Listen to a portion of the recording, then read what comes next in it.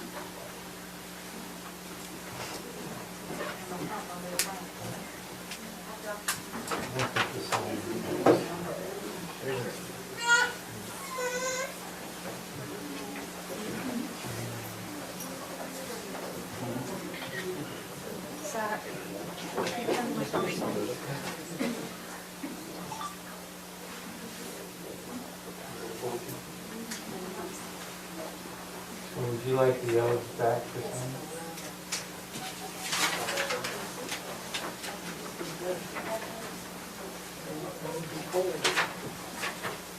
Okay.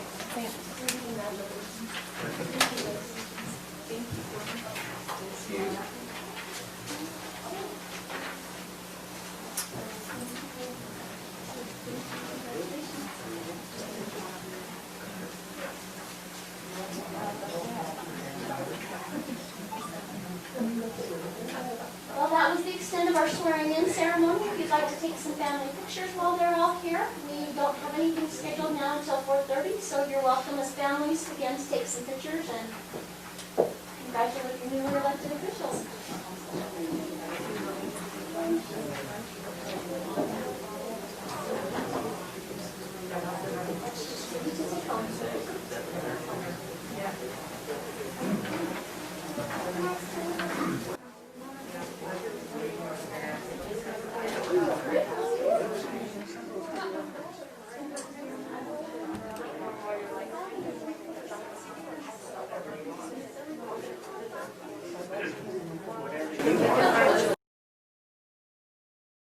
I don't want to make territory.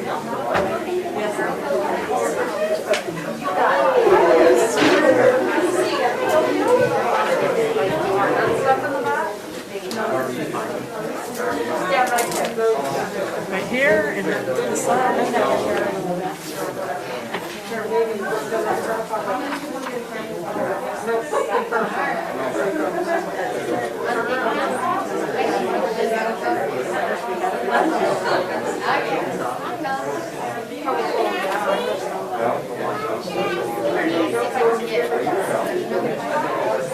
Take my mask off.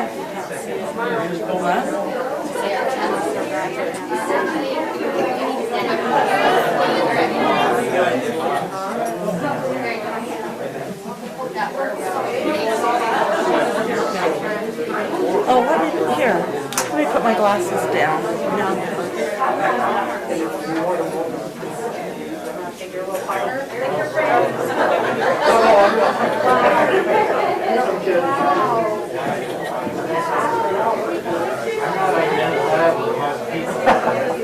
Well, nobody is with masks on.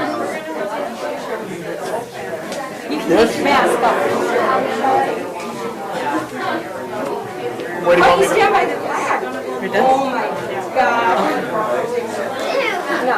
Now you can't take it. I didn't let you take your mask off to... Yeah, but hurry. Okay, I don't want to smile. Oh, I got to do a smile, like I'm laughing. Well, I don't smile at all. no. Come on, you're going to not be happy. You good? Maybe not so much. One more? Mask out. Back. Probably want that. I'm just kidding. I'm just kidding. The back. Did you get it?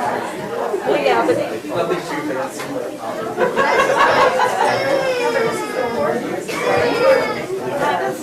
This is where So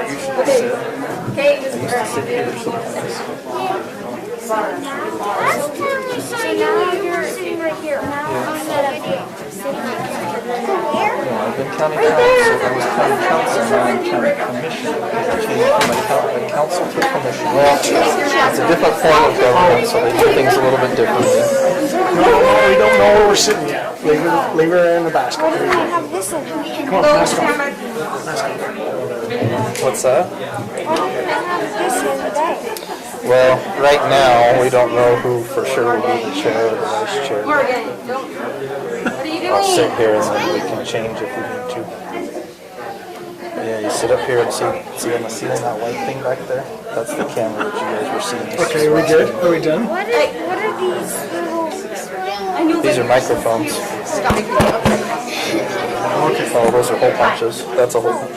Oh, that's the speaker for the microphone for the internet.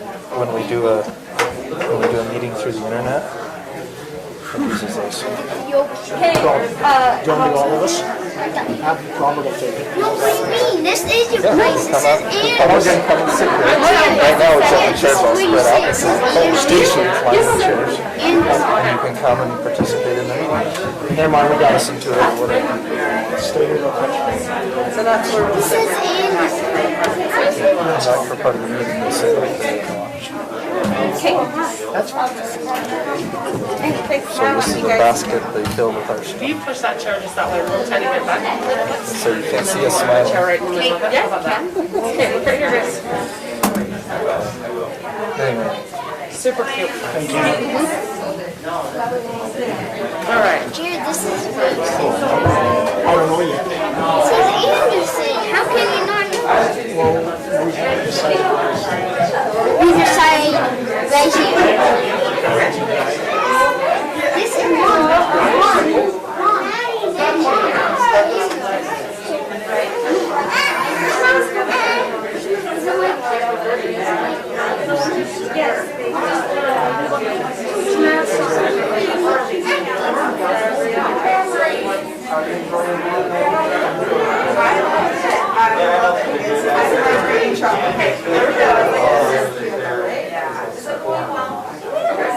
I have lots of plans and goals and things that I want to happen yesterday, but in case there's something that I don't know. But But I think you're allowed to with the, have informal social type gatherings.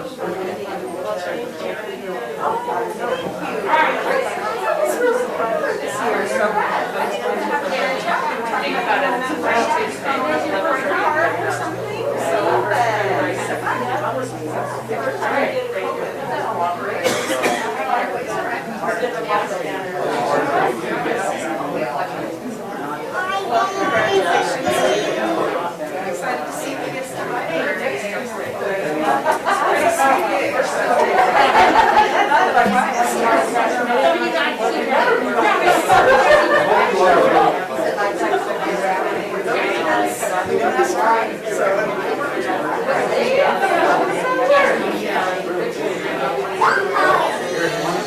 That's what they told us. It was maybe easier to ride. Once in a while,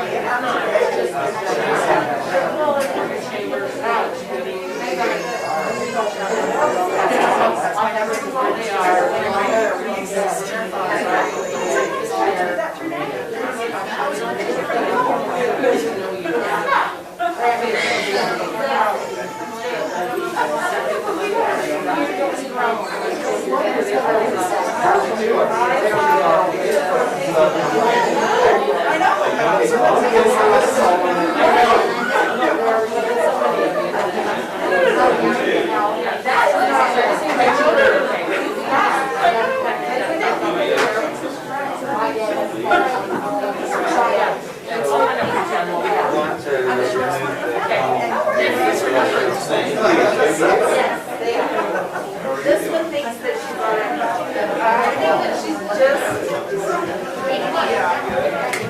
seconds away. Yeah, but it's only a matter of time before they rest up. Well, it's good to see you guys. And thank you for your service. I appreciate it.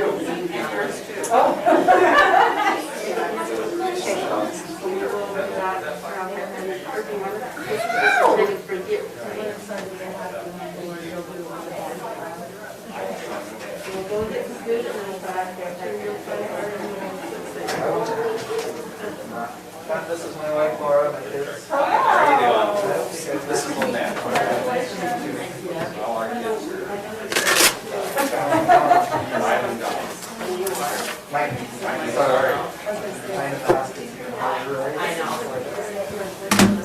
You guys need one more girl.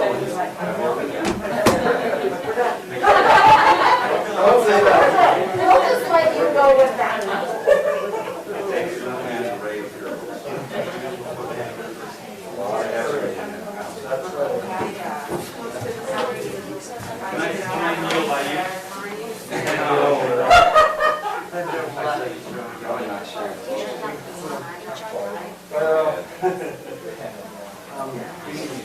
They don't want to get shared. It's either shared or you don't.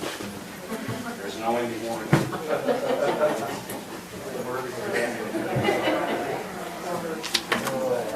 All right, it's either free for all or no one texts.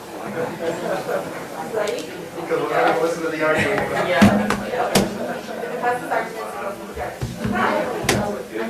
Thank you.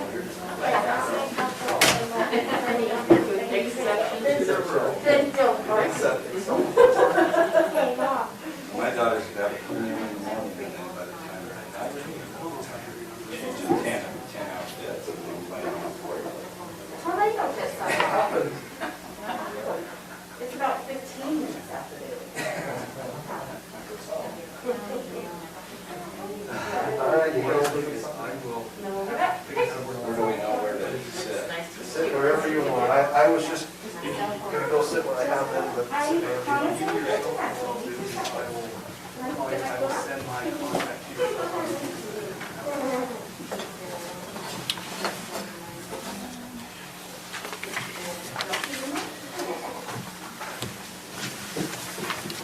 That's easier for you to read. There's just a printed agenda. Thank you.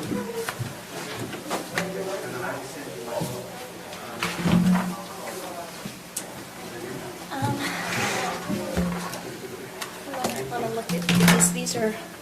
This is unfinished business that is left behind. Your Honor, may I approach the bench? Your Honor. How are you? Hi, life is amazing. I haven't had 2 minutes to rub together to talk to you. I don't know if you recognize me, James. Oh, how you doing? I'm doing wonderful. Thanks for the blanket, by the way. You bet. Oh, whoa. Blanket? I got blankets. I like blankets. You got them or gave They're them away? awesome. Because I like both. I like them both. Especially a nice soft cover. You're super busy, but I need to spend some time. Okay. I don't know what works into your schedule, or if Zoom works better, or if there's a day of the week, a month, or that we can get together. How are you? Wonderful.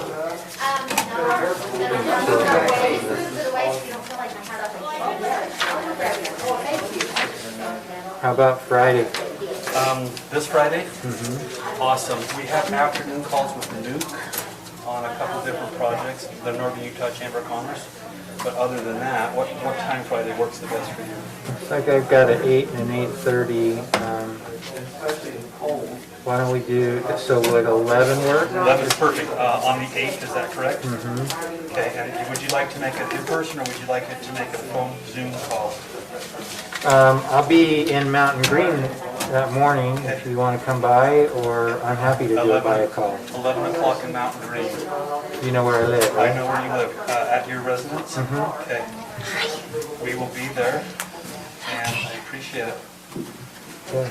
Okay, thank you, sir, and have fun at your meeting. We'll see where it goes. I tell you, it is nice sitting out there. Yeah. I do enjoy sitting out there, so. Okay, Awesome. we probably need to spend some time with you. You're like the elusive Bigfoot. Oh, really? Yeah, I've not been able to track you down. I like being like that. I'll try it. So, if you don't mind, could I get your contact? May I have your phone number? Sit here for now. Sit there for now. I have 2 agendas for some reason. Conversation and Okay. meet you somewhere. What is your phone?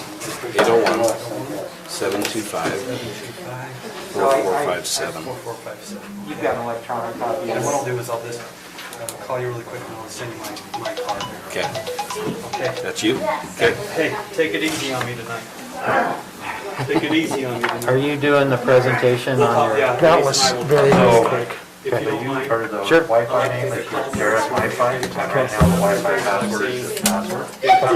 With a capital P? What they do for the county revenue. What it says there. That I Okay. am seeing And you was can change that to whatever property, you want. Awesome, awesome. tax, Rename it to whatever you want.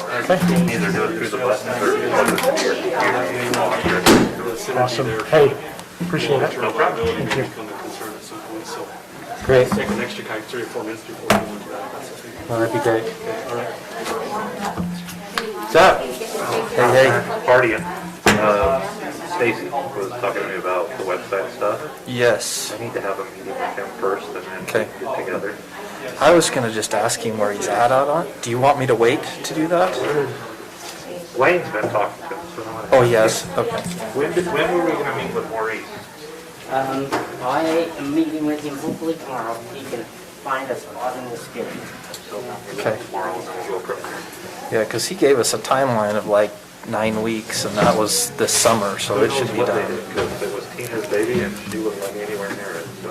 Well, and I'm concerned, I want to make sure that you have full access if we're gonna do Oh, well, this. yeah, we wouldn't turn it over until then. Okay, Hey Stacy, do you have and that it's usable by you, I have because, no idea what a it is. separate printed list of the If portfolio it's still the assignment same, I mean. well, what he brought to us. I have it. That's, yeah, that's all I've on my ever seen. computer, but if you have one, if you could make me a copy. I love this. You can make it really happy. It looks good, but it's hard. That's right, I got one right here if you want it, but it's not blank. I got all my notes on it. But, you know, we'll look at it. But now that we're free, I can actually work with him. Go from there. What's this one? Because he didn't produce a deliverable in the 2020. So, yeah. I mean, I guess you could say there is. I right saw that there. one, I've read it. So, it didn't all the way around. So, Well, we didn't. I thought I had a copy of it. What, this? So I guess. This one? Well, we can make a print of it, or we can ask Jeremy how to make a print. did you guys get, are you getting new trenches now? The new, We, I gotta have I this. don't, I heard it was part of the bill that was passed, but I don't know what portion's gonna trickle down to us and go to the state. they're doing way better this time. I got my, Yeah, stimulus already. I got some too. All right, well, I'll get with you. Jeremy, how do we print to that printer if we need to have something printed?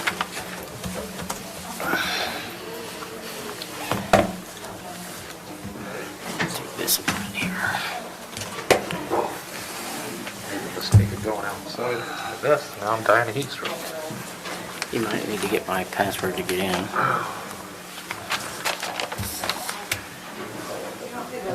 Did you set up your? What's that? I got some, that my wife took. Do you, Robert? Oh, I'm good. I'm just gonna get you on the local network really quick. and then Okay. show it to your- So, what did you want to? Yes, how are you doing? Thank you. Packet, it's this thing right here. Well, I've never met you. I would have been on you if I saw you, so. February 2nd, 11:30. 11:30. Lunch. We provide lunch. What are we talking about? Inviting you guys to Am I supposed to be part of this? To the Chamber of Commerce, our monthly lunch and learn. yeah, lunch and learn with the chamber. What day is it? February But it'll all 2nd come. at 11:30 People will get it. at the Young Dodge Building. She's got it, so I don't. Yeah. Yeah, lunch is provided. I've got one. Okay, so that's how you'll do it in the future. Okay. Just click on that up arrow. Yeah. Look at you, all official. All right, thank you. It's been a day, all right. Keep your hugs to yourself, lady. Hey, guys, Yes, chamber.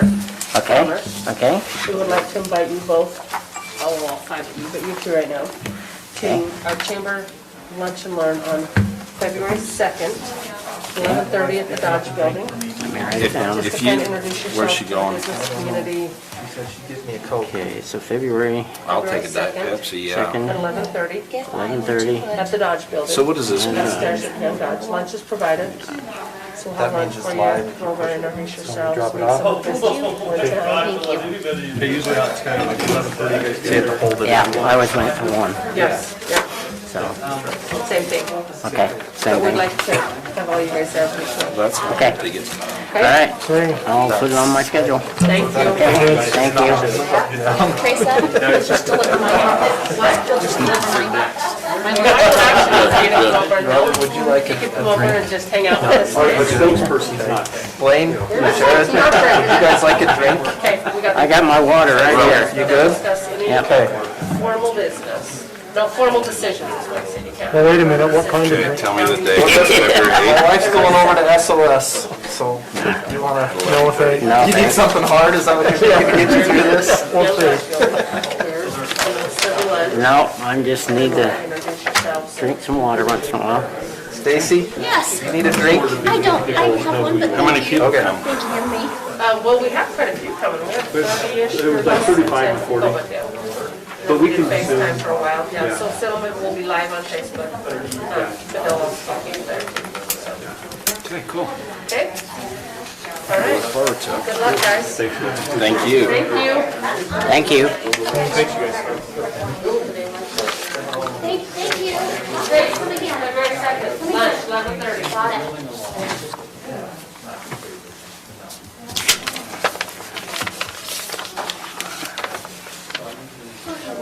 So how does training go? So this one will be, last year, it was Jan that did it, but I think it's gonna be somebody else that actually does the same, right? This gentleman in the USIP blue sweater, representative, is that what it he's is? got a full video presentation, it'll last an hour. Here? So, Yeah, he's gonna go. so USIP is our insurance company, Utah County's indemnity pool. So I guess he's a representative. Sorry, Stacy, what were you saying to me? Okay, so here's the page that shows our fund balance. What you need to remember of that is during the budget session, you committed to moving 400 of it out already over to cover the shortage in the road department. Okay. So there'd be. And we don't know yet what's gonna, Right. where we're gonna land at the end of the year, Right. which could cover some of that, but we don't know yet, Yeah, right? so that letter that I just gave you came just, the blue letter behind it, came just as I was walking out. What's James Evert's company's name? Evert Solutions.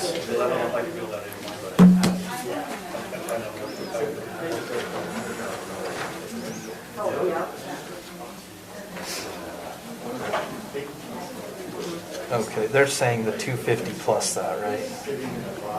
Yeah, that's the number you gave me, the 360. So that's the general fund. This is just the road fund. How come it didn't save all my notes? So as of right now, Do you know how these things work? as of right now. You don't. What? I need to know how come these did not Yes. save all my notes that I had here. So this is his expenditures, this is his revenue.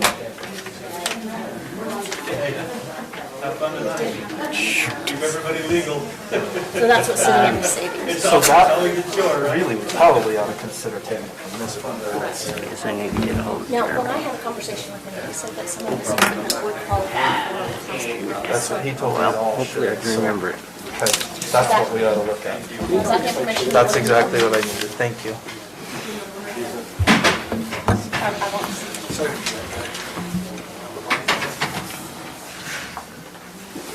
Okay, so that should be what you need. Do you, Stacy, do you happen to know what this BPP and ED? The which one? I'll have to find out about that. This is a letter we just got from the Okay. insurance company. Okay. $500 deductible and they're gonna give us $1.5 million, that's pretty good. Okay. Are you familiar with our claim at all, Johnny? Are you familiar with our claim? Good, how are you doing? Can you help me interpret? really quick here? You gonna pitch tonight or? So this is what USIP is covering. Can you tell me what BPP means? The business personal property. Okay, that's the equipment and all that stuff. Okay. And then EE? Sure, So there were things that I always had to get done right come away. around it too Okay. much And so the to extra go. cost to do things really Yep, quickly. only those required to Okay. invest, you have to invest. Okay, The one piece that perfect. she's still working on is the building itself. Okay. This is the current estimate, but Plus could, Nikki's married. because it's actual, it's going to be the actual cost to So I'm thinking, repair, right? they got it. Okay, perfect, that answers my question, thank you. You're handy. Hey, how are you? How are you? Good. I watched your swearing in, I just didn't want to add to the numbers in here, so I was turning on from precedent. So is this training on swearing now? I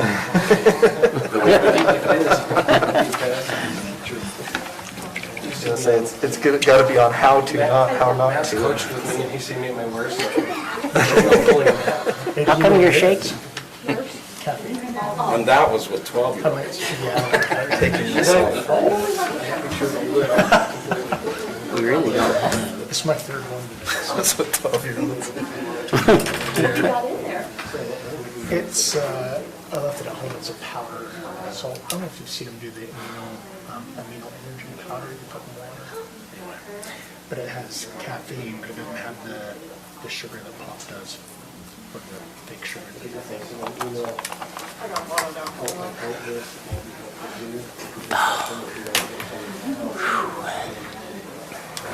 You know, this is way above my pay grade.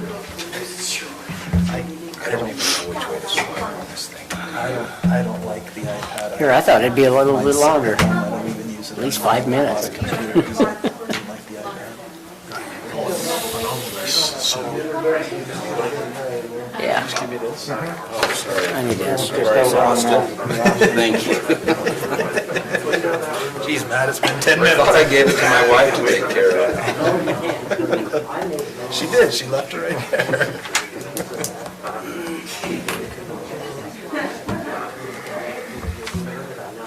Did you do it before you created that new iTunes account? Or after? Yeah, it was after the iTunes account. Stacy, do you want us to get started then? All right, if you, members of the commission, if you don't object, I'll act as chair pro tem until we elect chair formally. So we're going to begin with our training for newly elected county commissioners conducted by the Utah County's Indemnity Pool. And I know, Stacy, you told me his name, but I've forgotten. Johnny Miller. Mr. Miller, thank you for coming, and we look forward to your training. Thank you.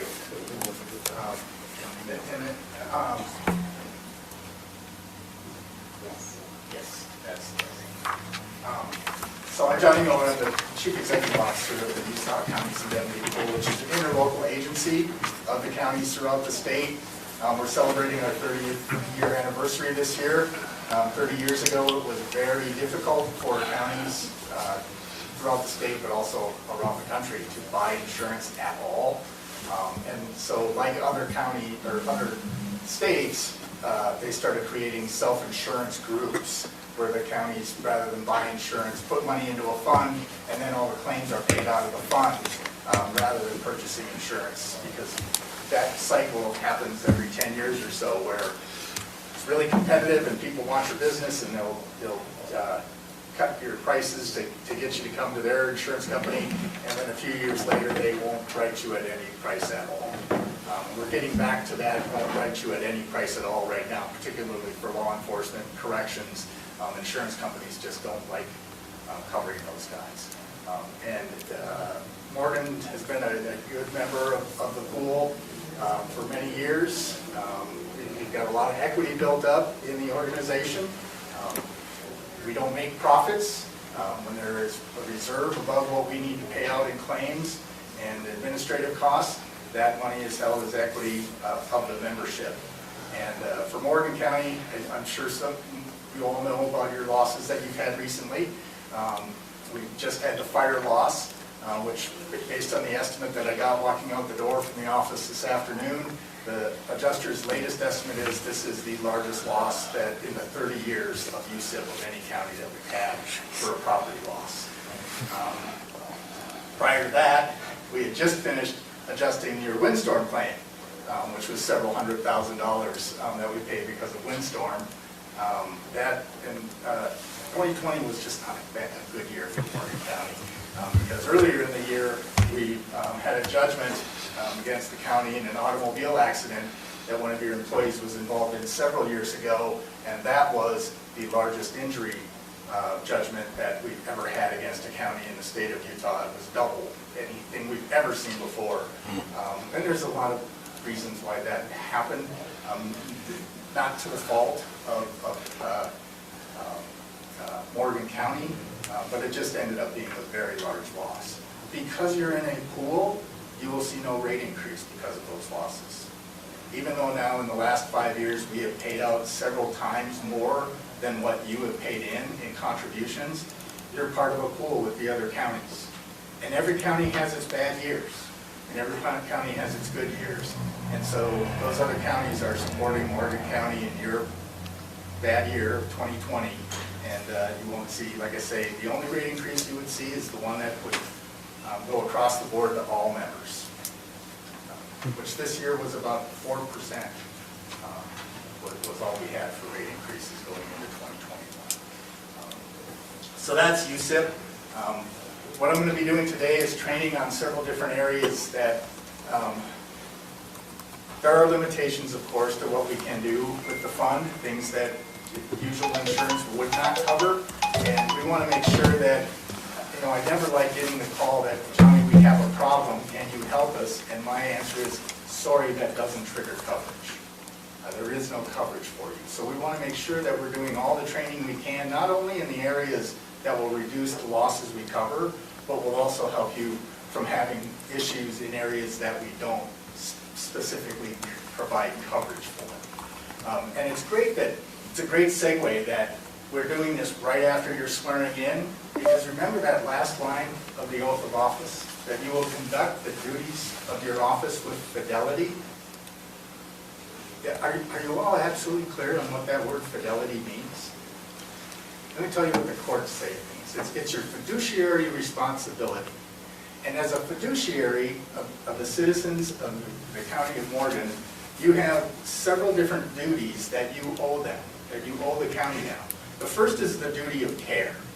And the duty of care is that you'll be good stewards of the public treasury, you'll watch the money, you'll use due diligence in selection and supervision of the staff, the people doing the work for the county, and that you'll follow the rules to uphold the Constitution and laws of the jurisdiction. Examples of the way that you can breach that duty is to fail to attend meetings, failure to investigate when you have reason to believe that there's something not being done correctly, or failure to engage in the deliberative process. We have a group of people to make decisions for the county because we want people with different ideas and different points of view. And so when you deliberate as a group, that's important, and you need to do that to meet this duty of care. And then last would be failure to vote. And we're going to talk about the things in the statute that related to conflicts of interest. And I'll tell you now with that duty to vote, there is nothing in the statute that ever says a public official in a county cannot vote on an issue. You have to disclose any conflict that you may have, but you're still allowed to vote. So you don't ever need to feel like you have to abstain from a vote. There's nothing in the statute that would have required you to do that. The next duty is the duty of loyalty. You have an absolute obligation to the public's interest before your own interest. So this is just the fact that when you make decisions, you need to make them in the interest of Morgan County and its constituents, not to better yourself, your business, your family, your business partners. That goes without saying. And that we'll talk about, we'll go through the Ethics Act and talk about how the state legislature has the laws that they have to assure that you follow those conflicts of interest and don't get yourself in those positions. The next duty is the duty of impartiality, and this is a duty that you will treat all the constituents of the county now fairly. No matter what group voted you into office or what group voted against you in your election, no matter what associations you may have, when you sit there as county commissioners and make decisions for the county, you are legally obligated under your fiduciary responsibility to always make the decision that is best for the county. Certainly, you take into account how you know your constituents feel, how you feel yourself, but you can't make decisions that are geared towards providing a bias towards taking care of those who you support and punishing those who you don't support. Make sense? You also have the duty of accountability, which means that you'll conduct your business in the open. You won't hold secret meetings. We're going to start with the Open Meetings Act, so that's very appropriate on how we make sure that people know how you are conducting your business. And then lastly, those same duties apply to any board for any corporation, but as a government official, you also have another duty, the duty to maintain the public trust in government. And that duty requires that you treat each other with respect, that you treat constituents with respect, and again, you're expected to have heated debate from time to time amongst each other on certain issues. That's the process. But you do it with respect to make sure that the constituents see that there's good reason to have that trust in the government and that it is working to their benefit. Okay. So let's get started, first of all, like I said, with the Open Meetings Act. The Utah Open Meetings Act prescribes what bodies are subject to the act, what meetings must be open to the public, when meetings of public officials can be closed, the meeting notice requirements, the agenda requirements, minutes and recording requirements, and penalties for violations. So we'll run through those. The intent of the Open Meetings Act is, and I found it interesting that the legislature said that agencies in its political subdivisions must take their actions openly and conduct their deliberations openly. So it's not just when you vote that you must be in an open meeting, it's also when you deliberate or when you talk about how are you going to arrive at your decision. And that's very important, that it does not just require you to be open public meeting when you actually vote. Now, to understand when you must be in an open public meeting, there are two terms that you need to make sure that you understand the definition of in the statute. The first one is meeting. And meeting means the convening of a public body with a quorum, whether in person or electronically, for the purpose of discussing, receiving comments from the public about, or acting upon a matter over which the public body has jurisdiction or advisory power. That's when it's a meeting, and that's when you have to have it open to the public. We had a recent case in one of the counties where the county commissioners met with a federal administration official, and they were brought to task saying that they had violated the Open Meetings Act by not allowing the public into those conversations between the commissioners, all three commissioners, and the secretaries of the Interior. And the courts ruled that no, that was not a meeting, because while there was a quorum there, they weren't discussing or receiving comments or acting upon any matter that the county had jurisdiction over. They were talking about a federal issue. And so the courts ruled that that was not a meeting under the act. So when you have those questions, contact me, contact Dan. We can help you through whether or not you're actually in a meeting that's covered by the Open Meetings Act or not. Public body is the other item. It's any administrative, advisory, executive, or legislative body that consists of 2 or more persons created by law or ordinance, which spends or is supported by taxes, and is vested with the authority to make decisions regarding the public's business. So the important thing here is you are not the only public body in Morgan County. Planning Commission absolutely is a public body that must hold all of its meetings in open public meeting. You will create others, potentially. When you create an advisory commission, if you have that advisory commission do anything more than just report to you, if they make actual recommendations, now you've made them a public body, and they must hold all their meetings in open meeting. So just understand that as you're looking at creating, reappointing advisory committees and commissions, that you consider whether or not you are creating a public body, and whether or not they'll need to notice and hold all their meetings in compliance with the Open Meetings Act.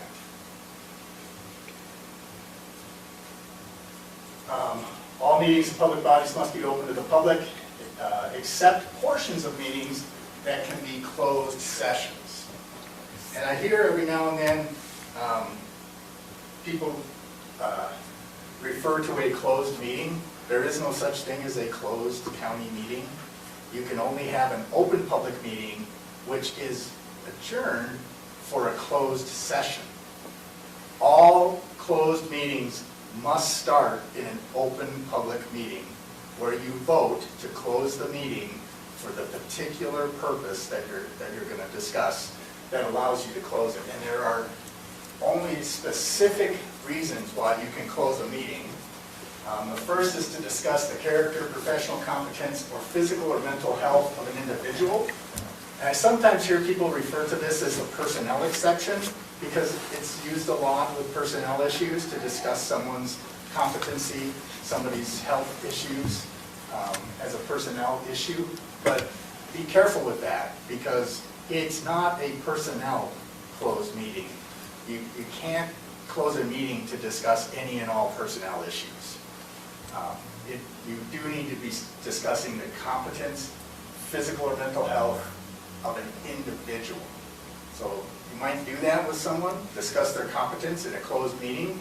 Once that shifts to, well, based on their competence, how much of a merit raise are we going to give them? That discussion, you have to get out of your closed meeting and get back into open meeting to discuss the increase or the wage adjustment, whichever way you might be going. The second reason that you close a meeting for is to discuss collective bargaining, which I think Salt Lake is the only one at this point in time that has any union employees, so that's not a big issue. Discuss pending or reasonably imminent litigation. Again, it's best to have your attorney at that meeting if you're going to discuss litigation. And again, you just need to be careful that you stay on topic when you're discussing that reasonably imminent litigation. Just somebody blurting out, "Oh, I'll sue," probably is not going to be enough to consider that reasonably imminent. Once they provide a written notice of claim, now it is absolutely, even though they haven't actually filed in court, that's reasonably imminent, and you can close a meeting to discuss that claim.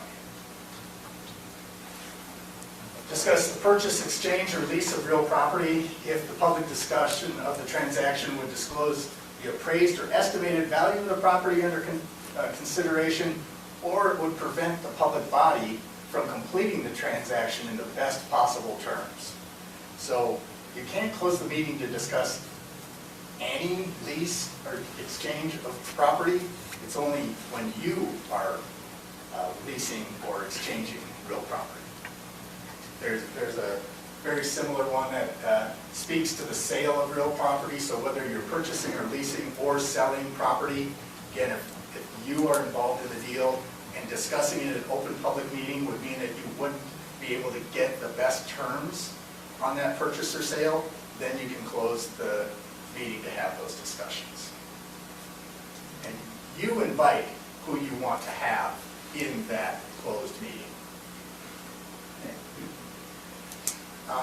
Discuss deployment of Okay, security. so I have a question there. Yes. So are you saying that you could have a closed session that included the other party to the transaction if you were negotiating Yes. the purchase or sale of property? Okay. You can discuss deployment of security personnel, devices, or systems. Obviously, if you're going to be putting up security cameras to catch people doing things that you don't want them to know that you're watching them for, not a good idea to do that in an open public meeting.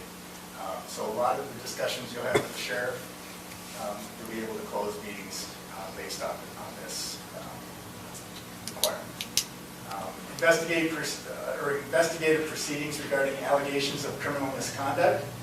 So if you're going to discuss that, you have an employee that's been alleged to have committed some crimes, and you're going to discuss that, you can close the meeting to do that as well. And again, best to have your county attorney in those meetings to clarify that it is related to that criminal misconduct. Discuss confidential commercial information obtained from a property taxpayer is the other reason. And that one becomes pretty detailed. I don't see it used very often, but if that is one that you'd be closing the meeting for, then you want to review that section of the statute with the county attorney to make sure that you are able to close the meeting for it. So is that only in, I mean, if we're discussing a particular property taxpayer or what? I'm not quite understanding that. Or is it just commercial information? So tonight we're discussing the Board of Equalization appeal. That's probably not, that's not permissible for a closed Right. meeting. Okay. Yeah, because a lot of the property taxpayer information that you got, that you'd be discussing is public information anyway. But if you're discussing a deal that a property taxpayer is making, and they do have some confidential information about the deal that they're trying to propose, again, review the statute, because there's a possibility you could close the meeting and have that in confidence so that the party that you're talking with, the taxpayer that you're talking with, doesn't blow the deal because he's talking about it in an open public meeting. Keep it confidential. Okay.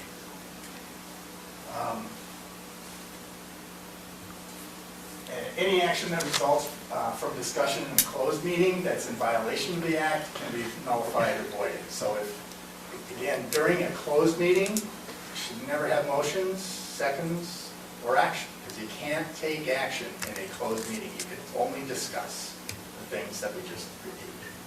You come out of closed session then and take your action. But you can come to an agreement in a closed session. You really shouldn't even discuss the deliberate over what action you're going to take. You should only be giving the information. It is the best, because all of those, with the exception of deployment of security, you must record. So that if there's ever a question of did you violate the act or not, a judge will review that recording to determine whether or not you violated the act and went too far in your discussion. But- Beyond what the statute allowed you to do, or that you actually started to deliberate on the issue, like deciding what you're going to pay the person beyond what their actual capabilities are, would be a violation of the act. So then if you make an action, take an action based on that violation in the closed meeting, that act that you took can be nullified or void. So if we are in closed session for purposes of discussing potential litigation and a settlement proposal is advanced and it's brought to us by our legal counsel, and the legal counsel says, do you want to accept the settlement or not? Can we approve the settlement in closed session, or do we have to come out and approve it in an open session? You'd approve it in open session, but you would that you can discuss, because it does say you can discuss reasonably imminent litigation. So frequently you get it, and it's general terms. This is the amount of the settlement. It involves a comprehensive release that's reciprocal and an indemnification for this, this, and this. Now, I would expect that to be put into a settlement agreement that would then come back and we would approve in a public meeting. But giving them direction to proceed on the terms. And let's say we discuss that in closed session, then we come into open session. Can we just direct them to proceed on the terms discussed in our closed session?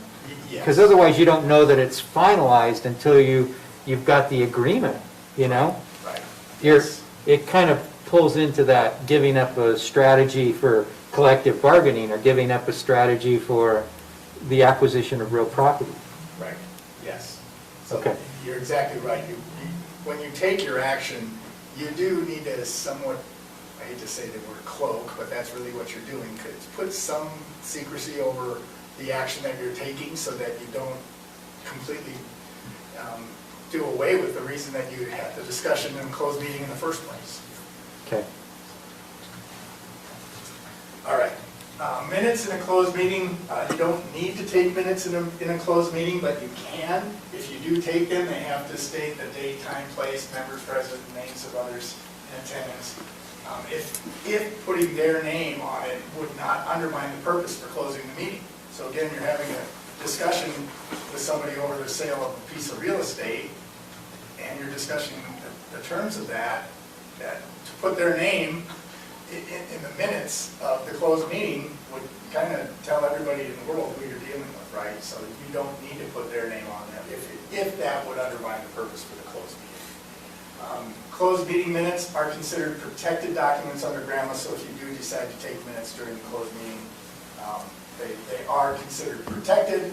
The person asking for them with a GRAMA request would have to make their case to the state that they, for some reason, that they shouldn't be protected and should be open to the public. All closed meetings must be recorded with, again, the exception to discussion of deployment of security, personnel, devices, and systems, but the person who presides over that type of closed meeting must sign an affidavit afterwards saying that that was the only thing we discussed during that closed meeting.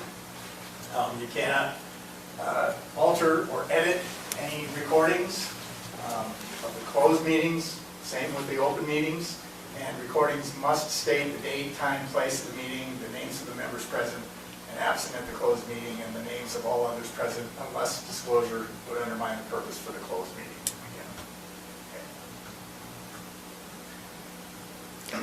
So this must just apply to counties, not federal government, huh? Not at all. So on that, back on that, if we, I'm just thinking here, if we ended up having to take an action against somebody in a closed meeting, but we didn't take that action, I mean, we're just discussing it. If we bring it out into the open meeting at a later date and it's on the agenda, everybody in the world knows about it. Right. If you're going to take some action, yes. Because again, That doesn't help the employee if it's an employee basis. If we had to do something with an employee that was doing something, I mean. yeah. But the agenda could say personnel discussion and action, right? It wouldn't have to say The person. fire so-and-so, right? Or whatever action you're taking. Yeah, the agenda just needs to be reasonably specific. So yeah, if you're saying that you're going to take personnel actions, that's probably reasonably specific. If you end up terminating someone, again, generally that's done by way of your HR and county attorney to go through that process of terminating someone. I don't know that you would have to do that in an open public meeting. Publicly.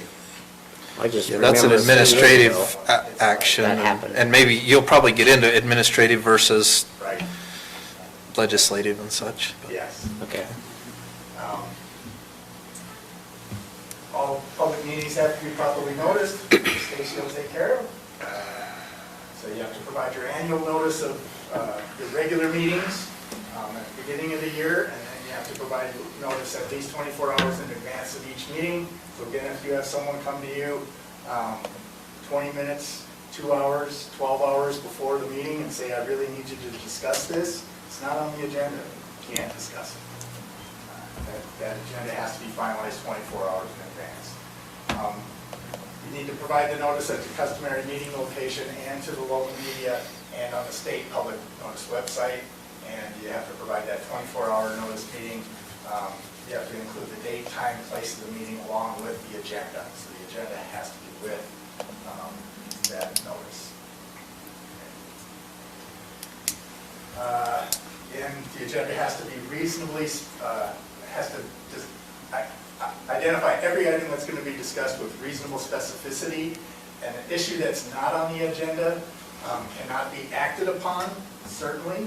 And because you can't act on an issue that wasn't on the agenda, some cities and counties have in the past had open comment periods during the meeting. And again, a lot of times people will bring up things that aren't on the agenda. So the governing body cannot act on them. You can't even really deliberate on them. You can only get the information from the person, maybe ask some clarifying questions, but at that point, you don't want to do anything more. So our position is, it's probably best not to discuss anything that's not on the agenda or give your constituents the false idea that they can come to a meeting, bring up an issue, and you're going to do something about it today, because you can't by law. So why give them that false impression, get them upset that they came to the meeting, brought all their information, and they wanted you to take some action when you can't take action? Have them get themselves put on the agenda so that they can give their information and you can take action. I have a question about noticing. Yes. For administrative meetings, because we're a commission form, so we have both executive and legislative function. So with respect to executive function, occasionally we have to meet administratively. And on occasion, we need to do that in short order. And there's not time to notice up. There were a couple of situations that came up this year, for example, where we jumped on a call for an administrative discussion. Do those need to be noticed? No, because Okay. again, those are not an open or a public meeting that needs to be open to the public. That is an exception, is if you are doing strictly administrative duties, then you do not need to be in an open public meeting. Okay. So many counties will have the administrative meeting to take reports from the department heads. Simply take their reports prior to the commission meeting so that they don't have to drag out the commission meeting with those types of reports that are strictly administrative. But just be really careful that you are sticking to administrative issues. Minutes have to be taken for all public meetings. You have to include certain information, which Stacy's very aware of. You do need to make sure that you identify the substance of all matters discussed. So if someone brings something up, you need to at least note that they brought that up. You don't need to transcribe it, but you do need to give some substance of everything that is discussed in the summary of the comments made. And if you allow the public to comment at an open meeting, then you need to make sure that you have their information, their name and information be placed in the minutes. And that's a good point to discuss the difference between your open public meeting and a public hearing. There is no requirement under the Open Meetings Act that you, the courts have seen, let me put it this way, in the Open Meetings Act, you must allow all persons to, I'm going to forget the term, to watch you do your business in an open meeting. A public hearing, you must allow all persons to comment. You don't have to allow the public to comment at your business meeting. The courts recognize that you have a lot of business to do as a county commission, and you need to move through that business. You need to conduct it in the open so that people see you conducting your business, but you don't need to open up every item or any item to public comment. Public comment, you must provide them public comment when it's a public hearing. And there are specific areas where when you're changing the budget, when you're approving the budget, that you have to hold a public hearing when you're putting a new ordinance in place or changing a zone. You have to hold a public hearing. Those are the times that the legislature has said, that's when you have to take public comment, because you're in more of a legislative role. They want to make sure that you're taking input from the people before you act in that legislative capacity. When a problem that a lot of the county commissions will run into is they take public comment on administrative issues, approving a permit, things of that sort that can get them into trouble, because when you take public comment on an administrative issue, the courts don't consider it comment, they consider it public clamor. And they don't want you to consider public clamor when you're making those administrative decisions. So conditional use permit ends up coming to you as the ultimate authority on thumbs up or thumbs down on the conditional use permit. That is not a time to take public comment. If you do, you're probably going to get sued for making your decision based on public clamor. And it's very hard to argue that you listened to all the comments, but you did not consider them when you made your decision. So can I ask a question though? I'm formatting the way that we put our agenda together, we're trying to be more efficient. I recognize and understanding a public hearing portion of an agenda and its purpose, but there is no requirement to have a public comment section on an agenda. There's no requirement. Many counties and cities have done away with them again because they see that they're promoting this angst of people that come to the meeting thinking, well, public comments when I get to get them to do something for me. And you guys are sitting there, I can't. All I can do is maybe ask you questions to get more information, but we can't start discussing what we should do about your problem. So we do that. We have the public comment period. We don't engage in discussion with respect to it. But if I'm reading that slide correctly, if we allow people to make comment during that period, we need to note the substance of their comment in the minutes of the meeting. Yeah. Give the identifying information of the person making the comments and the substance of their comments. But generally the answer is, okay, we'll put that on the next agenda and we'll discuss it and take action on it. So why not just have them get on the agenda right from the start? Okay. That's the way more and more counties and cities are handling it today. Okay, I have a question on that. So when we go into a public hearing then this afternoon, or this evening, it has also public comments. Is that in the hearing? And then we, after the public hearing and we go out of public hearing, then we can make a decision or discuss it. Okay. Yeah. So with this particular agenda, there's public comments at the first of the meeting where we were doing, just as we were saying, inviting the public to come up and make comments, where you're not going to Make any action on it. correct, and you're not engaging back with discussion. Okay. You're having a public hearing, a scheduled hearing later, where you are inviting comments that towards the particular item. You're having a hearing, a required hearing. Right. And you said everyone, you have to listen to anyone?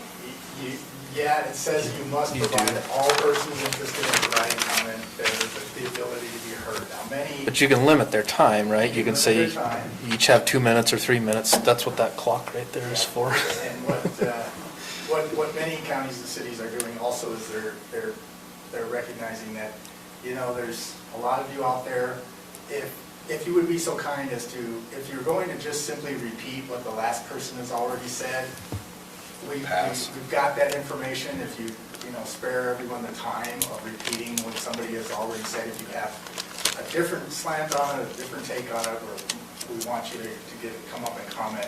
But most people will respect that and not have a dozen people come up with the same speech and make it over and over again. So this item on our agenda is an amendment to a development agreement. It's noticed up by the planning department for public hearing. This would actually be the second public hearing because it was on our last agenda and we opened it for public hearing. We clearly don't need to do a second one, but it's been noticed that way. But I don't think, frankly, we needed to do a public hearing at all. They view development agreements as a legislative action, and I view a development agreement as administrative. And with an exception. There are zones that we have in our county where the substance of the zoning text is incorporated into the development agreement. And because that, from my perspective, is the adoption of an overlay zone, that one, I agree, needs to be you need to have a public hearing because it's classic legislative in terms of rezoning. Sure. But I've negotiated a number of development agreements with my other hat on, and I've been to multiple meetings, and it's rare to have a public hearing involving a development agreement. So have you had any experience with that? I have. I've worked with the league, and I'm part of their training that they do. The League of Cities and Towns? Yes, for all planning and zoning commissioners throughout the state. We do quarterly, we do online training for 4 hours every quarter. And what they talked about there is it really depends on what's in that agreement. If you are agreeing to make exception to zones and things that are more of a legislative nature, then potentially you might want to have a public hearing just to be safe. You're modifying the zoning text by agreement. Right. I wouldn't advise that, but yeah. So it really depends on what is in the agreement. If it's a simple agreement that you're allowing certain things, asking for certain things, and they're agreeing to provide those certain things, administrative, I don't think you'd need to have a public hearing. Your vesting rights consistent with the existing zone and approved plat, requiring improvements to be completed, requiring the posting of a bond, that to me is administrative. Yeah. Okay. It's already in our code, we're just, It's an implementation. Okay. I was just wondering, it was a mild debate. I'm going to move forward through some of this stuff because the minutes, the recordings, it's all stuff that Stacy's going to take care of you with as the clerk. And I want to get to this other stuff on the ethics as well. Now, if you have electronic meetings, and of course lots of people are having lots of electronic meetings, in the past you had to have an anchor location where the public could come to attend the public hearing or the public meeting. If you're not going to do that, they made an exception in one of the last special sessions that you can have a fully automated meeting of the commission and not have an anchor location for the public to show up at, but there's certain affidavits that need to be signed and things of that sort. So there's some new things there, but I'm not sure that hopefully we're going away from the need for those types of meetings now, and not that we're going to have to do more. But if you do find yourself in a situation where you do need to have a meeting and you have to do it completely electronic and there's not going to be anybody to be in this room for the public to come and watch you do your business in this room, then know that there is some options available under the new statutes. Penalties for violation of the Open Meetings Act is a Class B misdemeanor. And that's why, again, I say we don't provide coverage here because it's a crime. And we don't cover you when you commit a crime. The violations of the Open Meeting Act are against you as individuals, not against you as the county commission. It's odd, but that's where it is. Now, we do provide assistance when you have questions on allegations of having violated the act, but it doesn't actually trigger coverage. Training, the Open Meetings Act, if you preside over a public body, so the chair of the commission, the chair of the public or the planning commission, they need to make sure that all members of the body are provided training annually.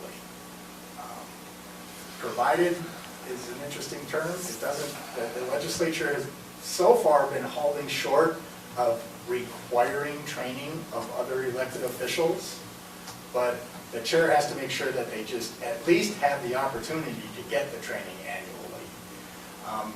If you still have questions and you want another refresher after we get done tonight, actually the state auditor's office has an online training course that takes 15 to 20 minutes. You take a test at the end, and if you pass the test, you can print out your certificate and you're good to go. That you've taken that training. Many of you will sit on special service district boards and other public bodies that you need this requirement for too. Tonight's training covers it. You don't need to get open meetings training for every single public body you sit on. You just need to have, you want to be comfortable that you understand your requirements under the open meetings law. All right. Last chance for questions on open meetings. And you can always call me, call the association. We're there to help when you have questions. Okay, so emails. For Johnny too, and I think you'd agree, I prefer that they call me because I can give them advice on behalf of our county. And I'm normally at the meetings. Yes.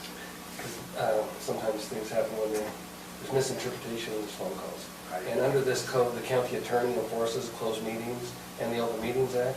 So if you call me and I'm in the meeting with you, you probably won't commit a Class B misdemeanor. Okay. So, as far as emails, a group email, is that considered an open meetings? Well, that could be an electronic meeting. If a quorum of you are doing business and using electronics to do it, that could be an electronic meeting that you didn't properly notice. Okay. So you need to be careful with that. So if we have a group email right now, I mean, council@morgan.net or whatever it is, if we have that and we are discussing things amongst us, and I mean, he's not on it right now, but you know, in an email later on he gets to it, but there might be somebody else that might be on it right then or another person right then, is that considered open meeting? It would be a record we'd have to turn over if someone did a request for your emails. You should be conducting county business on your county email. And you can't skirt that by doing it on your private email either. So any emails like that, normally they have to be turned over in a records request. And theoretically, And I don't care about that, I They'd mean, review the emails. you can have it all.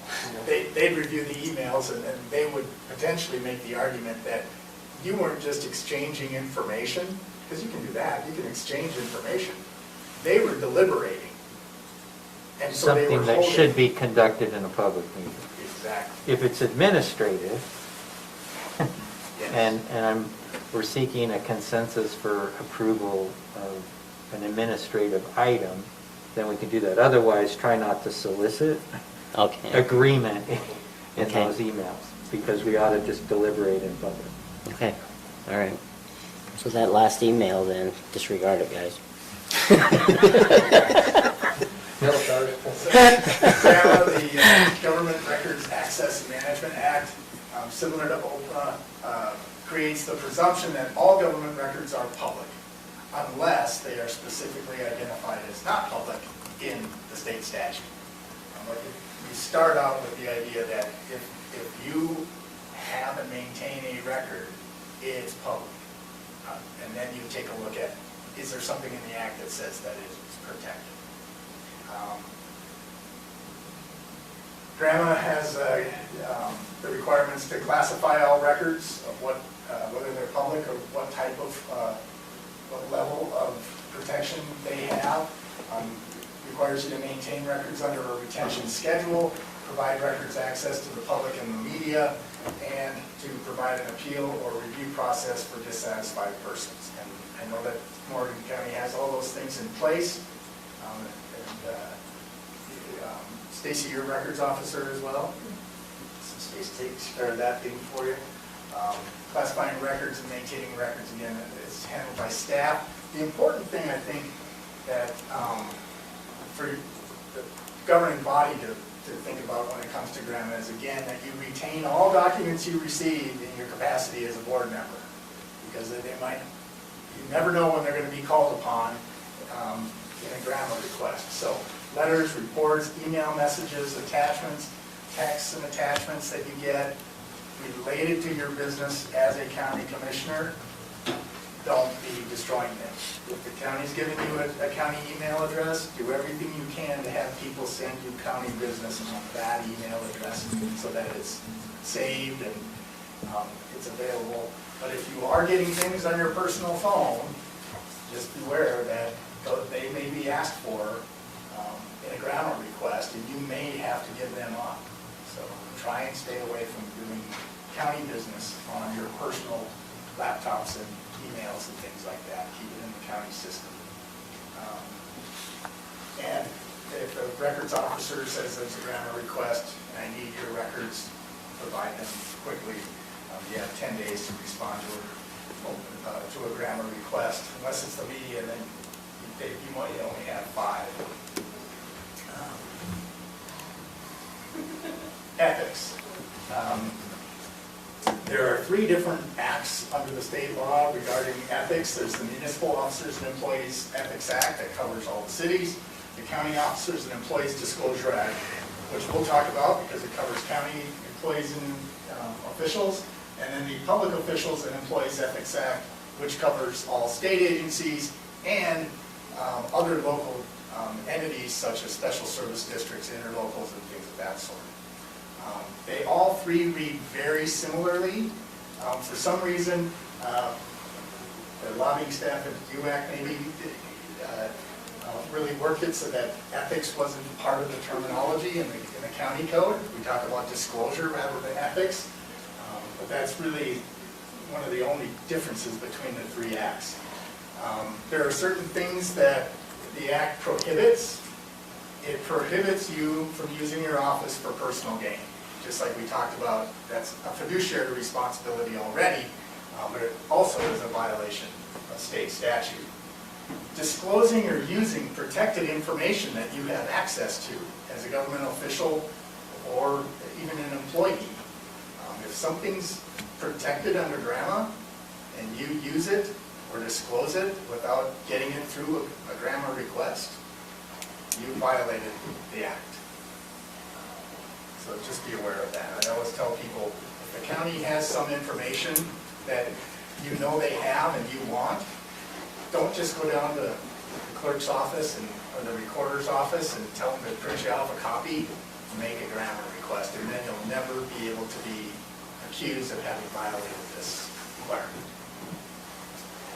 And accepting gifts, which is the big one that most people think of when they talk about ethics. And under Utah law, as a decision maker on the county commission, you can't be accepting gifts from persons. Certainly if it's clearly in exchange for a decision that you're going to be made, that's not even accepting a gift. That's an ethics violation. That's bribery under the criminal code. But even if a gift would tend to make you vote one way or another, then that's accepting a gift, which is prohibited unless it's a non-pecuniary, non-cash gift of $10 or less, excuse me, $50 or less. So, or if it's a gift that's given in open public meeting. So the Rotary Club or the Chamber of Commerce wants to commend you for the work that you've done. They're going to provide you with an award and a watch, $50 or less. But they do that at open public meeting. Because you took it at open public meeting, that's not considered a gift under the law. So if you have questions on that one, again, talk with Jan, but you want to watch the potential, how people will see it if they see you wearing a really nice expensive jacket with the contractor's name on the back, things of that sort. So just be careful with that. I have a quick question, Johnny. We started a policy a couple of years ago. At the first of the year, each of the council/commissioners would sign a form that we created called a conflict of interest disclosure form that we would put in our personnel file. And then we've also started a policy at the beginning of every meeting that the council members or commission members would also disclose the conflict of interest. Is that duplicitous? Do other counties follow the practice of filling out a form And declaring at the beginning of every meeting which is right, which is. Can be duplicative, but not always. Okay. So I actually recommend that you do it the way you've described, Stacy, because those are the things that we're next going to discuss. These things aren't prohibited, but they require you to disclose them. It is a great segue. Oh. So if you assist someone in a transaction with the county, you can actually do that.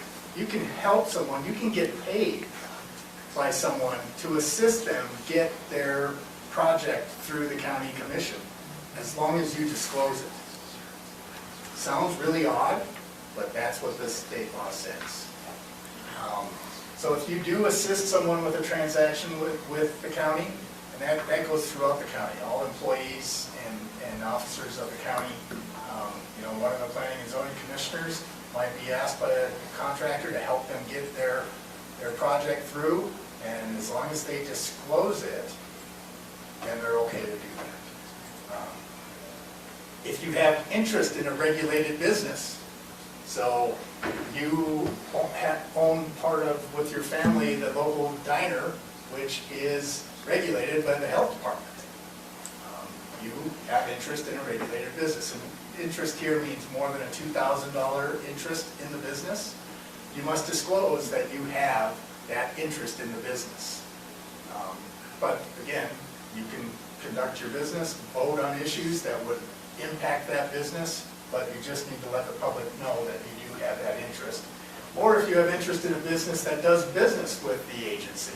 So you own part of a software company who is, from time to time, bidding on business and to sell software to the county, you need to disclose that as well. Or if you make an investment that creates a conflict with your duties, so you know that there's a long way on the horizon, but it's coming closer, and not many people know that there's going to be a big new development on the interchange on the highway. You go out and buy a bunch of land there. That could be potentially investing in a way that creates a conflict with your duties. So if you have a client that you assist in a transaction with the county, you could be paid for it, but you can't receive a gift from them? Yes. Okay. Yes. But a gift is also considered, if you are paid by someone at a rate higher than what you'd normally pay someone to do something, that's also considered a gift.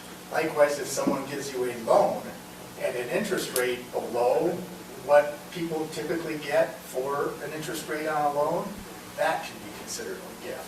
So it's not just jackets and watches and gift cards and things like that. So, and again, gift cards are pecuniary. They're the same as cash. Don't take gift cards, don't take cash. So if you sit on a board by virtue of the fact that you're on this county commission, and the board receives, so I'm on the Days of 47 board. They always send out a book at the end of every year for Christmas and a certificate for a ham. Or they take it, we go to, well, that's free anyway, that's a Pioneer concert. So they don't do business with the county, but am I not supposed to receive the book? If you're there, but you're not there in the capacity as a county commissioner, then I don't know that it would tie into here. The way to handle those situations, though, is just have the organization announce at an open public meeting that they gave that gift. And then again, now it's not a gift. If that makes sense. It's more about that the people know that you're getting these things than it is that you don't get these things. And again, the penalty for violating that is removal from office or employment and a misdemeanor to a felony, depending on how large it is. Again, that disclosure, because each one of those, some of them are, you have to disclose it in January each year. The annual disclosure form that Stacy was talking about. Some of them require that you disclose it when it's a topic of discussion at a meeting that you're attending, you have to stop the meeting and say, hey, I just want to remind everybody that I own some property out there. So by way of disclosure, I just want to remind everyone that let's get on with the discussion. Because some require one, some just require the other, and some require both, I just say do them all. You know, always put them all on your annual disclosure, and anytime that a topic of this sort comes up in a meeting that you're attending, that you disclose it again in the meeting, then you know you're covered. Lastly, with ethics, personal use of public property became a real big issue in 2019. Based on some audits that the state auditor had done, he was very upset that he did some audits and he thought that some people should probably go to jail over it in this large special district down on the Wasatch Front. And the Attorney General said, I really can't do much with this. I don't even think it's worth prosecuting for the small amount that what we would be able to charge them for. So it's kind of a knee-jerk reaction. They passed House Bill 163, which made any personal use of public equipment, public property, a felony, no matter how large or how small. So the state auditor made the mistake of saying to one of the commissioners, if you use that county purchased pen to sign a personal birthday card, you can go to jail for a felony. And so we went back, as the association, we went back in 2020 with House Bill 98, and now, first of all, you can authorize personal use of public equipment as the governing body, as a policy or ordinance, but you need to have that in place before the person uses the public equipment for personal use. You can't do it after the fact.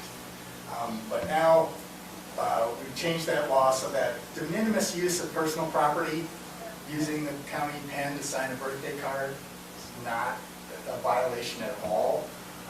And it makes smaller infractions just misdemeanors rather than a felony. Now you have to use public property, and your use has to exceed $5,000 of value before it's a felony.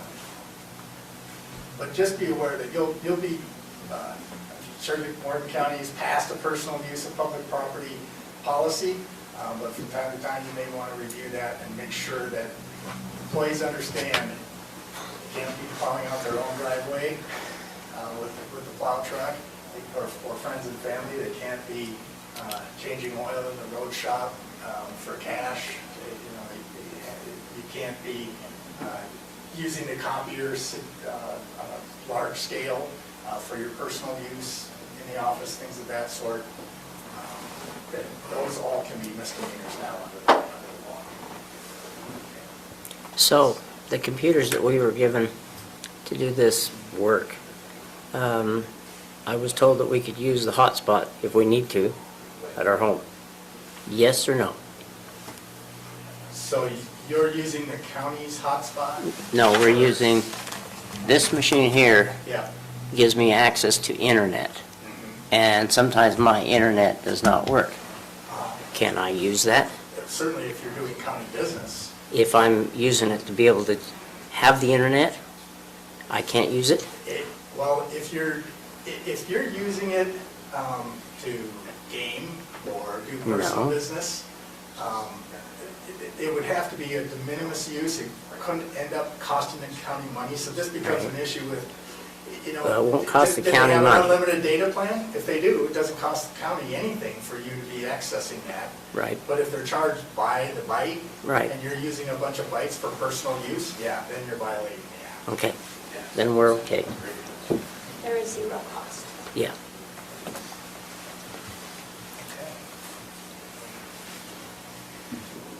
That's it. That's the quick version of all four of those trainings that I usually do an hour on each topic. So again, I'm housed at the Association of Counties building. Again, if you have legal questions and borderline legal questions, you always go to the county attorney. He is your attorney.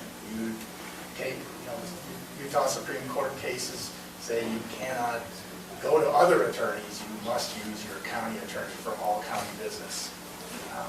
So I don't want to step in Jan's way. And again, I'm not an attorney, I'm not providing legal advice, but when you have general questions, all of us at VSIP and the association are there to help you in your mission to do the best job you can for your county constituents. Thank you very much. Thank you. And thanks for the explanation on the claims. And we're sorry to have had such a bad year. But we appreciate you very much. 2021. Hey, Chairman, can I just let the council know? These meetings are broadcast on YouTube, and these mics pick up everything we say. And a lot of times it just runs straight from the start to the finish. So if someone, someone comes up to talk to you in between on a break, you could push the button in front of you, and when the green light goes out, it will pick up. But people at home sometimes can find interesting conversations going on, because we often forget that.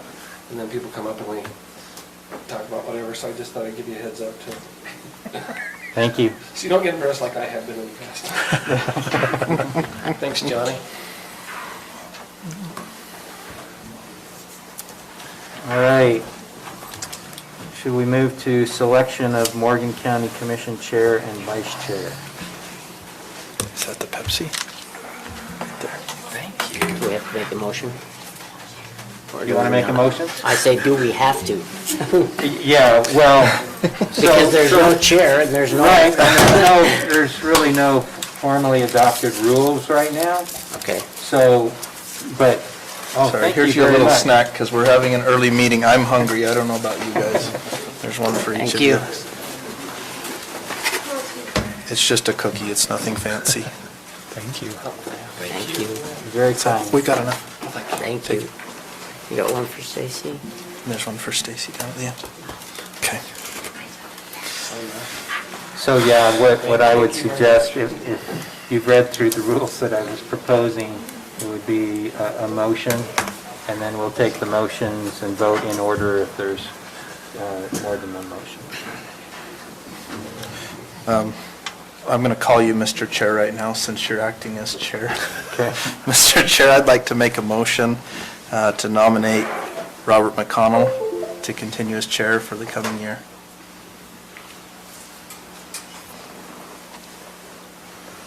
Are there any other nominations? I nominate Matt Wilson.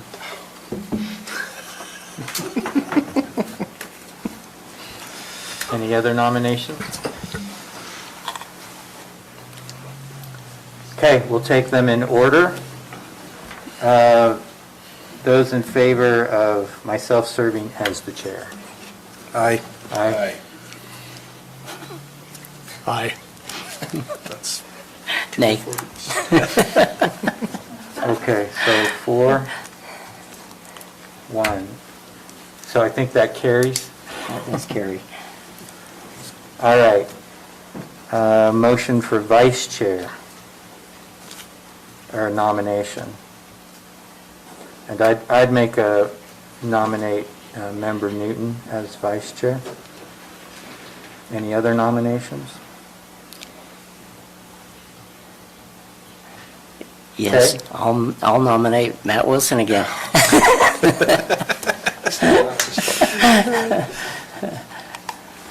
Okay, any other nominations?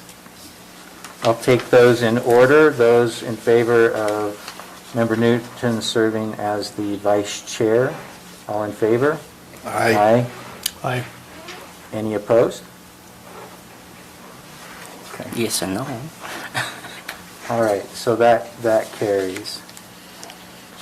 Our next item then is adoption of County Commission Rules of Procedure consistent with Utah State Code 1750-206. There were a couple of minor changes that I received from the staff, from Jen Ferris and from Stacy. One related, and I've made those changes on my computer, they're not in what was sent out to your packet. One of the changes was to add approved as to form by the county attorney at the bottom of the resolution. I also had missed one of the changes for the number to carry a motion, and it said 4 as opposed to 3, and I changed that to 3. That happened to be on nomination of chair and vice chair. And Stacy pointed out some points with respect to our procedure for getting things onto the agenda and then into a packet for distribution to the commission. Our typical practice has been in the past to ask for agenda items to be received no later than noon on the Tuesday prior to the next scheduled meeting. And to, this is how I understood it, but maybe I've been doing it wrong, and to have any packet materials submitted by noon on the Thursday prior, because she circulates the packets on Thursday. Right now, what I have in there is just the information on the packet being distributed not later than Friday, but we could certainly put it in there. So this is on page 19. And I told Stacy I'm happy to do it either way, but I thought we ought to discuss it. So this is your current agenda request form. And the current form does say that all items, including backup material, must be submitted by Tuesday. And then it states it again, all documentation is due by noon on the Tuesday prior. And then it says it the third time, this form must be submitted along with all required documentation, or the agenda item will not be scheduled on the council meeting. I would like to revise this form to try to be more consistent with the way that we're setting up the agenda. Is your request for presentation, is it an action item? Is it a public hearing item? Do you need 2 minutes, 5 minutes, 10 minutes? And have you submitted the required documentation? In an effort to try to help you be more efficient, if they're submitting an agenda item, I would like to see that they're also submitting the documentation so that it shows that they're prepared. I found in the past that if they're submitting an agenda item, they're just doing this to get them a spot on the agenda, and then they're not prepared, and then come Thursday, there is no backup documentation. I'm trying to get this out to you, and I'm either waiting, and then nothing shows up, and I'm sending out a packet with nothing for you to study over the weekend, and then we're getting to the meeting date, and then we're either taking it off the agenda, or they're showing up to the meeting unprepared, and you're not prepared. So my request to you is to continue to follow along with what's on this form that I'm going to redesign that says, in order for you to be accepted for the chairman to accept you on the agenda, you must fill this out in completion, which states, are you here for a presentation, an action item, or a public hearing? And have you submitted your document? Are you prepared? And to be prepared, you have to be on the agenda. You can be on the agenda, which means Tuesday by noon, so that I can have it to you by Thursday. So, and I clearly agree that that is the best practice. There are occasions when items come up between Tuesday to Tuesday, and the chair has the discretion to add those. We still have to make our 24-hour notice, so I can't add anything after, Monday. We have to have 24-hour notice. And I've generally tried to, particularly with respect to requests made by council members that appear to be urgent, to get them on the agenda, notwithstanding those deadlines. But as a matter of practice, this is clearly the best practice. And so if you're comfortable with that change, then what I would do is change this to 12 o'clock p.m. on the Tuesday preceding the meeting. And then you can see it says, unless otherwise approved by the chair. And I would, at least as long as I serve as the chair, accommodate you on emergencies, but ask that you don't create them. and simply wait and say, we did occasionally have issues where it's like every time this particular person submits, it seemed to come in later than Tuesday, and it was always urgent. And if we can avoid that to the extent possible, that would be preferable. Okay. But if you want me to do that, I'll change this to Tuesday. I'd appreciate that. Okay. And then if there is a request that's after Tuesday, I will refer them to you, and you can direct me to add it. at your discretion. Deal? Yes. And then, so it says which packet should be delivered by the Friday preceding the meeting? You wanted me to say Thursday? Yes, I mean, please. you're typically not here on Friday, so it makes sense. Okay. Okay, so I've now addressed the changes that were given to me in advance, and we've discussed this. Are there other changes that any of you gentlemen would like to see to these? There was one Okay. that I had on rule number 4 of that. Let me get the page. Which I've already talked over with the attorney on it. And now tonight, we were taught something with that, and that is the anchor meeting that you had in here on rule number 4, number 15.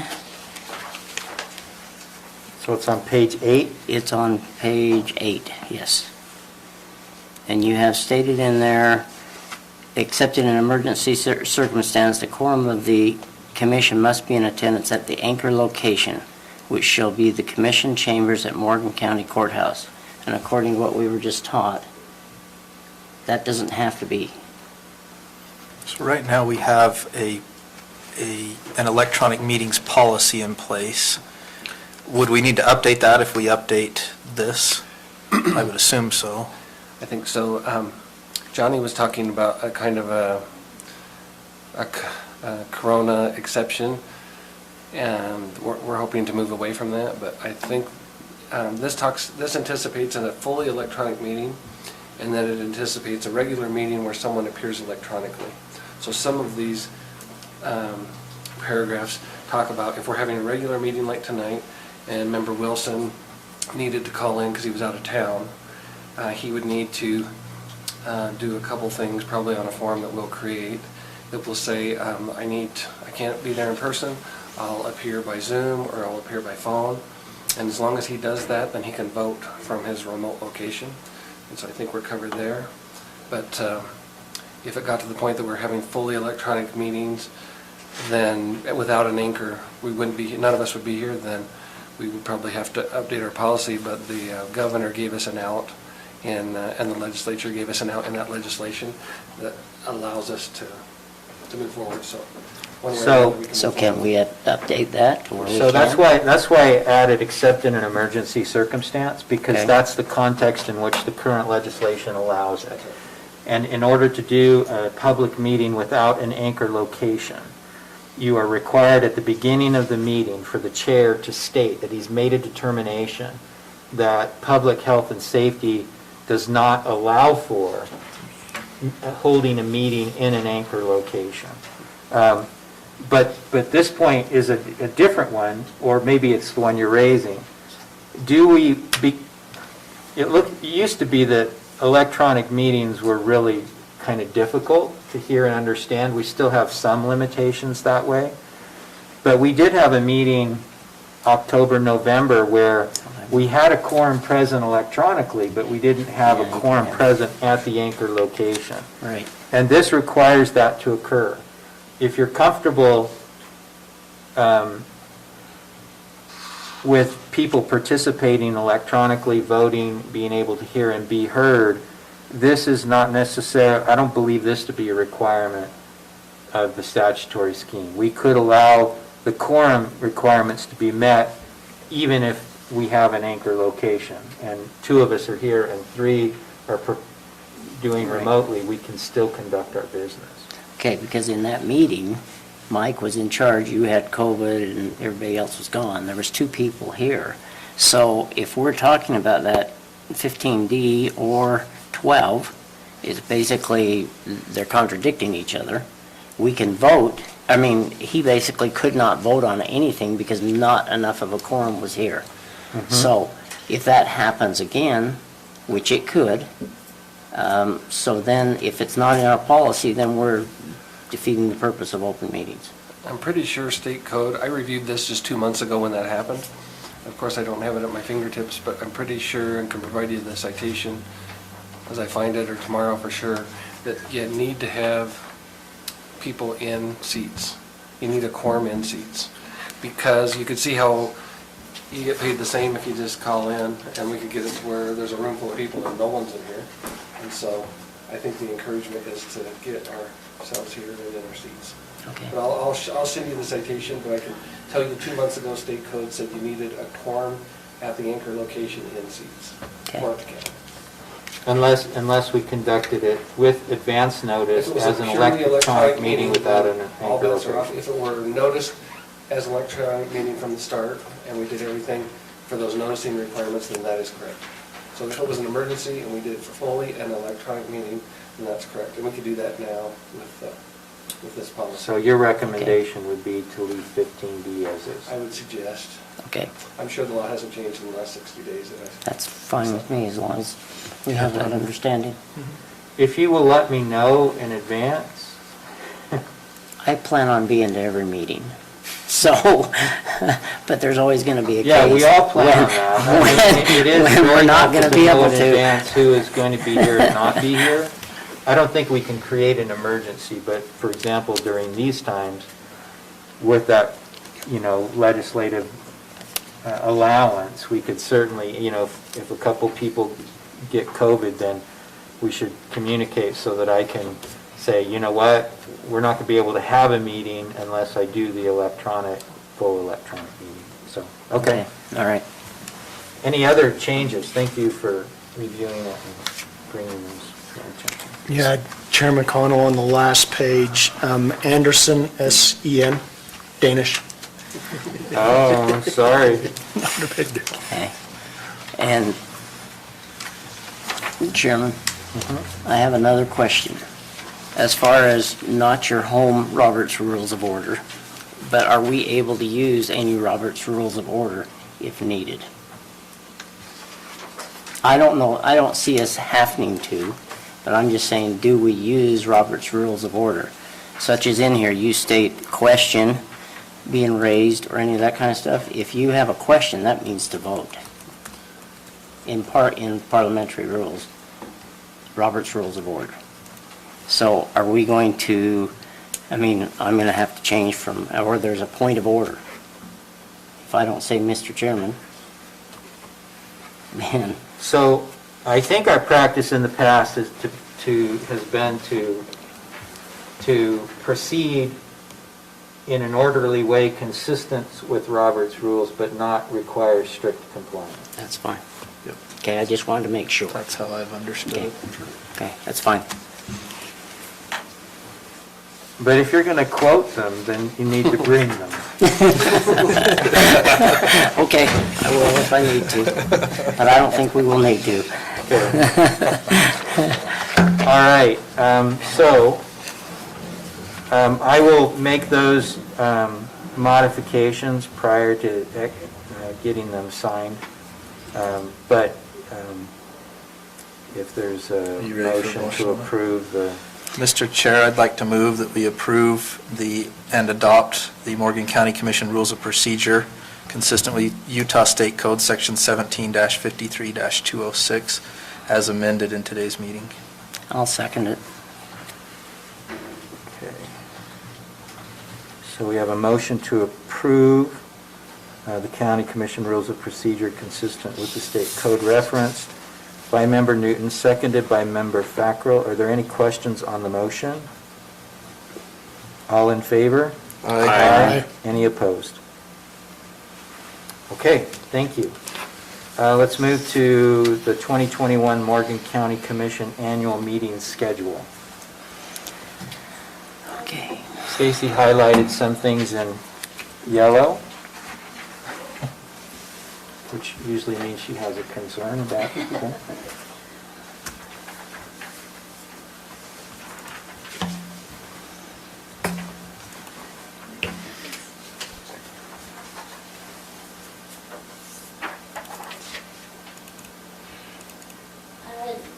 I just left October open for your budget work session. Typically, you've set aside 3 days to work on the budget prior and separate from your regularly scheduled meetings. Commissioner Fackrell pointed out that I had December in the adoption date, so I have corrected that. I did not yet know who was the chairman, so I have left that out. I changed the November dates from the 1st and 3rd Tuesday to the 2nd and 4th, so that you were not holding a meeting on election day. So I just bumped that like we have done typically in the past. How does November 23rd, is that the week of Thanksgiving? It is. Yes, it is. It's the Tuesday So I did before. highlight that in case you wanted to talk about that. You talked about maybe perhaps either canceling that Tuesday meeting or just bumping it a whole week. I highlighted the time. So we've been beginning at 5:30.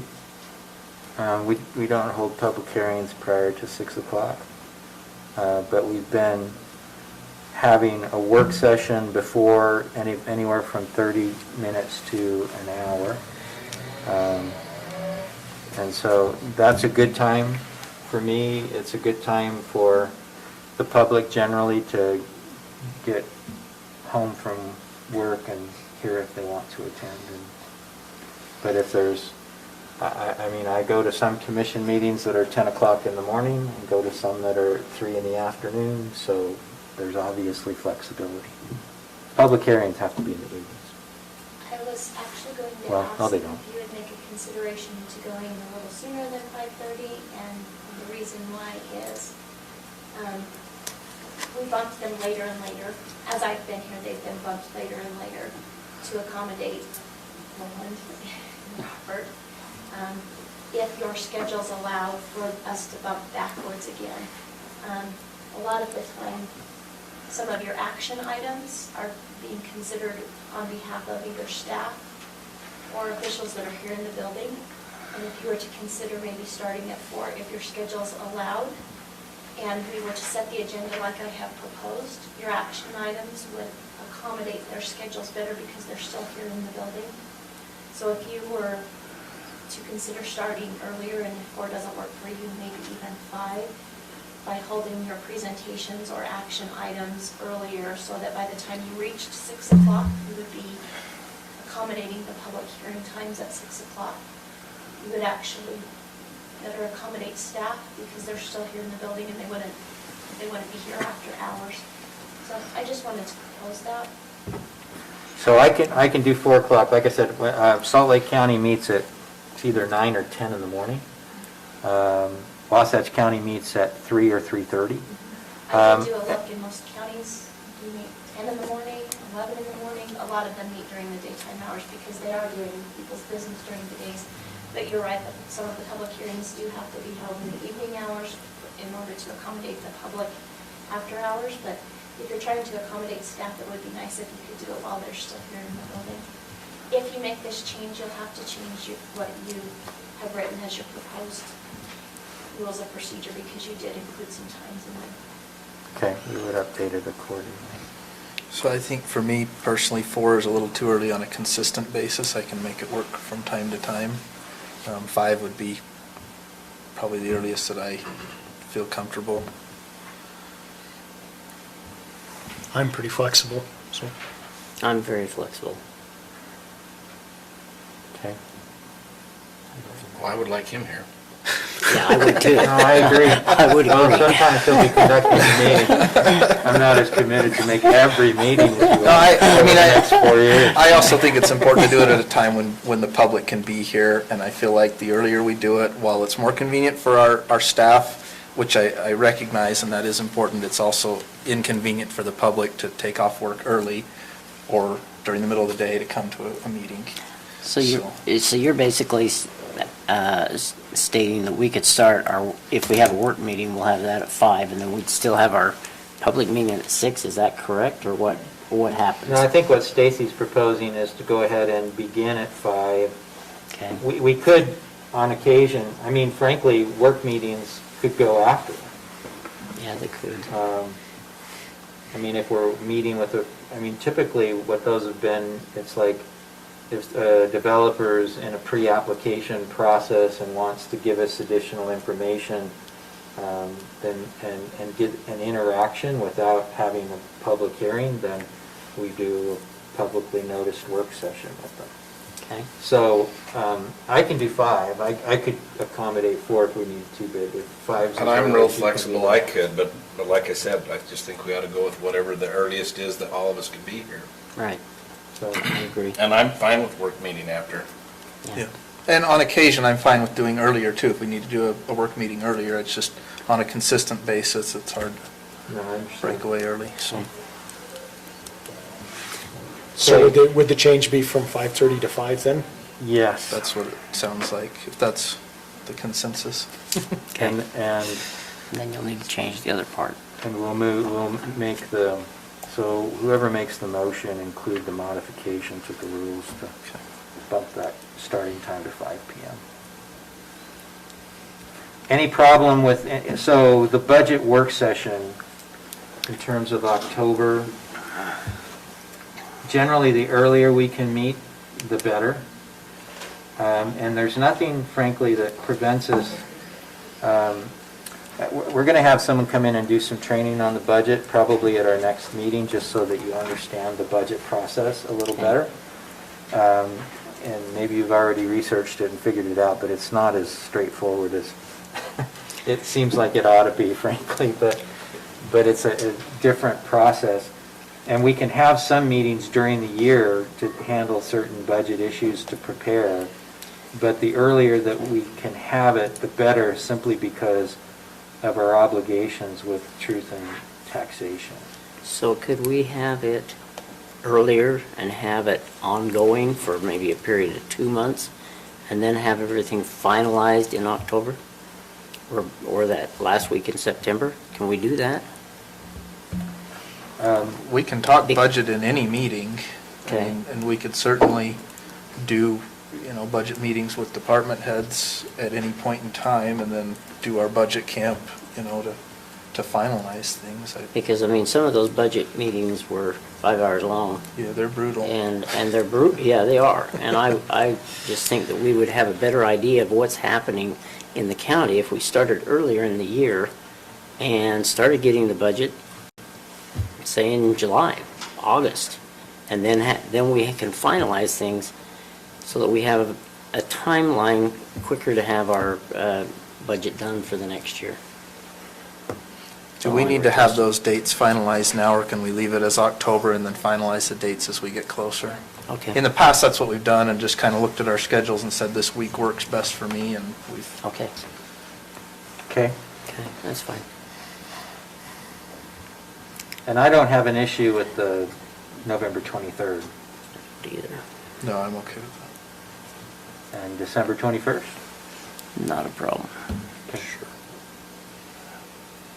All right.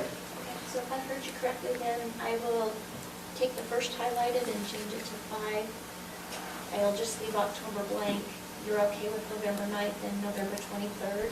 As I mentioned before, I will correct the adoption date from December 5th to January. And I will include Commissioner McConnell. Oh, it's Commissioner now. Commissioner now. As the commission chair. Did I catch everything? Yes. Yeah, that's fine. Mr. Chair, I'd like to make a motion that we approve the 2021 Morgan County Commission annual meeting schedule as amended. I'll second it. Okay.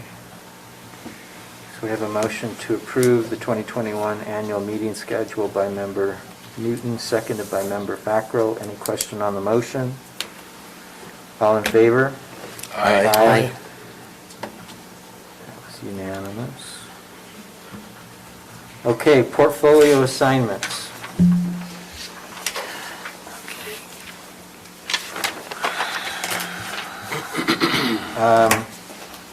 I don't know what the best way to go through this is, so I'm just going to start at the top. Okay. I'm presently assigned airport, specifically the Airport Advisory Board. I'm happy to continue in that capacity. It's fine with me. And So I'll- can I ask a question? Sure. on it? There's some with several people on it, some with singular, is there? So, any requirement or? Some, yes. Yeah, some of the Wasatch Front Regional Council ones require backup pursuant to their COG rules. requires 2, right? Yeah. Others, there's really not. A lot of these, we had multiple people because of interest, but it's not necessarily required. COG will require 2. The WFRCs require a primary and a backup. Most of the others do not. I can't think of any others that require 2. Okay. Animal control is the sheriff's office. Audit committee. So I know Member Cannon was of the view that the audit committee ought to be made up of accounting professionals from the community,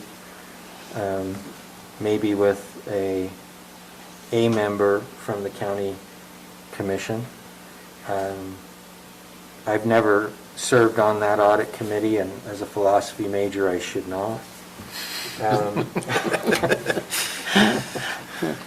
But that's kind of your discretion. If you guys, there's several of you that want to serve as the audit committee, then we can do that. We could solicit, I don't know, accounting professionals and have one of us be on the audit committee with them. I mean, I'll be on the committee, I mean, on the, the portfolio, my assignment, but the committee, we will have to get as a group, don't we? Or how do we do that? Is the committee already made? Or Well, what? it's previously been members of the council. Oh, And- okay. And what we're suggesting is that perhaps the audit committee include some accounting professionals that we solicit as volunteers from the community. As volunteers? As volunteers. It would have to come back to this body to officially put them in that capacity, but you could go out and solicit, individuals and then come back and say, we have these folks that would be willing. Stacy, you're familiar with the audit process more so than most of us. What would you suggest in terms of audit committee?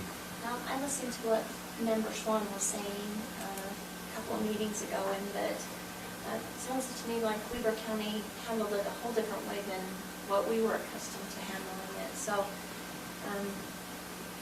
I'm not quite sure. I mean, I think we created our own hybrid system. And Is it quarterly, semi-annually? What is it? Yeah, what is it? Tell us about it, I don't know. Audit committee is almost an annual function, right? To work with the auditor and review the reports and... Yeah, my suggestion would be maybe touch base with Member Swan and see what they did down below.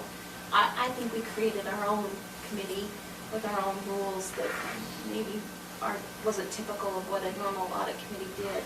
I think if you go to the state auditor's website, and it talks about an audit committee function, and I don't think that we were doing it like they suggest. And maybe that's something we talk to when we bring them in for our training. That's some guidance they can give us. I'd like to serve on it, if that's okay. Okay. So what I can answer that question about the audit committee from Weaver County if you're interested. Well, there you go. Sure. The audit committee was started, was a function, I think as was commented before, when I went in, we changed it. We actually hired an internal auditor who was made up of the clerk auditor, the comptroller, the internal auditor, the treasurer, a commissioner, and an at-large seat that we brought in, someone from, that industry. We try to hold that meeting once a month to give the internal auditor direction on what audits and what departments or offices we felt were most at risk of some type of control issue. The clerk auditor made a list based upon offices or departments that were most at risk because they handle more money, and then that's what they used to create a matrix for the internal auditor, and that's how that's I think the function of it they're still operating under. That's not how we were functioning. So we could do that and have even, I mean, if two of the members of the commission want to be a part of that, we could have two members of the commission and then bring in, really, it sounds like whoever we'd like. Maybe they could get together and make that recommendation. So we don't have an internal auditor, but maybe, yeah, member, or Commissioner Wilson and Commissioner Fackrell could meet with Stacy and discuss a That'd be fine with me. composition and come back. I like it. Budget and contracts is all of us. Children's Justice Center. So Jan, you're on that. Do you require a commission member?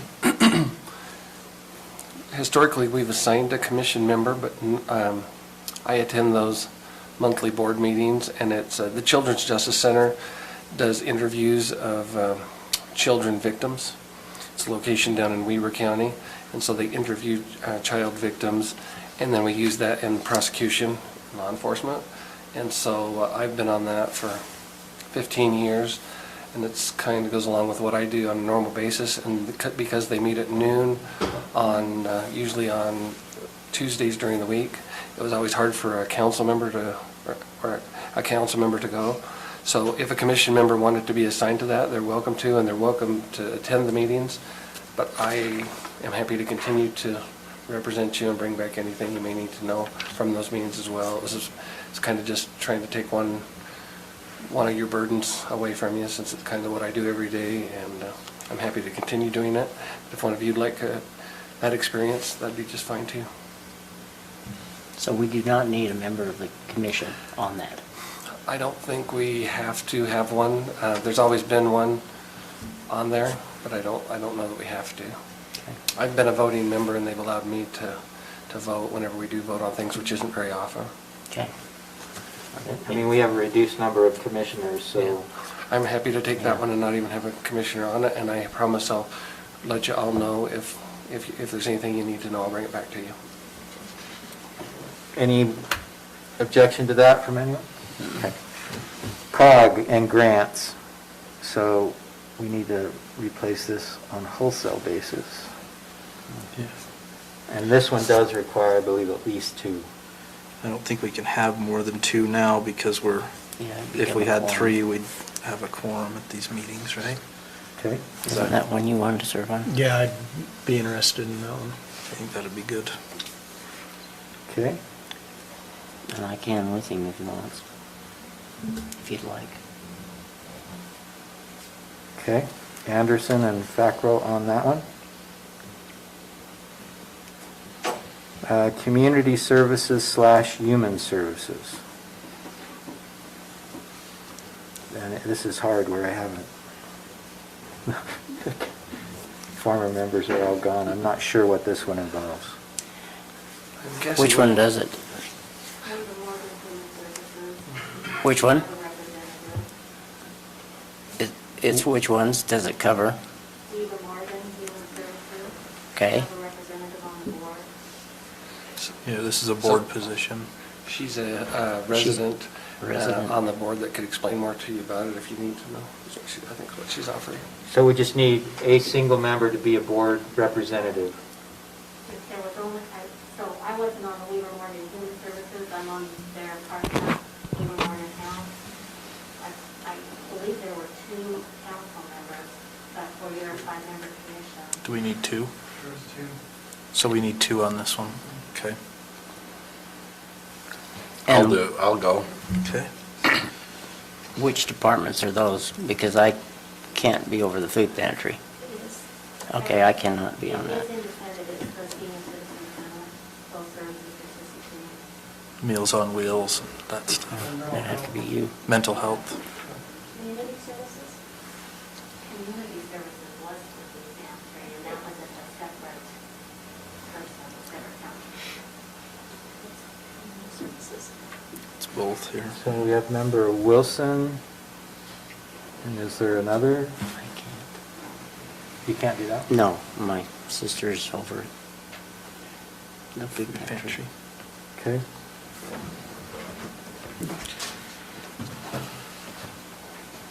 We need one other.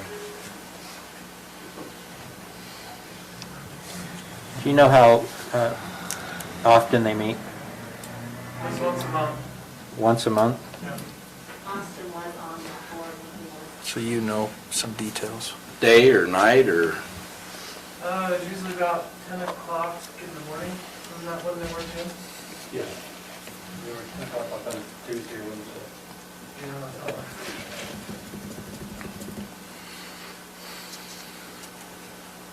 Yeah. Okay.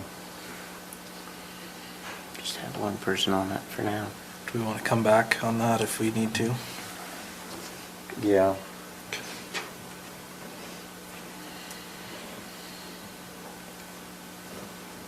East Canyon Water Quality Water Advisory Board. I'll be on that since I live there. Quite concerned about it. Okay. Economic Development. Member Newton, you've been on that. I have, and I'd like to continue there. I would like to be on it also, if possible, but I know you wanted to be on it too. Only because of its association with the planning side of things.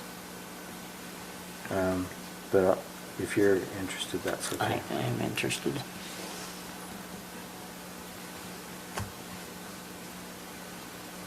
Envision Utah.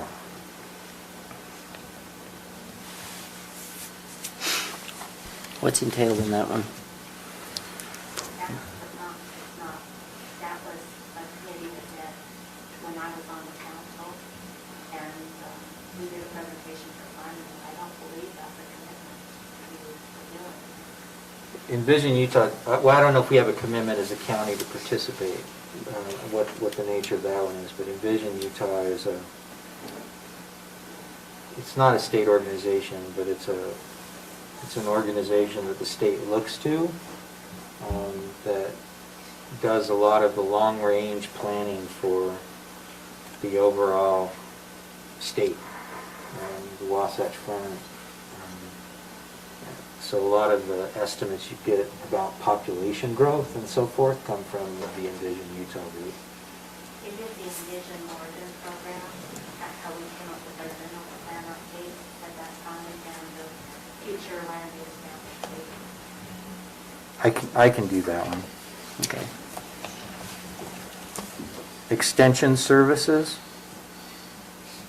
I would love to do that. What is that?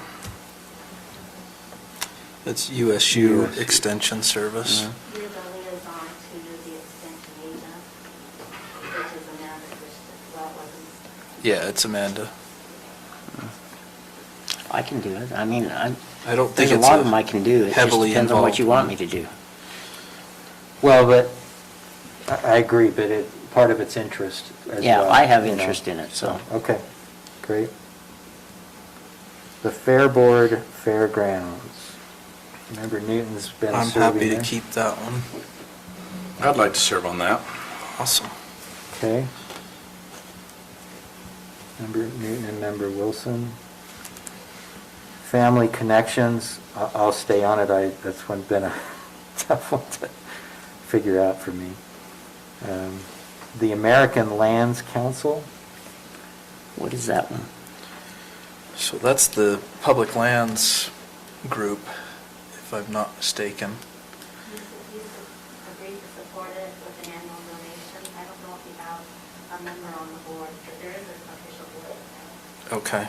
Yeah, I don't know if we had a member on the board either, but yeah, we give them a small donation every year to support. It's really our support of other counties because we have very little public lands in our county, but Right. there are many that have a large amount, so. And we had approved that one. at the last Just, meeting. yep, just Yeah, I was recently. gonna say, I remember that. So is that one, do we need to be on something with that, or just pay some dues or whatever with it? I'm not sure if member Cannon had any responsibilities to that board or not. It was member Kilmer that was on it. Kilmer. And yeah, I don't know if there was a board meeting to attend, but we can certainly find out. Okay. It was not a heavily involved one, I know that.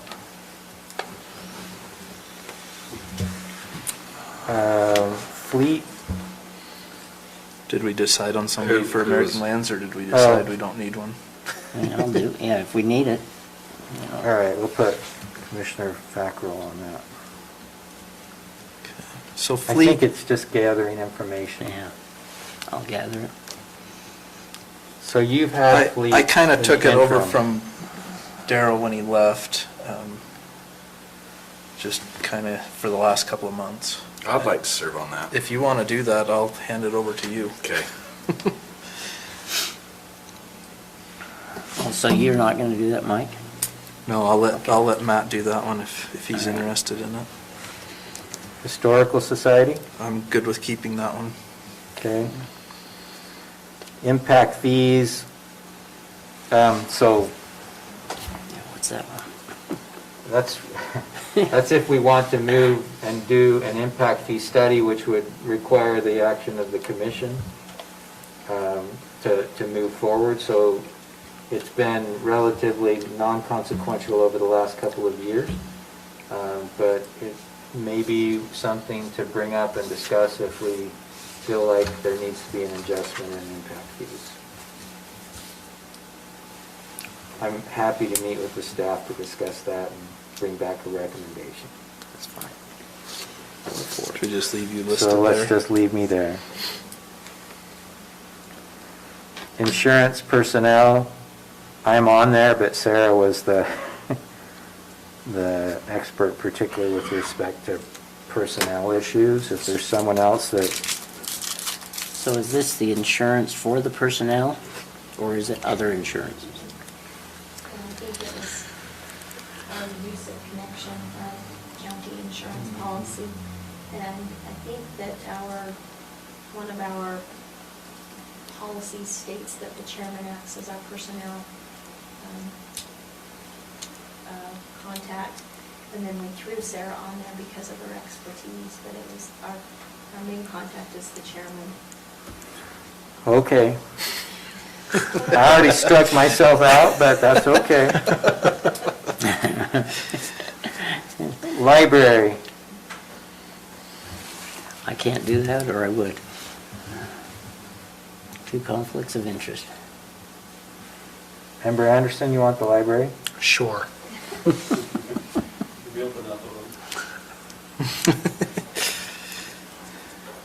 Lost Creek. I'll keep that one. What's that? Fishing or So, something? well, when the state, that was a state park, and when the state stopped operating as a state park, they handed it over to the county. And so they give us some funds every year to help maintain it. So one of our public works employees goes up there and cleans the restrooms, and we take care of the facilities there. So it's just overseeing that. So I have a question on that. Why don't we have that under the Parks Department instead of a separate entity? We could. I don't know why it's always been that way since I've been here, but it is under the parks. It's one of our parks employees that takes care of it. So there's a contract that has to be renewed every three or 5 years, and it always involves the council in a discussion on what that contract will involve, the cost and all of that. But it does involve your public works personnel as well. Yeah, Brett, who was here, Okay. helps with that. So then can we combine it with Public Works or not? You have to do the contract. I was gonna say, I don't know if it matters whether we combine it or Okay, not. so I'm on both of them right You're on now, both and I'm of them, happy to that's why- keep both of them. That's why I was so. just thinking we could just put them both together instead of having them separate. Yeah. Okay. Morgan County Mobility. That one hasn't acted since Lyle Nelson was on. Remember, Canada was gonna follow through with it, and it was never, that committee never met again. So what is it? It was, I don't know if you remember the discussions about transportation, some of the issues that seniors have getting to the VA or getting down below because they no longer can drive. And then the committee had studied the issue, and they come up with a recommendation to do a roundabout with the UTA, but there was a big aversion to us getting involved with the UTA at the time, and so it just fell by the wayside. Nobody ever followed through. So is it something we need? Or would that be under the Human Services, Community Services? Well, Right. If it's separate for human services or not. Just seems to me like we should be able to put it under the community services and human services, because I think we could certainly try to address the need under Right. that portfolio assignment. right. So that would be under Matt. Correct? Yep. You okay with that? Okay. Yeah, I'm fine with that. Okay. NACO, That's the National Association of Counties, which is, they do a lot of lobbying at the federal level for counties. we have Sarah on that, but I think Tina was pretty actively involved. Tina was actively involved in that. I don't know if Sarah met on that or not. It's actually a calling by UAC. UAC asks you to serve on different committees on NACO. And that's how Tina became Austin was also involved in it. I'd like to be in that one if. That'd be good. Okay. So. Can I say something? I'm sorry. Sure. Go ahead. So NACO, as Tina also know, is really open, so you don't have to be assigned to NACO in your portfolio to be assigned or to volunteer to be on different committees within NACO. And they have economic development, transportation, social services, the elderly. And so, just because you're not assigned in that as your portfolio doesn't mean you can't participate and actually serve on some of these nationwide committees, just as an FYI. Okay. Thank you. Would that mean that Jared is also going to do UAC? Or do we need more than one person on that? If they basically function the same way. So in the past, when we've done a UAC representative, we've had the chair be that representative because it's usually a representative for their annual meeting. Okay. But we can, I mean, anybody can participate with UAC as well. Much like NACO, you can participate and be on their committees and get as involved as you'd like there. Okay. So the truth is, I mean, we probably need to have a contact for UAC, but we all really should be involved to So some if degree. he's the one for that, then we should put him on that. Are That you would be okay with you. that, Robert? Yeah, are you okay with it, Robert? Just kind of volunteered you for that. For UAC? UAC. We kind of skipped there. I skipped through because I'm just saying if NACO is similar to, I mean, if UAC goes and sends them to NACO, then. But Commissioner Anderson took NACO. Right. Does he want to take, do you want to be the UAC contact? We can do that too. Sure. Doesn't have to be the chair. That's fine with me. Now we Okay, can go- Parks, Grounds, and Park Board.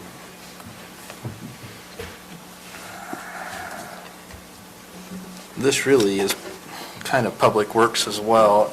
Maybe Brett could give us input on that. Is there something different that outside of the facilities that, Before we had one cover over roads and additional over parks, and I wanted to keep it that way. okay, Okay. Two different issues. okay.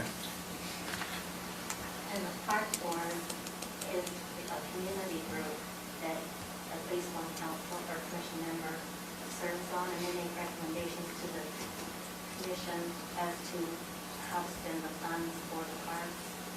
I think Brett has somebody on that committee as well. I'll do it. Matt? Okay. Commissioner Wilson. Physical Facilities, Public Works. I'm on that now and I'm happy to keep it. Okay. And I wouldn't mind being on that. I was actually going to say that. You'd be good for that. Planning and Development Services. I'm on that. I'm happy to stay there. Public Safety, Fire, Ambulance, 911, and Emergency Services. Member Newton, you've had that. Yep, and I'm good staying there. Purchasing. What does that entail? Yeah, what does it entail? Jeremy here. So Jeremy is our purchasing agent, but it'd be reviewing purchasing. Now, anything over $5,000 should be coming before us anyway, at least, well, if it's a contract, So right? the new policy that you adopted takes Jeremy out of the loop, and so he's no longer the purchasing agent. So this person would be the agent? Correct. Okay. What does that mean? So you'd be responsible for purchasing of, well, larger items? Well, I would If- say, kind of like. That comes before the whole I would. Large ones do. commissions. Yeah, I'd say basically the policy, managing the policy, making sure that the policy is being followed. We recently adopted a new purchasing policy to correct some of our inadequacies with purchasing. And it removed an employee from being the purchasing agent. That was a deficiency we had. We should not have an employee be our agent. So I would just say maybe having a council member be in charge of managing the policy on behalf of the council. And was it done on a PO system, or what is it On done? what? A PO system, a purchasing order No, system? We don't have a purchasing order system. We just, I'll do that. Almost, it may have a little responsibility with surplus property as well. And so just kind of, you'd be the liaison, you'd be the first one to know about it and decide if it comes to the council, if we're getting rid of old sheriff's trucks or something like that. Or purchasing new ones potentially. Okay. Okay. The Regional Coordinating Council? So what's that different than everything else? Of the NACO and the UAC? Part of Wasatch Front, so there's like 7 committees on the Wasatch Front Regional Committee, that's WFRC, and you just get different assignments. Once you have assigned somebody to that, then they get, asked to be chair of the regional. Well, I didn't realize regional committee was WFRC. So the, If it's regional growth, it is. The only thing I'd say about the WFRC. That's a different assignments, committee. They're actually assigned through the COG. Yeah. So you would request to assign them, but the COG has to approve you through to WFRC. I don't know what this one is because we have WFRC Regional Growth Committee listed here.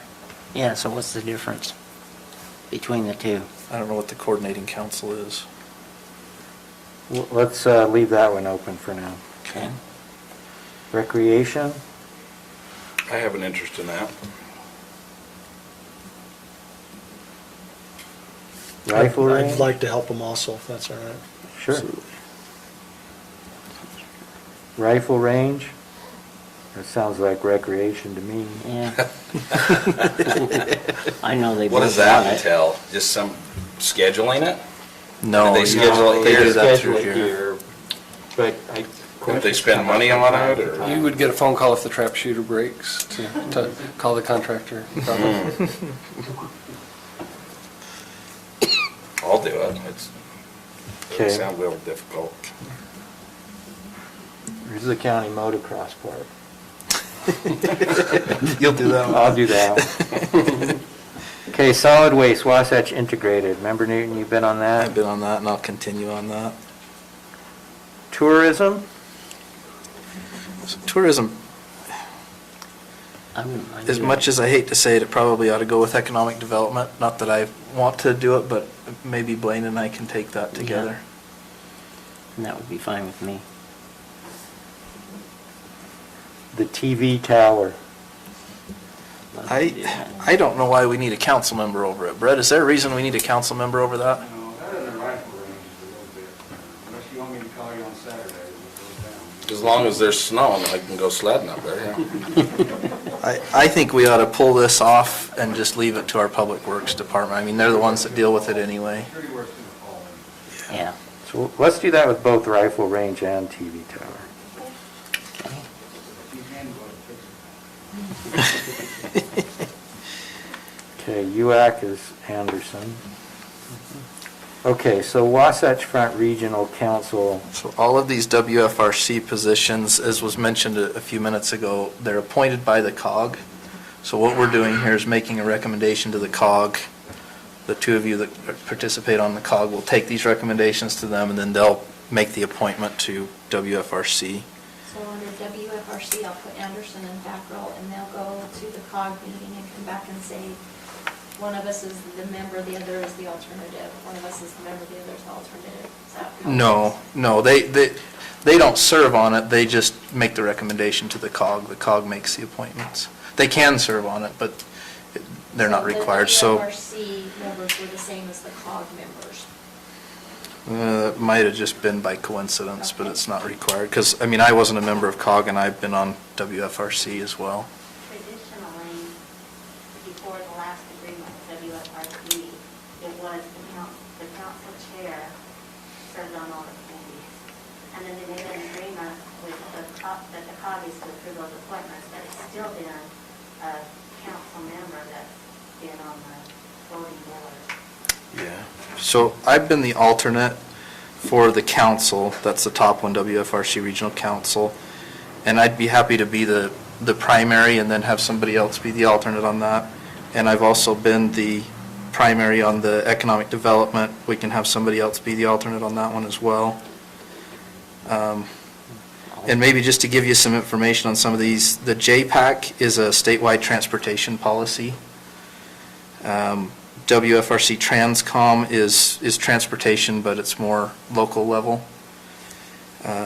Regional Growth is, that's a smaller committee actually of just Weber, Morgan, and I believe Davis County. So that's different than our regional coordinating council? Correct.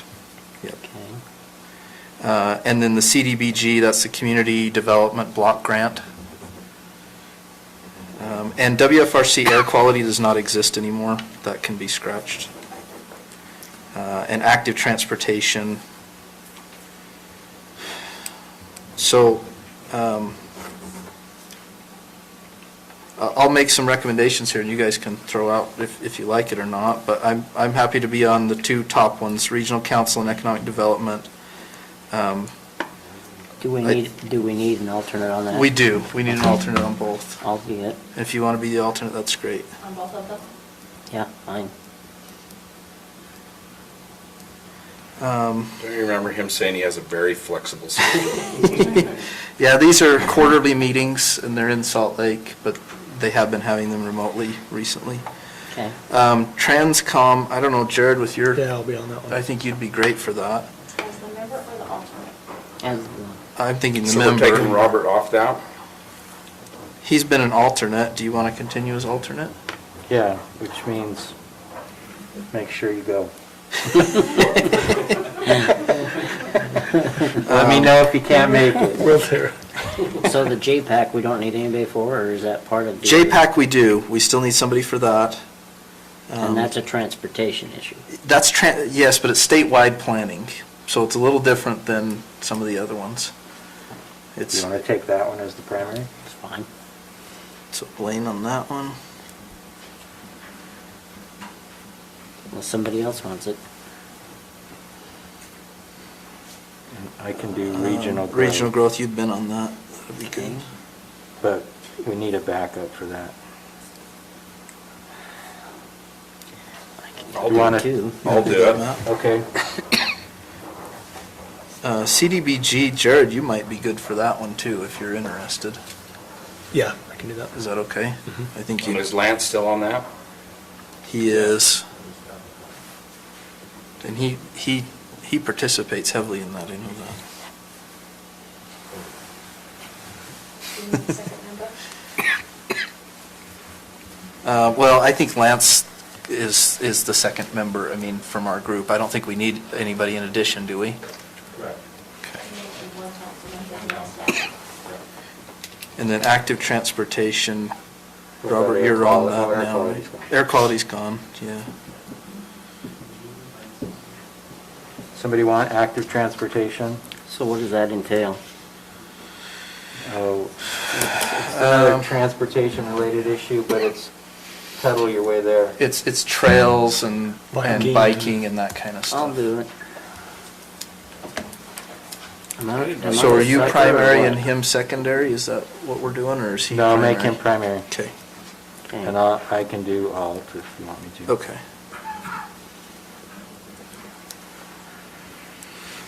Okay, Weber Morgan Health. I can do that one. Great. You want Weber River Restoration? Yeah, I'll keep that. That's kind of morphed from not just restoration into dealing with rafting and all kinds of things, so. And if you need help, I'll help you on that one. Okay. It's my interest.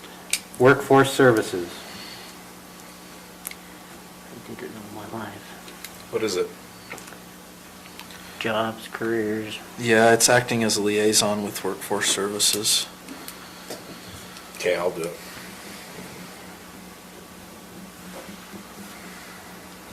And YCC. You'll do that. Or will you? Your name's on it. No, I'm happy. I mean, we meet 12 times a year. Unless you want to step into the role of getting people to buy golf tournament things, and it's like all It's fundraising. boards like that. There's a fundraising element to it. It's a great group. I love them. They're great to do. But they did bring me a gift at Christmas time. So I don't know if that's a misdemeanor or not. You're fine. Okay, So can I go down the list and make sure I got everything correct? There was one we Please. had missing, didn't we? Airport, McConnell, and I'm gonna take animal control off because that's just this year. Okay. Audit committee, Wilson, Thackrell, Stacy. Budget and contracts, I'll take that off as well because that's just independent council. Children's Justice Center, Ferris, COG, and grants will be Anderson, Thackrell. Community Services, Weaver Human Services will be Wilson. East Canyon and Water Advisory is Thackrell. Economic Development will be Thackrell, Newton. Envision Utah will be McConnell. Extension, Thackrell. Fairgrounds Fair Board, Wilson. Family Connections, McConnell. American Lands Council, Thackrell. so wait, Fairgrounds is yes. me and Newton. Newton and Wilson. Sorry, if I do have you still there. Family Connections, McConnell. American Lands Council, Thackrell. Fleet, Wilson. Historical Society, Newton. Impact Fees, McConnell. Insurance and Personnel, McConnell. Library, Anderson. Lost Creek, Newton. Morgan County Mobility, Wilson. NACO, Anderson. Parks, Grounds and Park Board, Wilson. Physical Facilities, Public Works, Roads and Weeds, Anderson and Newton. Planning and Development, McConnell. Public Safety, Fire, Ambulance, 911, and Dispatch, Newton. Purchasing, Wilson. RCC, we left blank. Yeah. Recreation, Anderson, Wilson. We've scratched Rifle Range. Solid Waste, Newton. Tourism, Thackrell, Newton. We've scratched TV Tower. UAC, Anderson. WFRC, Thackrell as an alternate, Newton as the main. Economic Development, Thackrell as an alternative, Newton as the main. JPAC, Thackrell. Transcom, Anderson, Maine. McConnell alternative. Regional Growth, McConnell, Maine. Wilson alternative. CDBG, Anderson and Evans. Active Transportation, Thackrell, Maine. McConnell alternative. Weaver Morgan Health, Anderson. Weaver River Restoration, Newton. Workforce Services, Wilson, and YCC, McConnell. So we just have to worry about Regional Coordinating Council. So, let me just, that's great, thanks for repeating those. To the extent that you find yourself underwhelmed by your assignments or overwhelmed, then we can discuss modifications as we go through. At least that's my perspective. And the best way to find out What to do? is to contact these previous people that were on here? Correct. Now, some of them are probably our internal folks you can talk to as well. What was that? I am on the Weaver Morgan Health Board as your. It's like a church calling, there's no manual. Okay. Weaver Morgan Health? Okay. So put Tina Kelly down as a citizen representative. So we still need a regional coordinating council. I mean, I'll call Tina and talk to her. Okay, if you'd like to come back and And let I us can know what report, that's yeah. about. Okay, I will. Okay. Mr. Chair, I'd like to make a motion that we approve the 2020 portfolio assignments as discussed and noted in this meeting. Is there a second? I've been seconding everything, might as well. Okay. Motion to approve the commission portfolio assignments as discussed by Member Newton, seconded by Member Fackrell. All in favor? Aye. Aye. Any opposed? Okay, I'm going to suggest we just take a 3 or 4 minute break and try to come back and we'll start our regular meeting. Okay.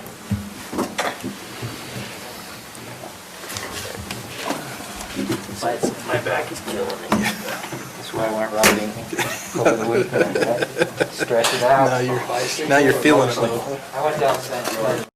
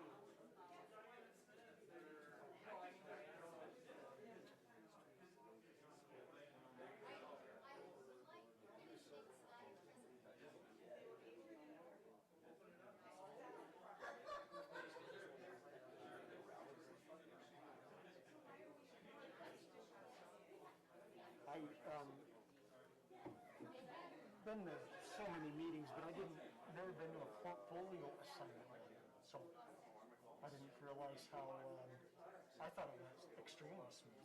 Yeah. Yeah, Not a big deal. yeah, I mean, for the most part, if people just express interest, then they can do it. Whether they're a primary, alternate, or it's multiple people, so. Oh, man, that's good.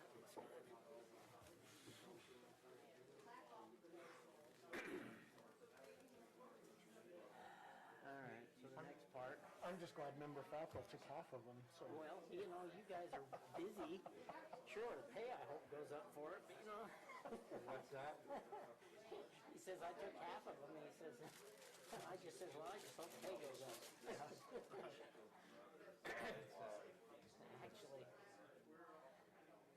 Actually, I don't know if they can hear me still or not. I actually would like to see us more equalized. You know, it's not an incentive to be the chair. I mean, give you a little bit extra, but not 1/4% more. I mean, 1/4 more. I mean, that's just a discussion to have. I mean, you don't necessarily need it. I didn't ask for it either. So I say, why don't we just equalize it? There is extra.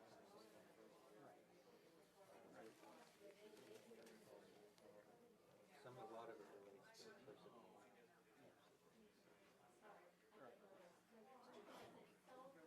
Okay, let's go back into session. All right. We'll go ahead and begin our regular meeting of the Morgan County Commission, January 5th, 2021. All members of the commission are present. Welcome to those of you who are here for various items and just participate in the public process. Member Newton, would you mind giving the invocation and the pledge of allegiance? I'd be happy to. Our Father in heaven, we're very grateful to be gathered here as a new Morgan County Commission. We're grateful for those who are involved in the political process. We're grateful for our community and for the many blessings that we enjoy here. We ask Thee that as we meet on a regular basis that we will be able to make wise decisions for our community and listen and heed the counsel that we're given from our community members as well. And these things we pray for in the name of Jesus Christ. Amen. Amen. Amen.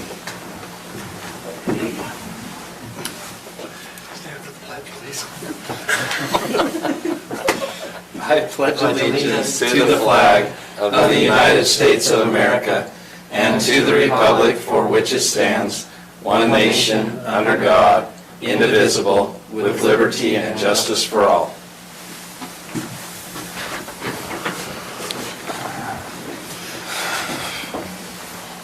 Okay, thank you. All right, we have some consent items. There's the request for approval of minutes for the meeting held on December 15th, 2020. There's a request for approval of the hearing officer's recommendation of Board of Equalization appeal and appointment of Eric Federer to fill the vacant non-pilot position on the Airport Advisory Board. One thing I'm not seeing on here, though, is declaration of conflict of interest. So let's get that added to the agenda.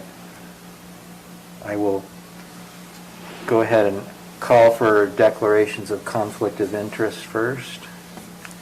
And that's to do with anything on this? Anything on the agenda. Okay. And I do have a conflict of interest with respect to item F, the public hearing with respect to Northside Creek and their development agreement. Our firm represents the developer, and I have participated in that representation. Is there any changes to the agenda as presented? I know there was some concern Yes. about. Do we need to have a line item here to approve the agenda? I don't see that currently on here. The agendas that I've looked at before. Don't do that. Don't. So maybe we've been doing it unnecessarily. I didn't know. My recommendation is when we get to item number M5, I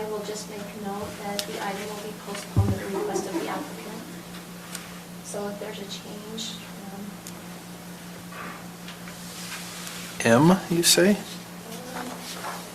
E1, is that the one we're talking about? Yeah, E1 is what she's talking about. E1? The cooperative agreement between USU? Correct, yes. Okay. Okay. You indicated you wanted to, I was wondering if we could possibly put item number 2 of the consent agenda into the regular action items. is there any opposition to doing that? Okay, we'll move that down. So the other 2 items then are approval of the minutes. Were there any changes or notes or modifications to the minutes? I didn't see any. I didn't have any. And the appointment of Eric Federer to fill the vacant non-pilot position on the Airport Advisory Board.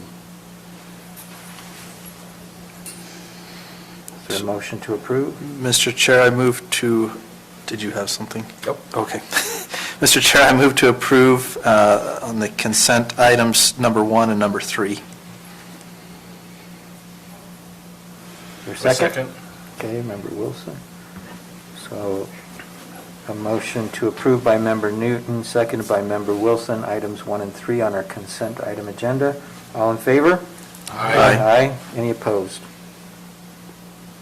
Okay, that brings us to the public comment section of our meeting. Any of you that are in the audience that would like to speak to the members of the commission may do so. I guess consistent with our instruction, don't expect a response or a dialogue. Tina Kelly, 6119 Island Drive, Mountain Green. First of all, thank you all for your service, because you're not going to hear that a lot going forward. So I want to start you off that way.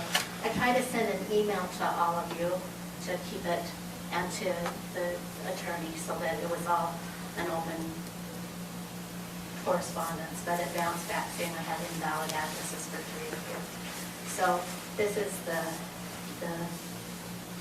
it's short, and it has to do with the public comment section of your agenda. And it was raised earlier with Mr. Miller's training. Dear Morgan County Commission, I would like to encourage you to continue to allow public comment at the beginning of your meetings. It is not required, nor is it prohibited. Each commission has its own rules. It was started many years ago by the council prior to my term. I believe that people need to have a chance to address you publicly with their concerns. I understand Mr. Miller's concern about public clamor. However, the way it is done now can avoid that. If the chairperson notes the rules governing the public comment portion, i.e. that it not pertain to public hearing or CUP items, but rather it is an opportunity for the public to address the commission with their concerns. I appreciate your giving of your time to service on the commission, and hope you will leave the public comment section intact. Very respectfully, Tina Kelly. Thank you, Tina. Is there anyone else who would like to address the commission on the public comment period? Okay, we'll move on to our next item. It's a presentation from the Economic Development Board with respect to their Big Sky trip. Mr. Ebert. Thank you. We just take a second, we want to kind of show you a quick presentation, but if I can, while she sets that up, maybe just take a couple minutes and maybe introduce ourselves. Sure. So congratulations. It's a fun and entertaining job. A tremendous amount of work to do, of course, but over time, I believe there's tremendous value that you feel. If you don't mind. Sorry, I took my mask off and I put my pocket. Hold it up. Thank you.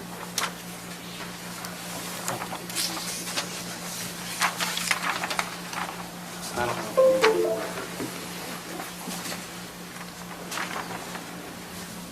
Okay, so quickly, my name is James Ebert.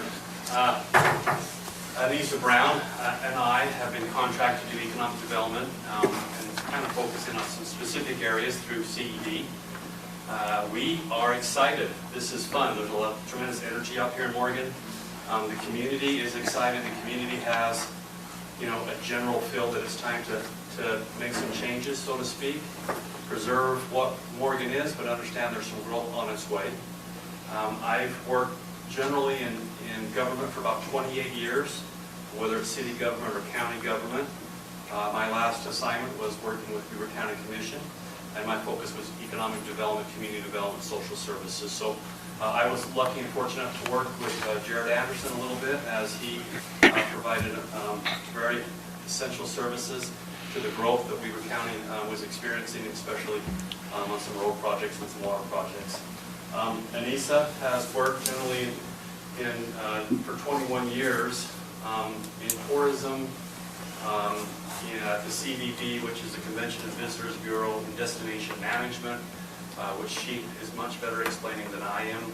Has tremendous experience, has many different certificates and licenses to work in tourism and, again, generally in the outdoor venue. But we as a team are working on economic development all together, and we're, again, super excited to be here. I passed this out really quickly because one of the things before we get into the presentation, as I kind of looked at the revenues, I mean, really county government only creates revenues in three basic areas, whether it's property tax, sales tax, or some type of fee structure for services rendered. Really, that's the only areas that you really produce, serviceable revenues. Property tax is a sliding scale, and hopefully we can put some information out to better understand how property tax, but basically your property tax and your property assessments are tied directly to your budget.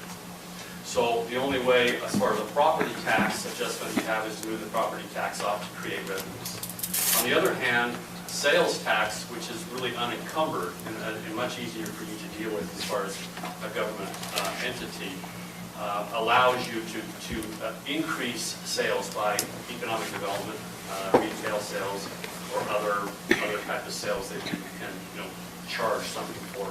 Again, tourism is an example of that, and there's specific taxes for that.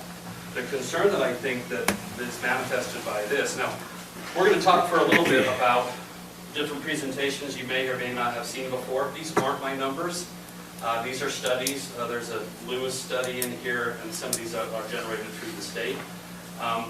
So I'm not going to tell you these are 100% because I can't back those up, but I just want you to look at some general concerns that you may have, and as we work further into the data, and I actually collect the data and can verify it, then I'll present numbers to you that I feel super comfortable with. But understanding how tax revenues work and how you gain revenue, there's somewhat of a concern as you look at the top graph that again, and I apologize, they're not the best prints, right? But what you're looking at here is property tax revenues by type, and the smaller darker red is sales tax, and the larger lighter red, almost into pink, is going to be your property tax. And as you've noticed, the revenue generated through property tax over the last several years has taken a tremendous increase. Probably because expenses were incurred, general inflation incurred, staff needs, equipment needs, or whatever expenses are out there, there was a need to increase the budget, and you can't arbitrarily increase sales tax. That's state mandated. Really the only thing you have control over at this point is property taxes. The assessment stays whatever the assessment is, but the property tax. So the concern then is that in the bottom graph, you look at over the last from 2002 to 2019, what you're seeing, the long red line is your total values for residential and commercial tax base in your county. And the concerning thing that you're seeing is that your commercial or retail is a very flat line, but everything above that is going to be your residential growth. And that is one of the reasons you're starting to experience increases in the demand to increase your property taxes, because your sales tax opportunities have been limited for a long, long period of time. The pink line, of course, is a percentage of that, and you see that drastic decline over the years. So what we're creating, let me back up. If you look in 2019 at the pink line at the bottom, and you see the drastic difference between that pink line and the growth of your residential growth, The concern is that residential growth is a high demand on services, right? All of the services, whether they're road upkeep, fire, EMS, whatever they may be, law enforcement, it's much higher demand than on your commercial space. So you're creating growth in an area that costs you a service load. And you're not maintaining a commercial growth that gives you the opportunity to gain those dollars from sales tax. So it's something that we need to understand as a community, we need to understand as a county government, that it's getting to a point where it's becoming concerning because over the last several years you've had to address that through property tax increases to create the revenue that you need to operate as a county government. So that is a concern, and I think that concern has been manifested by some of the conversations about where the county needs to go to help the surrounding communities, including Oregon City, be more successful in some of their economic development growth. How can we zone better for commercial? How can we provide better incentives and be more open-minded, possibly, but at least open-armed to bringing in the opportunities to capture those dollars. We also want to understand that a lot of these dollars that we're going to talk about are driving through your community every single day. You're just not capturing them. So the impact is already here. There's also impact coming, and again, that will be in the presentation that we'll show you here in a second. What do you have already coming? So let's talk really quickly. We're extremely fortunate, in my personal opinion, because there's two areas that you can gain tax revenues that are probably the most fortunate. The first is second homes. Now, a lot of people don't like second homes because you're not bringing your traditional community members into your community, and they come with different views and sometimes different ideas, which can be an issue. But they're buying property that usually is of the highest value, and they're paying 100% of that. And they create virtually zero service load for you. So you're gaining revenue with virtually no service cost to it at the end of the day. The other area is tourism, outdoor recreation opportunities, or just straight tourism. That is because these individuals come in, there is a small service created for them, whether it's transportation corridor maintenance, or at times law enforcement or EMS. But many times they come in with a purpose, and that's to spend dollars. They spend those dollars, they partake in whatever services that you're providing, and then they leave. So when we're speaking tourism, we're speaking retail, restaurant, rental cars, sales tax. We're not just, tourism as an overall word that encompasses those smaller tax bases that we're generating by a tourist. So you may have a restaurant that opens up and you have 60% of the people who attend that restaurant are locals. That 40% that comes in because they're coming to some type of an event or they're doing something in your community that's tourist related is actually considered, in our opinion, tourist dollars, right? They're bringing those dollars into your community and adding to the viability of those businesses. So those are two areas where you can gain revenues that help your budgets, but also decrease the impact on your communities if we plan them correctly, and then give you the flexibility to have dollars to spend in areas of need.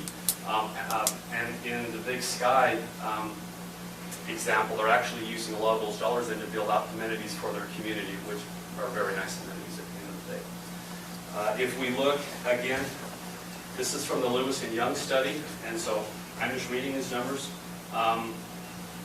But as they studied this village that possibly will be built directly adjacent to Travers Loop with a possible interchange, they're putting upon completion, they're putting an annual average of taxes that are garnered at $3.8 million.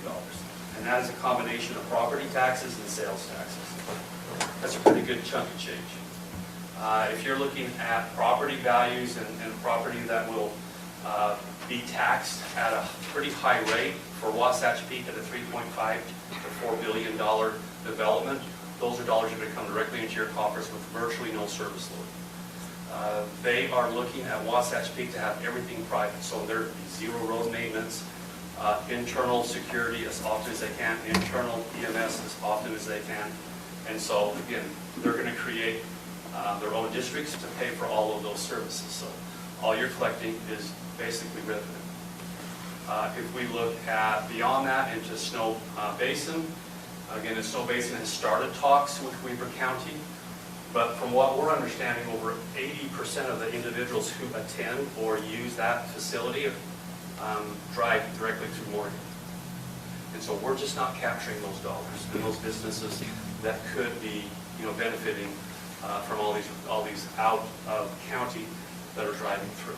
So those are some of the areas that we're looking at today.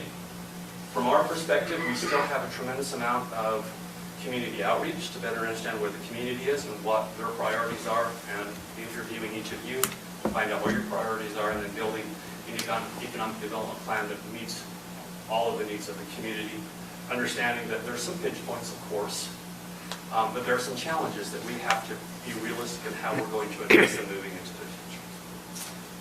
Okay, any questions? All right.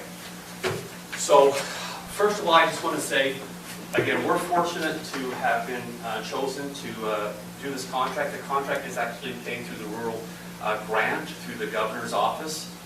They used to have a different granting process, and they decided that small rural counties needed some assistance in providing economic and community development, and so they allotted some money every year for rural counties. I think third, fourth, and fifth, maybe even sixth. I think there's a sixth class also, to apply for these dollars, and that's where we are being paid out. So we're being paid out some state dollars. The same with the trip to Big Sky. This was paid out of a grant. They usually have a specific name for it, but it's like a market study. Yeah, market research that they allow you to do in many of these grants, and that's where these dollars came, was to do a market research. And we could not have picked a better place to go to really look at what is coming down the pipe for us. Big Sky, as you will see as we go through it, is very, very, very similar, and we learned some amazing lessons moving forward that will continue. We just talked to the assessor, and she's like, I've got Wasatch Peak coming online, and I need to figure out how I'm going to assess this property. She has some ideas, and I said, well, let me put you in touch with some of the contacts we made who have been going through this for 20 years. Maybe they can give you some ideas that are probably in line with what you're already thinking, but it gives you a level of comfort of course. So we'll go through our presentation, but we're going to start with the destination comparison. Then we'll have appointments and profiles of the individuals that we talked to. Then we'll talk about our recommendations that came out from both the CDP board and from ourselves. And then we'll open it up for some discussion and questions, okay? And I'm trying to make this a little shorter because I realize this is going to be a pretty long meeting today. Feel comfortable. As you've noticed, I interrupt you all the time, which I shouldn't be doing because this is your meeting and I apologize. Feel free to ask me a question, interrupt anytime that you want, because I want to make sure we answer all your questions. So this is their map from Big Sky. I'm sorry, I'm in San Francisco, folks, I apologize. This is the Yellowstone Club, which is very similar to Wasatch Peak. It's almost a sister club. There are dots of different ski resorts developments, Wasatch Peaks, the Spanish Peaks, the Big Sky is the big one, and Moonlight. They do have a nice little town and city center right here. If you notice, there's only one entrance and exit out of this, and this is the main road that heads to Bozeman, and that's where you fly in the Bozeman Airport. Again, here is Morgan County, and what we're going to do is, just so you kind of see this, this is where Wasatch Peak, and then you have the ski resorts up into Weber County. But if we do an overlay back to Big Sky, I think the first thing that you'll notice is that we have an egress and we have a full interstate that runs through, so we don't have this bottleneck. It allows us to be a little more accessible, both to those who may be going up to Wasatch Peak, but also those who are traveling through Morgan or to the other ski resorts, and that's why you're seeing so much travel. Snow Basin is an overlay, the same as, almost in the same location as Big Sky. Powder Mountain, again, the same as another one of our ski resorts. And back to Wasatch Peak, which is in the same almost location as the Yellowstone Club. And again, we have Nordic, they have Spanish over here, but we have Nordic also nestled up into Weber County. So geographically, it's kind of it's kind of bizarre how close they are to how everything is kind of laid out. We have Ogden over the mountain, which is good for us because it allows us to access a workforce within 15 to 20 minutes. I believe that we have Park City, which is at the other end. So what that allows us to do is become pass-through.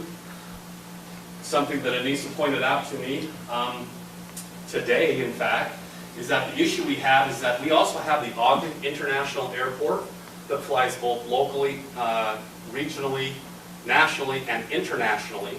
But the problem we're having right now, we experienced this in the Olympics, is people are bypassing Morgan to go to these venues. And even more so, they're going through the International Airport and taking I-80 on the backside of Park City. So there is a $10 million Park City budget that we're not marketing from or receiving compression from. We have the Snow Basin budget that we're not receiving compression from. And then you've got the airport with their multi-million-dollar expansion. So all of that is completely bypassing Morgan. So what we are trying to do, or what our purpose here, is to come online and to absorb some of their marketing dollars to our benefit. Again, the issue is that you have multi-million dollars running through Morgan or around Morgan to go to venues where it's easier to use Morgan. But we just don't have the capacity right now to capture those dollars and to bring them in. The other issue that we have right now is there's a town center that basically splits the two different venues, right? And this is where they're capturing. Now there are smaller villages in each of the Big Sky venues, you know, where they also capture, but a majority they're going to capture in this town center. Now, in this view, how many have you skied, and how long do you want to travel when you get off the mountain to go grab dinner with your family, or to unwind, or to go to a local hotel? So right now, they're all going down Ogden Canyon, and if they do go down Traverse River 84, they're either heading to Park City, which my meeting with Snow Basin is they do receive overflow from Park City and those that ski both. Or they're going into Ogden through the canyon, and we're missing all of that restaurant revenue, or sales tax revenue, or gas, even in gas tax. So they're completely missing us. By having a town center that's directly at the base of that ski resort, as well as receiving compression from Wasatch Peaks, we are only receiving a tax from the TRT. The other thing that I think was very important about this map, and because this isn't a full map, but what you see is there is a large cluster right here. And it's left the rest of the entire county and adjacent counties untouched. So one of the issues I know that the Ogden Valley has, and that I've heard from several residents here, is that we like how we live. We like the historic feel of Morgan. We like the historic feel of Morgan City. We like open space. We like ag lands. We like ranch property. This is how we want to live. This modeling allows that to happen. Because what happens is if you don't plan like this, pretty soon you have small pockets meeting the demand. A restaurant will open up here where they can find some space. A gas station will open up here. A little store will open up here. And the issue that the Ogden residents have is that at night when the sun goes down, not the lights, when the sun goes down, it looks like measles throughout their valley.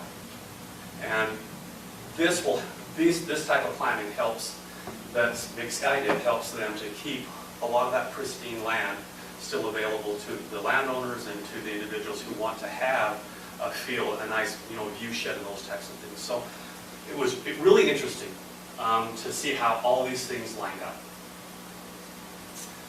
So Wasatch Peaks overview, which is going to be the driver of this. And as you look, you can kind of see the general overlay of Wasatch Peak.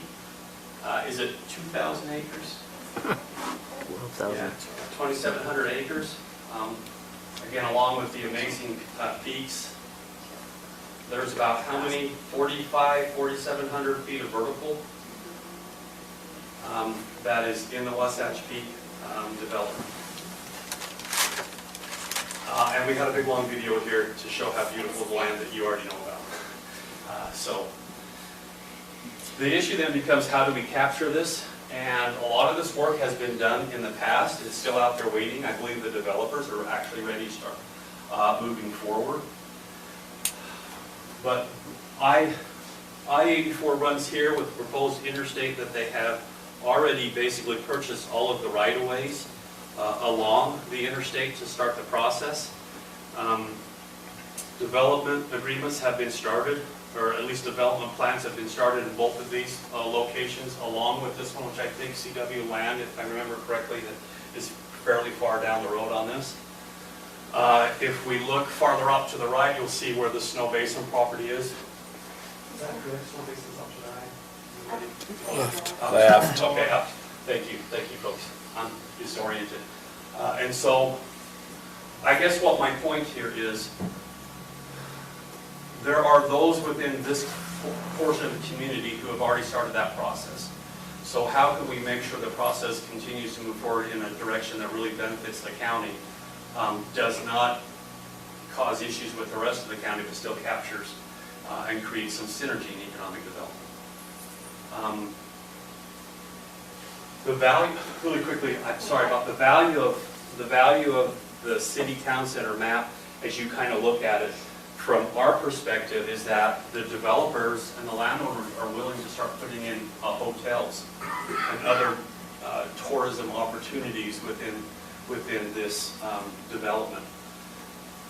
This will capture TRT dollars, restaurant dollars, provide rooftops, so businesses, can continue to thrive even outside of the periods of time when tourism is hot.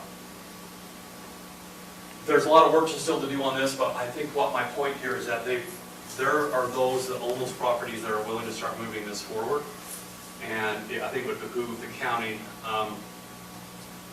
to correctly encourage it and to make sure that it fits within your plan, but understanding what the value of it is. As we looked at Big Sky, this is what their downtown center looks like. It's probably a little larger than the one that you just kind of looked at, but it was built in a manner that kind of captured the essence or feel that they wanted, that kept that town feel. It speaks to being a mountain ski community. There's a strong feeling. There's the hotel, as it's called, the Wilson. All walkability. And then I think the reason we're showing these pictures, I think it's important to understand that the way these are developed and the scaping of the properties and the architectural design is really at the bequest or direction of the county. So if there's a certain feel that you want, I think that we work through our processes and procedures to make sure that something's built that fits into the community. And I think they did a really good job in Big Sky.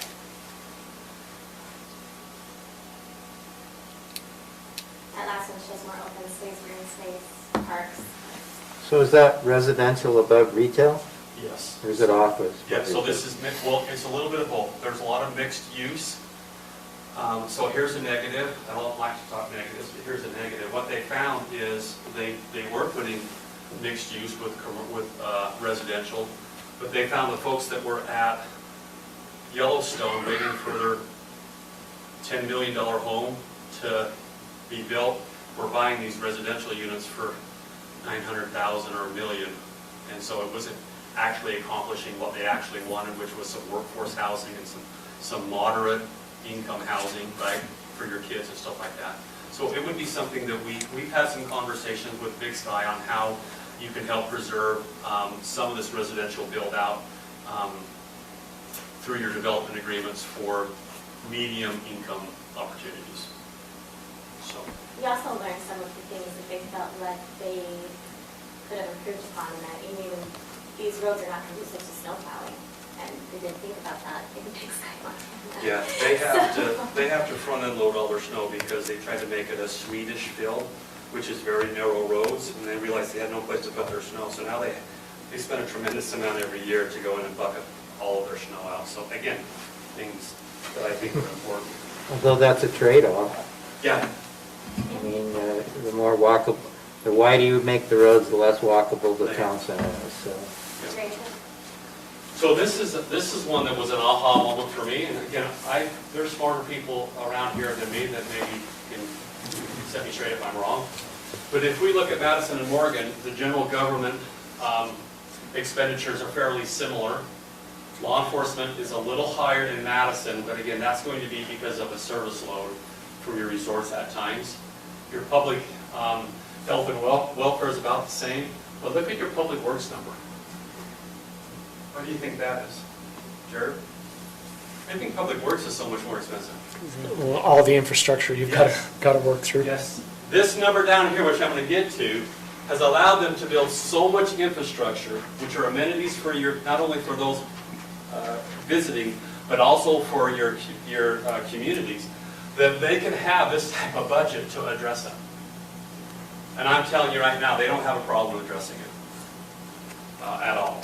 So the revenue source has built out the community to a point where their public works budget is that's a pretty big difference between, you know, where Morgan is now.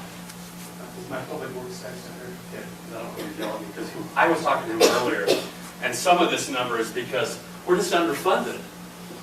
And I think we all know that.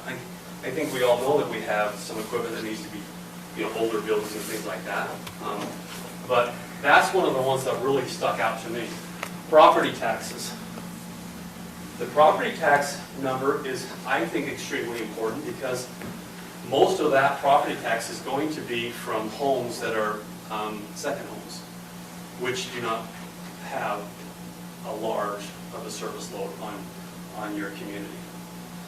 The interesting thing again here is this $2 million is basically I believe their sales tax. They don't have sales tax in Montana. They have resort tax, and it's smaller because it's only in certain areas. And it's only around that Big Sky in the Bozeman. Because that's where it was adopted. Yeah, Montana's final state tax. So for a community like ours, this number would probably, if this was where our property tax number was, this number would probably be, I would guess, half or close, because we have a more robust sales tax. And then we, at some point, if the commission wants to, there are other opportunities for different types of taxes you can add specific to tourism. But the bottom line at the end of the day is there's 16 million compared to 6 million in revenues generated. And if you look at the difference between Madison County's expenditures and the revenues, there's a substantial difference. And if you look at Morgan's County's revenues compared to expenses, it's much closer. So that's an eye-opener for me. Somebody else may be able to go through these numbers and give you more reasons why some of those things happen, but on general, what I think that shows is there's tremendous value in building a model where your service load that's created by your economic development is much lower, that demand is much lower than the revenues generated. And then again, for me, when we drove to Montana, because I wanted to drive, not fly, it was just, we drove in just pristine area until we got basically to the town center. And so it's just allowed them to maintain their communities and their county like they wanted to, but still capture all of those opportunities that tourism and outdoor recreation has created for them. So let's move to the next slide, which I believe will be our interview. So we were fortunate, this young lady actually was the Chamber of Commerce Director, CEO, and she's actually moved out to Sedonia, Arizona, which is a pretty big step up. Sedonia is a big deal. Now, their Chamber of Commerce is also a DMO, so it's also a tourism bureau, because it's similar to Park City and that there's a lot of overlap, but they also see tremendous value in using those dollars to support the local businesses and not separate the two entities. So we met with her, and then after my visit, I met to visit Park City to get some similar conversation and dialogue regarding their bylaws and how they're set up to support the Chamber of Commerce, but also be a DMO. So would you explain a DMO really quickly? Sure. So You're probably going to teach me. traditionally, it used to be called Convention and Visitor Services Bureaus. They were originally designated just to focus on convention business, meeting business, group business, basically heads and beds and hotel only, lodging only. They evolved to become destination marketing or management organizations, and some are marketing organizations and some are management organizations. Because there's tremendous value in using those TRT dollars to manage the overall county, the branding, the storytelling, the community, the culture, and then protecting the overall, like the agriculture is similar to Morgan. They would protect that by managing the destination and directing the tourists into where they wanted, as well as retail, restaurant, car rental, all of the components that are of a destination. So the destination management organization, being a bureau as well, would oversee the business and all the chamber, and then oversee the DMO and its growth and managing the goals and sustaining the overall destination. And we'll spend some time really diving into what that looks like and what that actually entails. But what it is an organized effort to take the economic development plan specific to tourism and work with the community or work with businesses to help them be successful, whether it's through marketing or branding, or even helping them work through the structure, right? So if we have an outfitter that needs to have access somewhere to the river because they would like to have a certain, length that they would like to do, tours or do outfitting in, they could come to a DMO and say, can you help me with this? And then we could work with the state or property owners to see if that is even a manageable thing to do. Or even managing down to the shop local, I know that's important here. So they would oversee the agritourism is a huge market right now. I was in Sacramento at a trade show and education conference that focused strictly on agritourism, farm to table. So the DMO would oversee that the beef was sourced here, maybe the beer or the wheat was also sourced here, and then do a shop local campaign that promoted tourism as well as locals to dine, eat, stay, play local. So, and again, this was all from this conversation. This is about a 3-hour conversation. The first hour and a half I couldn't hear anything because there was some individuals that were being super loud. So luckily Denise was sitting right next to her. But her takeaways for us was that we have to have a cohesive message and branding. And she really talked about how the chamber and the businesses and the government entities need to really work together, need to be all on the same page, and it's a win-win for everyone. She talked a little bit about branding and how we do that. We have to be working and communicating with the businesses. She says that is imperative. You don't want businesses to feel like they've been left out, and so how can we create better modeling for communication of businesses? Every one of them is going to talk about workforce, but they had a very unique situation. I think if we look up, other destinations like this, you will find that many of them have the same issue. When you get out of ways, it's just hard to get people to come and work, right? But we don't have much of that problem. I think more workforce. Generally, workforce is an issue, but not specific to what their issue is. They build out the bureau and they manage the destinations, and then the thing she went over and over and over again, and I think it's something that's been echoed by the community we've talked to and by yourselves, is we've got to plan. And something that I think that your planners talked about is once we plan, then we follow the plan. We've got to follow the plan. If we don't, what happens is then we just end up kind of going in 10 different directions. And we'll go through this really quickly. Real quick before I go away from this, one of the branding opportunities that we saw as we're creating this DMO is explore more. And just focusing on that, explore Morgan.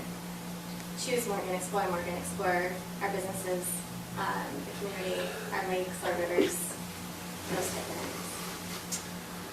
Ryan Hamilton and the Simpkins were developers. These individuals basically own the whole valley, so they're the ones that did a majority of the development. And so they're going to talk about incorporation, they're going to talk about special districts, how those utilizing Tiger grants, which are something that I think we can really look in. And this is his LinkedIn picture. I think he's probably 30 or 40 years older than this. Yeah, so that was the younger. He's been around for a long time. One thing, again, to your point, housing trusts and how we can help create affordable housing, not low-income housing, but affordable housing. Housing that our kids can stay in, that your kids can stay in, some things like that. So again, great conversations with these folks, and the good thing is we can circle back, and as we kind of get some direction focus, then we'll go back to them and learn more from them. There was conversation about being incorporated versus not, importance of special districts, and then also utilizing a lot of those federal grants rather than the local tax dollars. So I'm going to skip through this really quickly because this is specific to their special taxing district. A very good conversation, but he hit on a lot of the same things. The only thing I'll say that I really got from him, it came back to the planning. We need to prioritize needs first, focus on our initial priorities, and work through that list. We're fixers, so we're going to want to go fix everything, and we've got to remember prioritize, and everything else will kind of domino its way down, so. Big Sky, so funny, we have the same thing here. This is the Big Sky Resort Manager.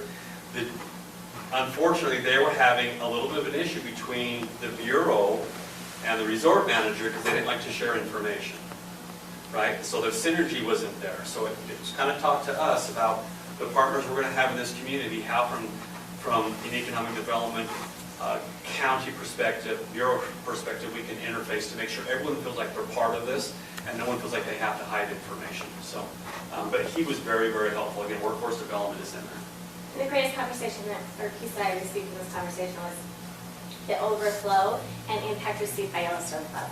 And he said they absolutely do not stay on that mountain.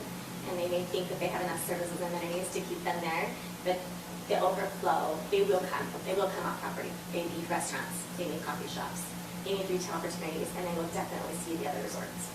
Yeah, they can operate in Salt Lake if they want to go to a 5-star restaurant, but how often are they going to do that? And why can't we have a 5-star restaurant? Yeah, yes, ma'am. Why can't we have a 5-star restaurant? I got to shoot higher. Madison, Jim Hart, Madison County Commissioner. Again, he talked about more of your political side, right? Your workforce, mixed use developments, extremely important to them. Again, a mixed use development stops your flow out, right? Because it's a little vertical. Also stops a lot of your commuting and travel, so it reduces time on road. Water quality, which we know is something we will have to address as a team. I think we'll make a point that it says, think at least a minimum of 2 years ahead. We're already there. We're probably past that, so we need to. Yeah, I think that from my perspective and maybe the county's perspective, we're at a tipping point, so to speak. I don't think we're in danger, but I do think it's time for us to start doing some of this planning and be ready to start implementing some of these things because it's coming. Last time I talked to Ed Schultz, they had 50 heavy pieces of equipment on the mountain working. And we're able to take advantage of the weather when we're working longer hours. They pulled so much equipment out of the rest of Whitaker that the Whitaker had to go buy more equipment to do their other jobs. I mean, that's how much earth they're moving and how much work they're doing right now. So. And in our conversation with Candace and Brian, all of them, is that this is a train that's coming, and we can either control it and direct it, or get run over by it. So what is, if they're saying that it's great that property prices have risen, what does that do to local people that don't have millions of dollars and you got little old ladies that... Yeah, so it definitely is an issue. The 2 points I have is property value is going to increase. They've increased substantially over the last 10 years and they will continue. The growth that concerns you is when the billionaires come in and pay for property 10 times the value, right? That's why the sales tax is so important, because the sales tax can help mitigate the property tax issue. See, the issue that people have right now with property tax is you never, from a very conservative Republican or libertarian view, you never own anything. And the reason you don't own it is because you have to pay property tax. Sales tax can be, you can choose to buy something and pay sales tax. That's your choice. You can choose not to buy it. Property tax, as soon as you own property, you can't make that choice. So it behooves us as a county to do everything we can to keep that sales tax number, that sales tax percentage as low as we can. I would be concerned, and I think it is an issue that is going to happen, the cost of land to buy a piece of land. But we can help mitigate the sales, the property tax that you pay at the end of the year by having more revenue buckets to pull from and not relying so heavily on property tax to do that. I honestly don't have an answer for how you stop some of that growth that makes your property more valuable. But I do think we have some answers on how we can address the property tax you're paying and then still build out an amazing community with amazing services.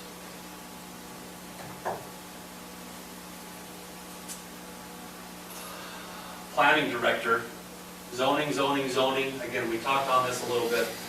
Get your plan, zone it, and follow it. Try not to get outside of your plan. Plan for all of your infrastructure. He's specific to water, but all of your infrastructure issues. This community has an infrastructure issue right now with broadband that it's addressing, and I think it's doing a really good job of addressing that, and you have several partners that are helping you with that broadband issue as far as infrastructure. There was some power issues that I think I think Wasatch Peak has helped pull some power that the community then can also pull off of. But those are issues for infrastructure and for growth. This is not a jab at anybody, but this is a big job. And so what can we do to help give you information or provide training to you to help you better understand it, to make good decisions that you're happy with when you're out of office or when you're still in office? And it So was more, helping we train would put it more in there to support our current position. And helping that person and that department stick to the zoning funds that were enforced. And then, one of the things that he talked about, and Lance feels this, is that you're going to have members of your community that are not going to be happy. So how can we address that, right? Too many people just don't want to listen to it. So we've got to have very open lines of communication. Listen, I was a cop for 24 years. I got yelled at a lot, and I learned how to get yelled at. But you've got to talk to people, and you've got to better understand. You've got to turn your chair to them, better understand what their issues and concerns are, and find a way to help mitigate it as much as you can.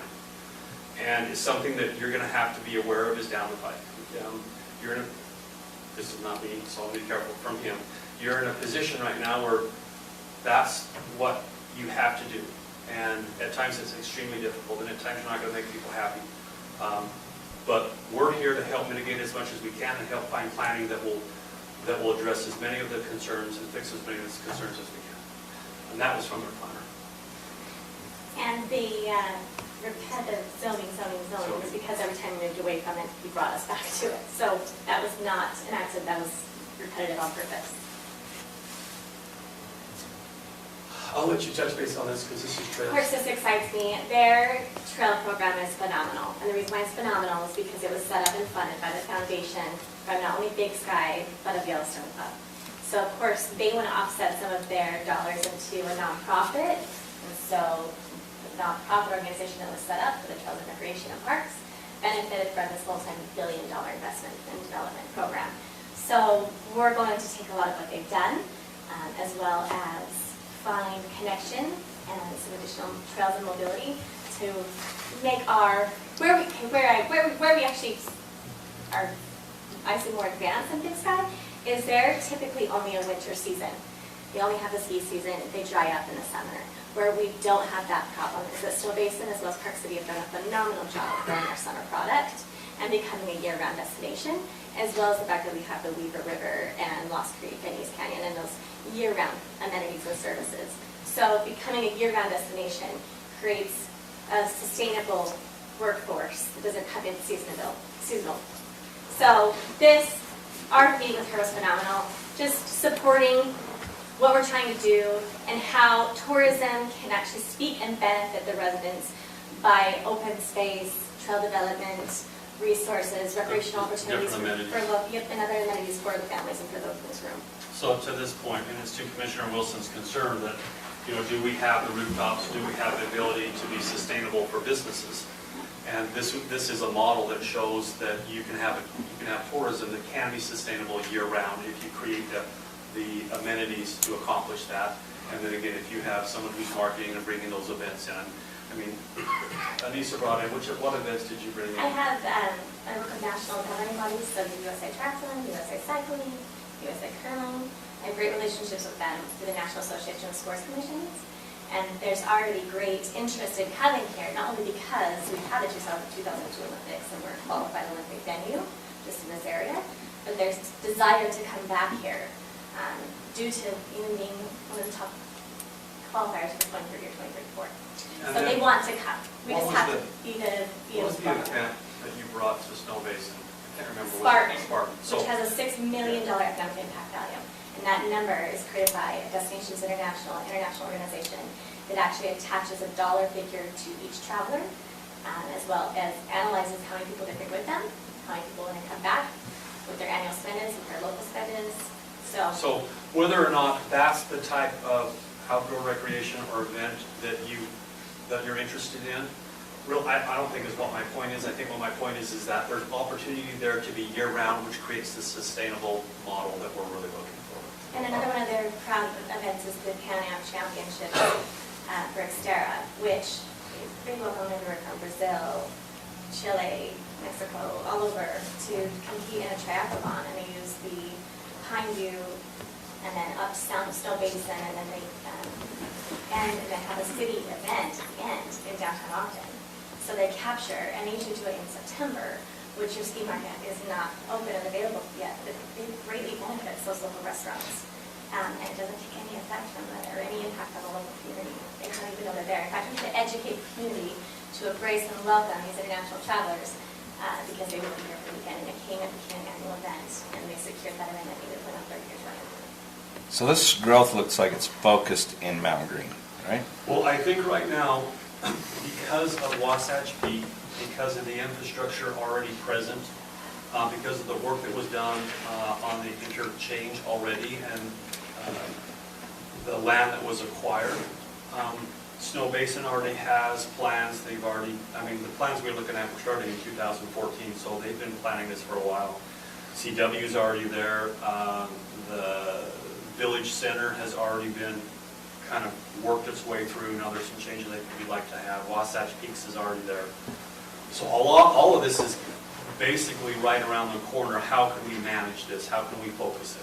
Did you hear the word manage? We have to have a destination management organization to control where we want these travelers and where we want them to spend their money, and then where we want to keep open space. But when I was with Visit Ogden, I will tell you that there was great interest when you say triathlon in East Canyon, not only because it's accessibility, but they were looking at the elevation, they were looking at the biking and trail access, they were looking at the mileage to meet their other mileage criteria. So there's great interest, and economic impact and value of that one event for the one weekend is phenomenal. And what you're able to do with that TRT is generates, it can transition to what you do for the rest of the year, just by that one weekend. And I think, Commissioner Wilson, what we're kind of focusing in on right now for this presentation was the Big Sky visit and what we learned from that and how we would apply it. Prioritizing, right, because we have the avalanche coming with Wasatch Peak. But we've had lots of conversations about other opportunities in other parts of the county that are more focused in on what those communities want. And how can we help East County, Chris and East County do some of the things that they want to do. So those would be additional conversations we bring back to you at another time. The CED board will drive the majority of that. So our quick takeaways. I think there's, you want to go over them? I think if I have it. So originally we wanted to just focus that this is kind of, as you can see, it encompasses the environment, the community, economics, and art. This is not our logo. This, I think we received this from Wasatch Peak, but we incorporated yes. it into it. So focus on interchange, because we got to have how do they get there, and control how they travel, where direct them.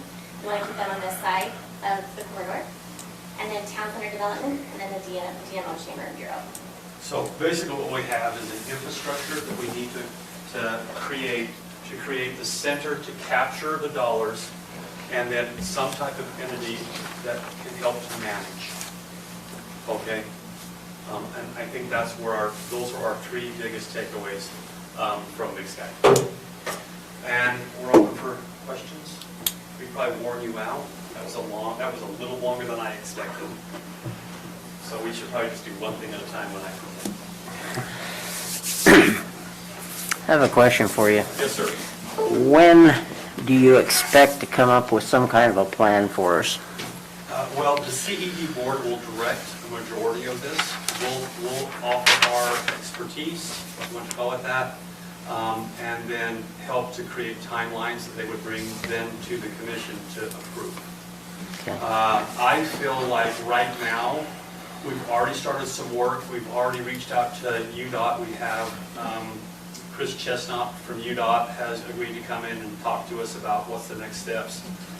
We have some fillers out right now with some of our legislators. We know that Nuke has put out that there's some additional funds that may be available for one-time expenses because of increased sales tax revenue for the state as a whole. We've talked to some of the developers to see what their level of commitment is still, which is extremely high. And so once we get the go-ahead, this is where this commission wants to go, the CED board will start the process. We want to make sure that we're working in bequest and direction of the community. I don't want you to feel like we're trying to lead, push, or you in any direction. I'll give you my opinion, but we want that to come through the CED board, and then you to feel comfortable with what our next steps are, then we'll report on what we're doing and accomplishing. And we've also done a great deal of research on other grant opportunities throughout the state that we can take advantage of to fund some of these efforts. Yeah, The Office of Tourism is doing, and launched a brand new campaign that focuses on rural development.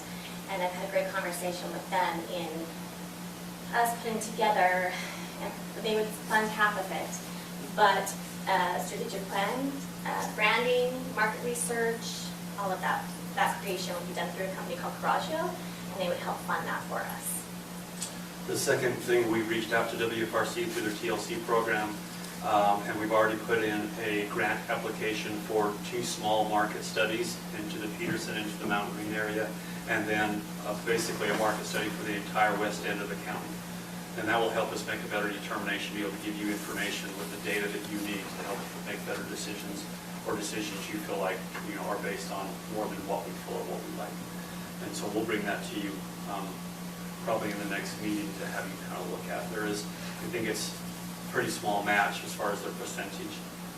And then to your point, Councilman, Commissioner, we just rewrote and applied for the enterprise zone to be expanded to the entire county. We're in the process of working to get the Ignite grant for their broadband submitted by the 8th. So those are the things that we've kind of worked on. We've worked on a bunch of other things, but those are the kind of outcomes that we have so far.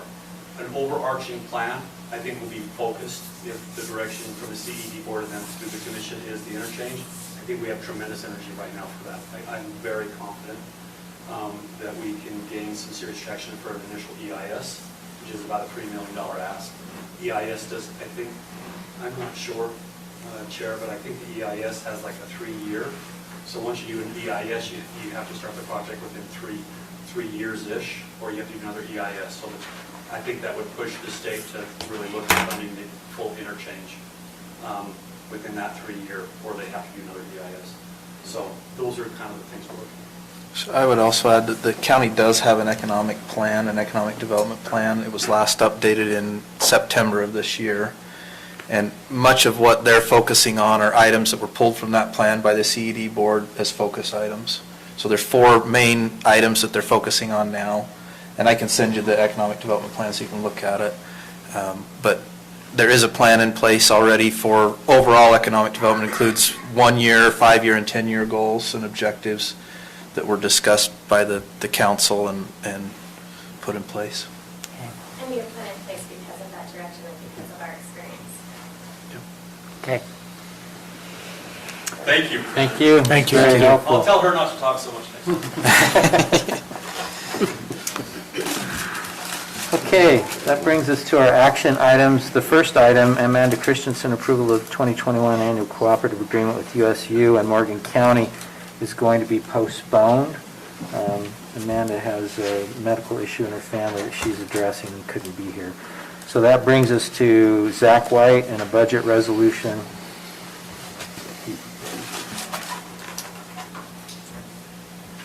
I am in the process of hiring a deputy for my office, and the position allows me to pay my employee between $16 and $21 an hour. I am going to hire someone who currently works for the county, so I'm just going to transfer them over at their current pay. They already make within that limit. I just need $5,200 to be added to my budget to allow me to pay them what they make right now. So they're currently paid within that limit, but did their qualifications for the position that you're hiring for them, are they consistent with paying them at that rate? Because you could start someone at 16 and you're going to be at 20? Yeah, and they have 15 years of experience, basically doing the exact same job that they'll be doing when I transfer them over. They already have logins to all of the systems. They already know the tax system. They have a credit card login for the credit card machines. They already have all the training they would need for both of those systems. I wouldn't really need to train them on any of the systems, and they already know all the people through their 15 years of experience here. What are they doing now? They're in the reporter's office. So the recorder's job is the same as what they'll be doing? It's very similar, yeah. So the recorder's office handles one portion of the taxes. They work with the public already. They work with the same systems as we will in the treasurer's office, so I won't need to train her on how to use the systems. She already knows how, she already knows the people that we'll be working with. The recorder's office takes money as well as the treasurer's office, and she is in charge of balancing all of that money and preparing the reports, and then she brings it to the treasurer's office to have us rebalance it and enter it into the system. So she already balances it once, she's already taking the money, she's already running the report. She'll be doing the same exact thing when I transfer her over. The only new thing will just be little small things like taking garbage payments rather than taking payments for a deed. So that's really the only difference. She's already in locked with all the systems, so there's not really a whole lot of training that'll be needed apart from the new things like taking a garbage payment rather than taking a deed payment, or taking a business license payment instead of it's just a different type of payment, really. So anything else is virtually the same. So are you asking for more money to be added to your budget that you... So currently, I make 18, so that's what was budgeted for my office for next year. She's making 20 where she's at now. I feel like she has enough experience to keep her at the same wage that she's currently at. So I'm just asking for the difference of $2 an hour, which comes to $5,200, just to be added onto my budget to make it so I can pay her the same. So do you have another area of your budget that you can draw that from, or? If that's allowed.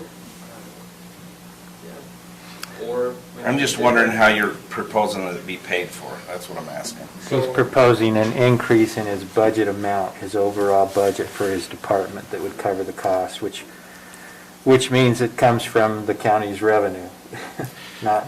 Or the reporter is going to need to hire a new person. Unless they do the exact same thing as me and transfer someone else over, they're not going to have someone with 15 years of Morgan County reporter experience, and they need to hire someone else, which I would imagine they would not hire them at the same rate they would hire someone who has 15 years of experience. Although the recorder's going to have to backfill this position, and she's going to look for someone with experience to do it, so... So the question is whether she backfills at $18 an hour, $20 an hour. Or 22. I don't know what the rate is for that particular position that this employee's in. So, But this is an increase in the overall county budget that would come from the tax revenue line, property taxes principally, that we were It just still looking at. falls within the same range. The position is allowed to pay between 16 and 21. I'm paying her 20. It's within the range that I'm allowed to pay her. It just wasn't budgeted for my office to pay them that because that's not what I currently make. So the way I see it, there's two options we could consider here. One is we could leave the recorder's office budget as is and increase his budget by pulling from our fund balance, because we don't have any other option. I mean, we can't increase taxes to get that $5,000 at this point, but we do have some fund balance we could pull that $5,000 from. Now, come next year, we'll have to budget for that in our regular budget session. Or alternatively, maybe I already said this, the recorder's office budget could be reduced by that amount, and it could be transferred over. However, doing so limits the recorder's office in their backfill of that position to $18 an hour, right? And I would be really hesitant to do the latter. The recorder's office is an office that has seen a demonstrated increase in the number of things that they're doing. They're already... I received an email this week in terms of overall responsiveness and processing time from the recorder's office. So they're going to need to backfill, and I wouldn't want to limit their budget such that they couldn't backfill quickly and with someone who was qualified and could help out, because that would be difficult. No, I don't think it should be their problem for what's happening. Mm-hmm. It shouldn't be. However, running a business myself, when I set a budget, I live within my budget too. I have to go back to myself and say, all right, well, how am I going to pay for this person? How am I going to pay them this extra amount of money? And I have to decide, well, I can save here I can do this, I can do that, and I create that. If I don't, I can't pay that person that amount of money. It's just, I know it's government, and we just think, pull it from another account and pay it, but I hate doing that when we've just set budgets, and they've entered their budgets, and now we're coming back, 2 weeks later going, I need $5 more grand. So I have a question. Within your budget in itself, you've got areas within your budget. Are you going to are you going to need those, or can you take and draw for those to put into this budget of increasing her salary? What was budgeted for my office is what I need to run my office, so I'm asking for 5,000 more.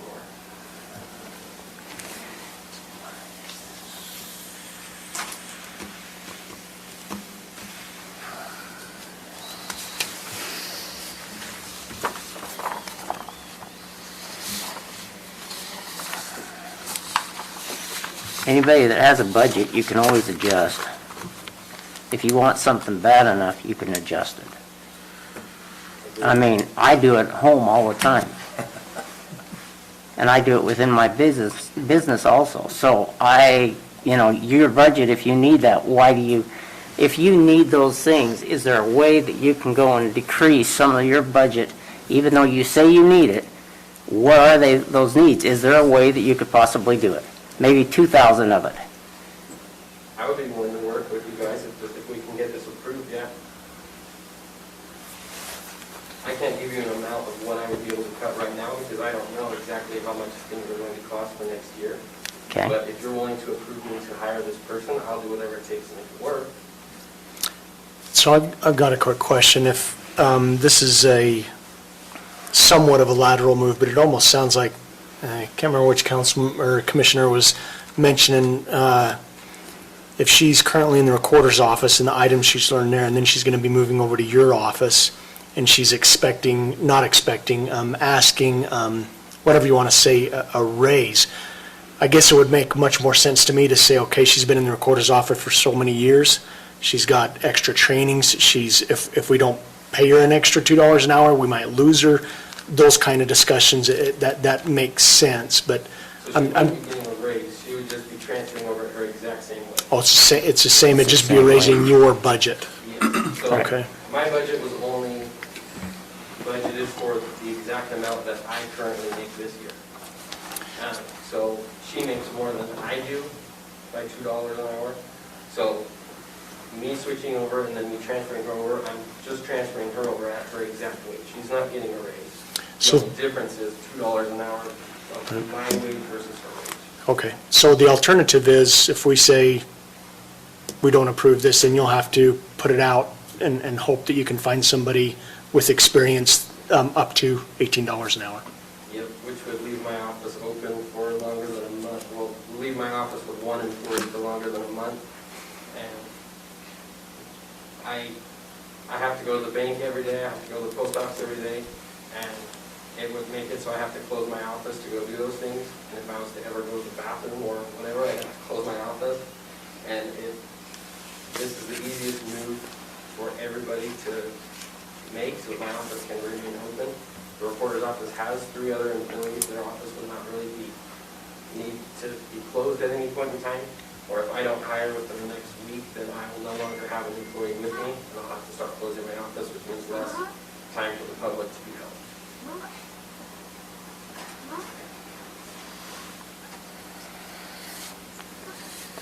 So the increase of $5,200 is just in the permanent employee line? Yep. Would there need to be an increase in the employee benefit line as well? There should not be, because it should already be budgeted for 2 families. On the insurance item. Okay. Yeah. There'd probably be a very minor increase in retirement, I would imagine, because it's wage-based. Is that Yeah. correct, Stacy? Yeah, it is. What other line items does he have there? There's a travel and training, I We've got assume. travel and training of $3,000, office supplies of $300, equipment supplies and maintenance of $3,500, professional and technical of $300, special department supplies of $3,000, and equipment of $1,500. So what's the equipment? We have a postage machine we have to pay bills for. I'm not entirely sure what else we've got. I haven't quite looked into it yet. I was just told today, so I'll find out.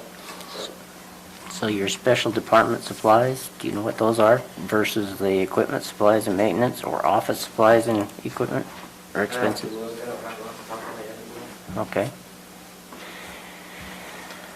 And so, yeah, I assume you're all aware, he's the newly elected treasurer, so when he talks about what he currently makes, that's what he meant when he was the assistant. The deputy. Right, So my thought is perhaps, Zach, you could look at your budget and maybe find a portion of that there, from one of those, perhaps equipment or travel or training. Maybe you could find a couple $1,000s there. We could potentially take $3,000 from the fund balance to make up the difference. If the recorder does hire at a lower wage than the current wage, which may be the case, there would be additional funds there to then cover what we've taken out of the fund balance. Right. I will give a report. I have the fund balance here because I asked Stacy for it for one of our next items. There's currently $1.4 million in the fund balance. $400,000 of that has been already set aside for some road projects. So there's a little over $1,032,000 in the fund balance currently. When we talk about fund balance, and Stacy's going to hate me for using this as an example, the fund balance is essentially our savings or rainy day fund. It's what's left over at the end of the year after we've taken care of everything. And over the last several years, we have been adding to that fund balance to build it up, meaning we've spent less than what we've budgeted. So I guess that's my proposal to you guys is if you're amenable to it, if Zach can find $2,000 in his budget, we pull $3,200 from fund balance. If the recorder is able to hire at a lower rate, that just helps us not have to pull it from the fund balance. And to be clear, typically the way we do this is that transfer would be made at the end of the year if we need to. Is that correct, Stacy? I mean, we wouldn't pull it from the fund balance immediately, although we would increase his budget immediately, I suppose, so maybe we would pull it. I think somebody's advised him to prepare a resolution for you to actually sign tonight. Is that correct? I have to get your approval first, and then I'll have it by tomorrow for you to sign. Okay. Can I ask one more question? The chair or whatever. What created this lateral move? Did she ask to go work in your department? Did you go ask her? I've already done interviews, so I've interviewed for the position, and I found that she... So you posted it and she applied? Yeah. So it was posted for a couple of weeks. We've done interviews, and she's the most qualified by far, so I've chosen to hire her, but I want to get her this current wage, so she's not taking a pay cut to come work for me. So...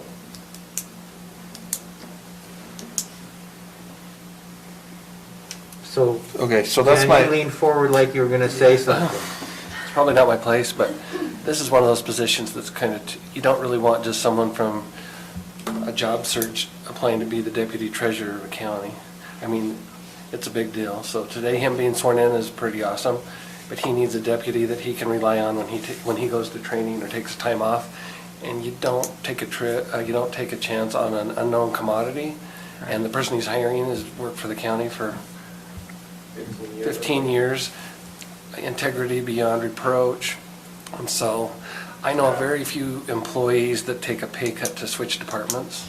In fact, probably 5 years ago, an employee left my department and went to work in the position Zach's in right now, and I know they just kept him at the same pay raise. So, I mean, I don't think what he's asking for is out of line with what's happened, so I thought I better go to bat for him on that, just so you know, historically, this isn't a big atrocious thing that has never happened before. I think I might want to just add on just a little bit, agreeing with everything, but also saying it, it'd be nice, well, it'd be perfect if the recorder then said, I'm going to decrease my salary to this amount, and then whoever applies, they make that, and then we're good. We don't have to pull at all. So Something to think about, if I hire her in 2 weeks, say she gives a 2-week notice, I hire her, the job will be posted for at least 2 weeks before they can hire someone else, and within that pay period, she will cover already half of that herself without them having an employee. If it goes longer than that and they have to give their 2 weeks notice, there's a month and the pay is already covered. That's actually a great point. Yeah, you're right. Great point. Shouldn't really need to cut anything if that falls within line. That's true. Great Not paying somebody for 2 weeks or so would probably. Yeah, it's going to cover it. Yeah, it will. Okay. So that being said, I worry about asking you to take it from other parts of the budget where you don't know where that needs to go. But if you can confirm. So I guess I'll make a motion that we approve this, and what we're approving is a budget amendment. He will have to come in with a budget amendment document that the chair will have to sign. So we're kind of pre-approving I have one in my this. office. I just didn't know if you were going to be the chair still or whose name to put on there, so it wasn't officially filled out properly, so I'll get it filled out properly tomorrow and have it for you. Okay. And so my motion is to pull that $5,200 from the current fund balance. And, hopefully, between several of the things we just talked about, it's not going to be an issue, but if it is, we'd pull that $5,200 from the fund balance. I'm going to doubt that he'll have anything within his budget that he's going to be able to pull from. I do Okay. know what special department supplies are Okay. for your tax notices. You'll Uh-oh. use every last time of that. Yep. I Okay. do know well because, Okay. I've been there, I know what all of those line items are for, and I know that sheet is tight. There will be no wiggle room for him, especially during his first year. You will have nothing to pull from. Bonnie's run this office for 26 years, and she said she's never asked for an increase, and she never really has a whole lot left over, so. And that is true. When I So say she will have- that there will what be was nothing for budgeted is him to what it pull from. takes, I really do mean that. I'm not one that's going to just say, oh, I've got 5,000 left in my budget, let me go buy all this new stuff. I'm not that type of person, and I know Bonnie's not either, so what is budgeted is what it takes. That's true. Okay. All right. So that's my motion to pull it from the fund balance. Okay, that's fine. I'll second it. So we have a motion by Member Newton, seconded by Member Fackrell, to approve the budget resolution for the Treasurer's Office in the amount of $5,200 pulled from the fund balance. Any question on the motions? All in favor? Aye. Aye. Any opposed? Okay.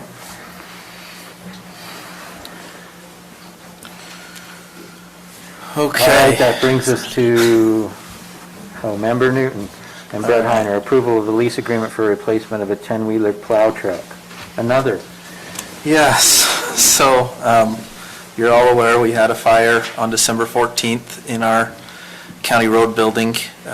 It destroyed all but one of our fleet of plow trucks. I've got pictures of the aftermath if you'd like to see them, I'm happy to share. But USIP, our insurance company, I believe has been very good to us. They gave us a much higher value than we expected initially. We thought this was going to be several $100,000 from our county coffers to get us back online. They've given us enough to really take care of that. These two items that we'll talk about are kind of together. I'll talk first about the dump truck. 2 years ago, well, in 2018, the county purchased a Mack dump truck, a 10-wheel dump truck. It's a large truck. About $208,000 is what that truck cost, as I recall. The county historically has been using particularly for large vehicle purchases, and we do it as well on the sheriff's vehicles, we do a lease program through a company called Bancorp. The county cannot borrow money from a bank on a loan, but we can lease. And so we do a lease, but the lease is with a $1 buyout at the end. So at the end of the lease, we own the vehicle, we pay them $1, and we buy the vehicle from them. So that's what's been done with that 2018 truck. One of our ambulances is leased that way. We typically lease 3 or 4 sheriff's vehicles each year through that same organization and using the same method.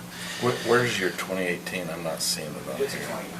We bought it in 2018. Okay. Oh, sorry. Yeah, the 2019 Mack, sorry. So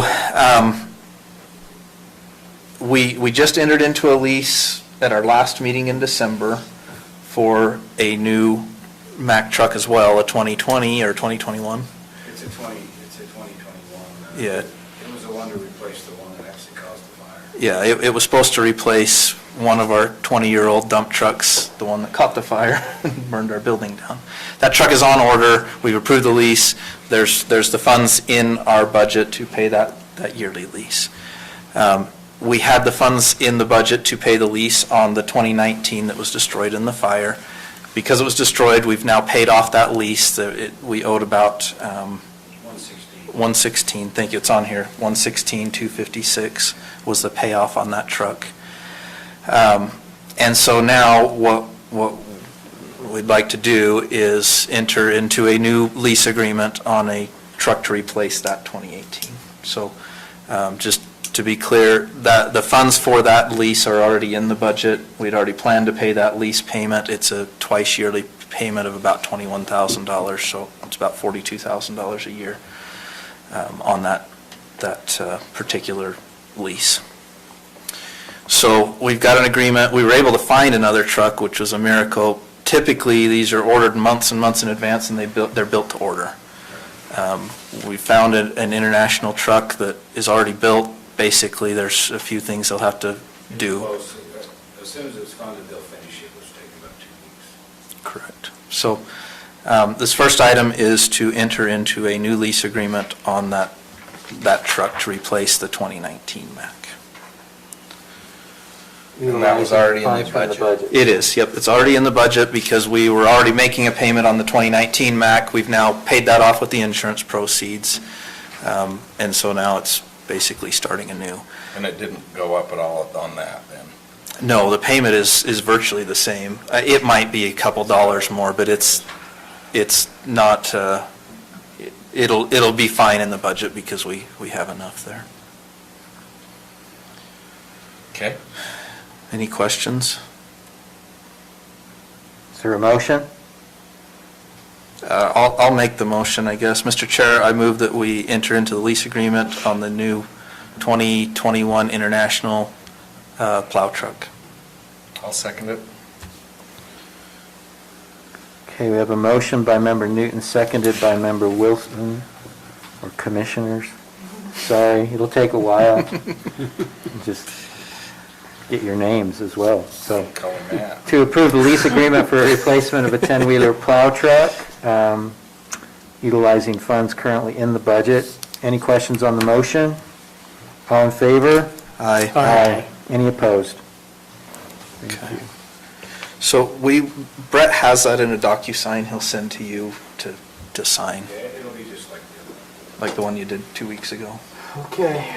And Brett, will you please make sure that once these are signed, you give me all of the originals for me to keep on file? Because I think we've all learned a lesson. These are not making their way back to me. Yeah, we learned that when the insurance company started looking for information on the existing trucks, the older trucks that were in that building. You signed documents on them. We did. Okay, on to the next item. So I sent out an email, and I apologize this wasn't in your packet. It had to be emailed separately. The reason was we were waiting on the insurance company to give us that value. They gave us that value kind of late on, and in fact, just today, they gave us the actual dollar amount on all of the items together. So I have that here. Yesterday, finally, we got, and that's what I sent Mike. Did everybody have a copy? They all have a copy of that PDF that Brett put together. Basically, the top section is what we lost and the value that the insurance company gave us. And I'll just point out, a couple of those things, the 2005 Ford truck, it was a truck with a work bed, an F-350. They gave us $16,500. I believe that's a very good value. I think my personal insurance would not give me that on a truck that old. So I'm pleased with USIP and just wanted to point that out. What the USIP initially did, they came up the day after the fire to look at it.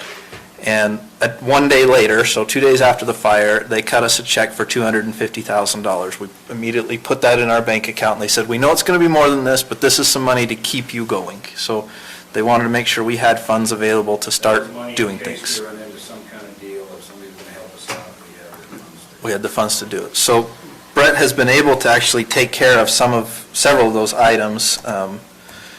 We were fortunate, other counties reached out immediately. By 3 o'clock in the afternoon, the day after the fire, we had enough borrowed plows to keep going. Those borrowed plows are great, and I want to be cautious of how I say this, but they are the oldest of the neighboring counties' fleets. And so we had some major breakdowns in the first 2 days and spent a lot of time fixing those plows. But we're still grateful to at least have them, so, don't get me wrong. They sound like the old county plows when they come by, though. They do. That scraping sound is kind of universal. They do. Mike's saying that, it'll just give you an idea of what used equipment costs, because we've got some repair costs on trucks along the way. Yeah. And speaking of that, we had 2 Volvos in the fleet that were both 2000, they have 2002 here, but I don't know if they were 01s or 02s, but they're roughly 20 years old. And those 2 trucks last year in 2020 or 2019, we spent $10,000 between the 2 in repairs. That's a piece. Oh, that was a piece, I'm sorry. It was $10,000 approximately per truck in repairs on those. Those trucks are worth about, they give us $24,000 on that. So we spent $10,000 just in repairs on a $20,000 truck. So we're still keeping one of those? We need to talk about that, and we're going to get to that because there's some concern with that. Its twin is the one that started the fire, and the truck that we still have that survived the fire, and the only reason it survived is because there's a firewall in that building, 6 bays on one side of it, 6 bays on the other. That firewall stopped the fire. That truck happened to be sitting in the cold side of the building on the other side of the firewall. But that particular truck, and Brett, you can tell the story, it did catch on fire. The one that survived caught on fire on us last summer, sitting outside. It was outside and my guys happened to be right close and just caught it. So, to give you a little story about these trucks, do you remember the Sandy City Public Works building burnt down about 4 years ago? Mm-hmm. It was a Volvo truck that did that. The Wasatch County Public Works building, a Volvo truck caught on fire around 3 years ago. Guys happened to be right there and put it out. So that's why, and we'll get to this truck in a minute. I think we got to finish the other. I agree. That's the reason we have an idea to get rid of that truck. Sounds like Volvo ought to give us a new truck. Sounds like Volvo ought to give us a new truck. We talked with the fire inspector. The state fire marshal came and did his inspection to determine the cause of the fire. And he did say, had this been a newer truck, I might recommend spending the money to have somebody come in and determine the exact point and cause of it, and you might be able to go back to the manufacturer. But on a 20-year-old truck, you're not going to see any value in doing that. And so We actually brought the other truck down we spent quite a bit of time with the fire marshal. He commented on these trucks have been in use too long. You can see the condition of them. You can use a 10-wheeler truck 20 years, and plowing snow is a whole different ballgame. On trucks, it's harder on them. It's harder on everything, the wiring, everything else. So he did comment on that, not being a Volvo, he commented on this truck should have been taken out of use, at least for plowing snow and keeping it inside. So the total dollar amount on this document, the $364,119 is the total amount that the insurance company is giving us for these vehicles. And keep in mind, they're giving us the value as the truck sat, so as a used vehicle, which is very different than what they do with the building. The building, they'll do the replacement cost on it. They've given us an estimate that, I just got this today, so at the beginning of this meeting, I haven't shared it, but I'll share it with you. They're estimating the building right now, and they haven't finalized it, but they're estimating it's going to be about $750,000 to tear down half of the building and rebuild it. In the interim, they have worked to get us heat in the cold side.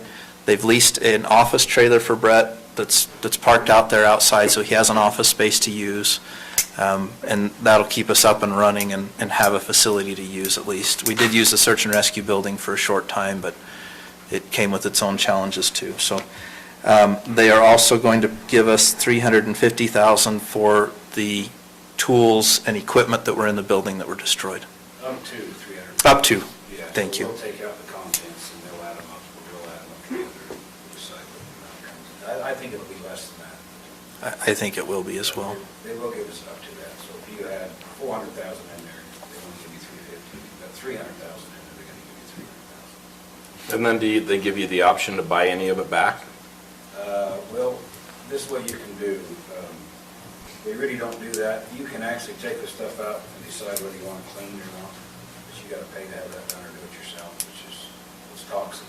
We're not gonna do it ourselves. That's really the only option. So you either get replacement or you pay to have it cleaned and keep it. So they take it away? Yeah. That's part of their deal? Yeah. Just like these trucks, they're gonna come pulling out tomorrow now that we've got the money settled on the trucks, they're gonna pull them out tomorrow.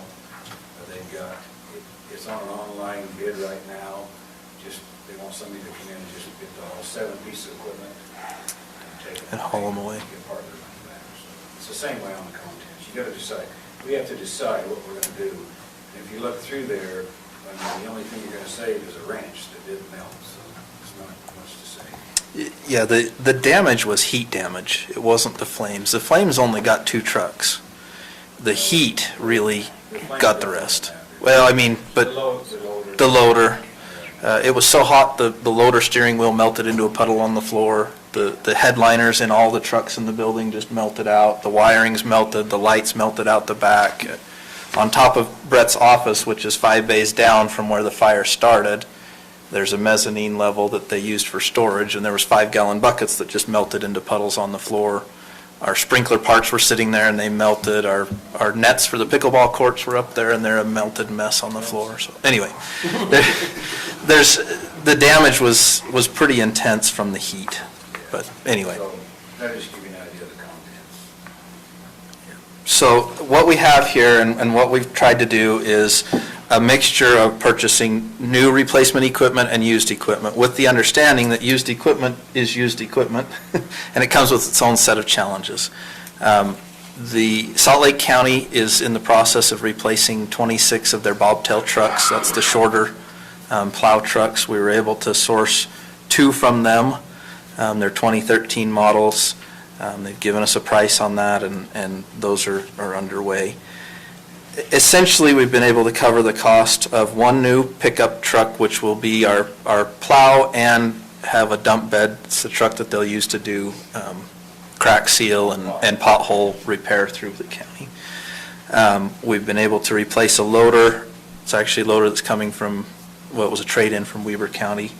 The 2 bobtails, the 2019 Mack, which we just approved the lease for a truck to replace that. We were already replacing one of the Volvos with a truck that's on order, so that one's replaced and was already in the budget. So what we end up with after purchasing all of this is, in order to complete and have a full fleet again, is we need 1 more truck, a pickup type truck. We went to the local dealer to talk about trucks, and actually it was less expensive to buy they're essentially a 2-ton truck, like a 5500 rather than a 3500, and we can put a flatbed on it and it'll cost us a little less than if we were to buy just a standard pickup truck. So We feel like that truck can do us a better job. it'll hold up better, especially if we plow snow with it and things like that. It'll be a lot better truck for that, and last us a good long time. Of course, that being said, we do need to get on a little better rotation. We've got some pretty ancient equipment. Our grader's 45 years old. Our loader, this says 96, but wasn't it an 86? It was a 96. Oh, it was a 96. Okay, I was thinking it was older than that, but anyway. It was a 96, that gave us more money. Okay, good. So, end of the day, in order to complete it, we need $51,832 to finish paying for another truck. And that would get us back to where we were prior to fire fleet-wise. Did I say all that correct, Brett? I have a question. Yes. On the ones that were destroyed, you had 4, it looks like, that were 4. You got a Sterling, a 2007 Sterling, 2002 Volvo, 2019 Mack, and a 2009 Sterling. But we're only purchasing There's Yeah, seven on the- there's 7 on the destroyed, but there's only 6 because we're already replacing the other. The one. We had already planned to replace the one So Volvo that truck. just helps us cash flow it better. The reason me and Mike's worked pretty hard on this, the reason we're doing this way to try to help with cash flow to get us back where we have the vehicles we need. Okay, And because keep us still roughly I just within want to budget. make sure we have enough Yeah. to take care of the needs Now- that we have. Let's talk briefly on the other item, and that is the other Volvo truck that we have. Yeah. And the reason we need that truck is that we use every plow truck. Yeah, we have no spares. Okay. That's how many drivers I had out this morning. I was one of them at 3 o'clock. So we need that truck. I don't want to use that Volvo for the obvious reasons. To get a used one, it's going to cost us between $50,000 and $60,000. Depends on what we get out of this Volvo truck. If we sell it, we're going to be about, we're going to be 40,000 short. So that would be on addition to the 51,000 if we decide to go that route. The reason me and Mike want to tackle it now is because we feel like this is about as big of an emergency the board's had for a long time. We just need to get it done and get in the right position so we can take care of roads. I also will throw out there, Brett and his department have spent countless hours dealing with this emergency. I mean, it has been a real drain on them in many ways. It's been a tough thing to go through. They lost their home, really, over there. And so I find it important also to make sure they have equipment that's going to work for them, because it's a morale thing at this point, too, for some of these guys. We want to make sure that they feel safe in what they have. Were you looking for an approval tonight? So- To spend the 51,000? Yes, we're looking for an approval on the 51,000, so we can finish getting a pickup. We're going to cover about 10,000 of the cost of that truck from insurance proceeds, but we'll still need another 51 to cover the rest of it. And then we need to talk about replacing that Volvo. If it'd be about another 40,000 that we need to kind of talk about in order to replace that truck. The way things are going, we won't need it this year. So the problem is, even if we get very little snow, he's still got to send his plows out to salt, and, Right, you know, I right. mean, it's, Yeah, just like this morning, if we get half inch of snow, we still go out the same. It might not take quite as long, but it really takes as much salt material to get the road clear as if you got 6 inches. every one of these pieces of equipment are not just wintertime, we use them year-round. So our trucks, you know, we use them to haul equipment, we haul things to the parks, we haul things. When we have disasters, our emergency manager there calls on Brett to pull equipment out and use it, and so we use it for all kinds of things. These trucks are very well used, which is a good thing. I mean, we're using our resources. So why are we in this situation? That's what I want to ask. From a So- fire? Or No, from an old truck? all these trucks. We're talking about a lot. I'll tell you my opinion All on of a sudden, that. we're just like, Yeah, I'll tell you my opinion on that. I think we have not had a good rotation schedule on our equipment. And that's not just Brett's department, that goes for our fire department. I mean, our newest fire engine is nearly 20 years old. We were able to purchase a new ambulance 2 years ago, and we just got one with CARES Act funding, which was a huge blessing, because otherwise we would have never been able to afford it. Our lease on that ambulance is over $40,000 a year. This equipment is ridiculously expensive. I mean, that new Mack truck is $210,000. The new ambulance was $240,000. So this equipment is expensive. We haven't had a good plan to replace it on a regular basis, and we need to get to that point. We really do. I agree, I totally agree with that. I'm just wondering why it has taken A to this disaster to point. make it work. Why in the last, You just heard us fight over $5,000. Yep. You're right. She hit the nail on the head. When we have to fight over $5,000, it's a hard thing to come up with. Even a payment of $40,000 on a truck, let alone $200,000 at once to buy it. And let me give you a little history on how did they buy 2 Volvos 20 years ago? How do you think they bought? You can buy any of this equipment with B&C funds, and that's our real fund. I mean, that's the fund that we paid with, right? So how did they do that back in they actually bought these trucks in 2001. It says they're a 2002 truck, but they bought them in 2001. Well, they used B&C funds. They didn't do any paving that year. They just took the funds and bought 2 trucks. And that's really how they've done it. But we're so far behind on roads, it's hard to do that. So we have to come up with another plan. So you're right, we need to have a plan. The leasing program is working right now. Because we funded 2 trucks.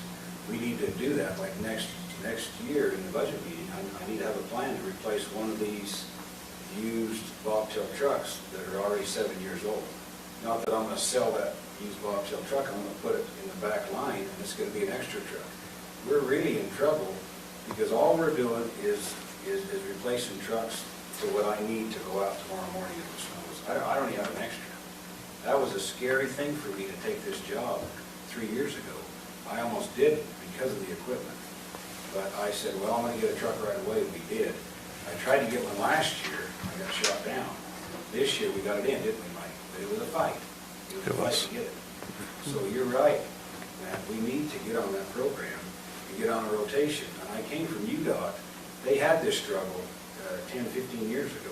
They had all these old orange trucks they were just repairing like crazy. Finally, they did the math, and it's costing them so much money. And you're not just losing the repair cost, you're losing efficiency on that truck. I mean, and I'll give you an example. I drove that 2019, this is my route here in Porterville. I could get done faster than John's route in Peterson because I had a better truck. It spread the salt better. I mean, all these trucks are going to make us more efficient. So it goes beyond just paying for them. Not to mention the time your crew spends making repairs. We can go on and on and on. We can Yeah. go fuel, we can go time, we can go attitude. I mean, my guys that drive a piece of junk, they don't like their job as good. If John gets a new truck to drive, he's going to like his job better. He'll probably get it done faster and go home happy. So it goes on and on and on. We need to really think about what you're talking about, man, and get on that program. It's time. This is actually going to help us do it. So I just want to make a comment just to clarify what Commissioner Newton mentioned is that we're not adding any additional equipment. We're basically replacing equipment that was in the fire. We're not adding an extra truck. We're just replacing. Just replacing, not only that, if I'm reading this correctly, all but, well, 1 or 2 pieces of equipment are, all but 1 or 2 that we're replacing are used. Is that, am I reading that right? All but 2 pieces of equipment are used. The pickup trucks will be new. The one plow truck will be new. But it's just replacing a new truck. Right, that's actually a replacement. So I guess I also want to make note that we've done our best to find equipment to replace it, that we're not going brand new with everything. We're doing our best to find good used equipment. That's exactly right. And to be clear, you know, those bobtail trucks are about $180,000. So we're talking about spending $55 a piece instead of $180 for one. I mean, we really have tried our very best to be frugal with the funds and to get, at the same time, get something that we didn't want to go out and buy another 20-year-old truck because we know what happens with that.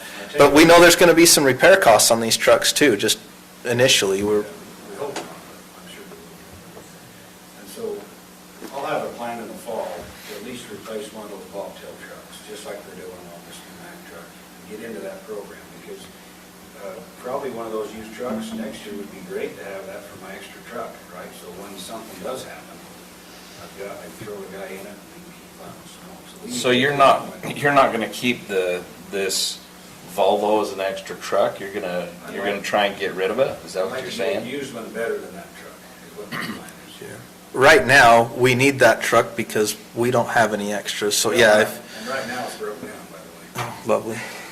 Don't say that too loud. We're going to sell it. So the ask is this. Number one, we need $51,000 to complete our fleet. Number two, we need approximately $40,000. We'll do our best to keep that cost as low as possible to replace the Volvo that we don't feel safe putting in our shed anymore. Yeah, and the reason I don't have them costs there is because I don't have a replacement truck. And that'll come out of the fund balance.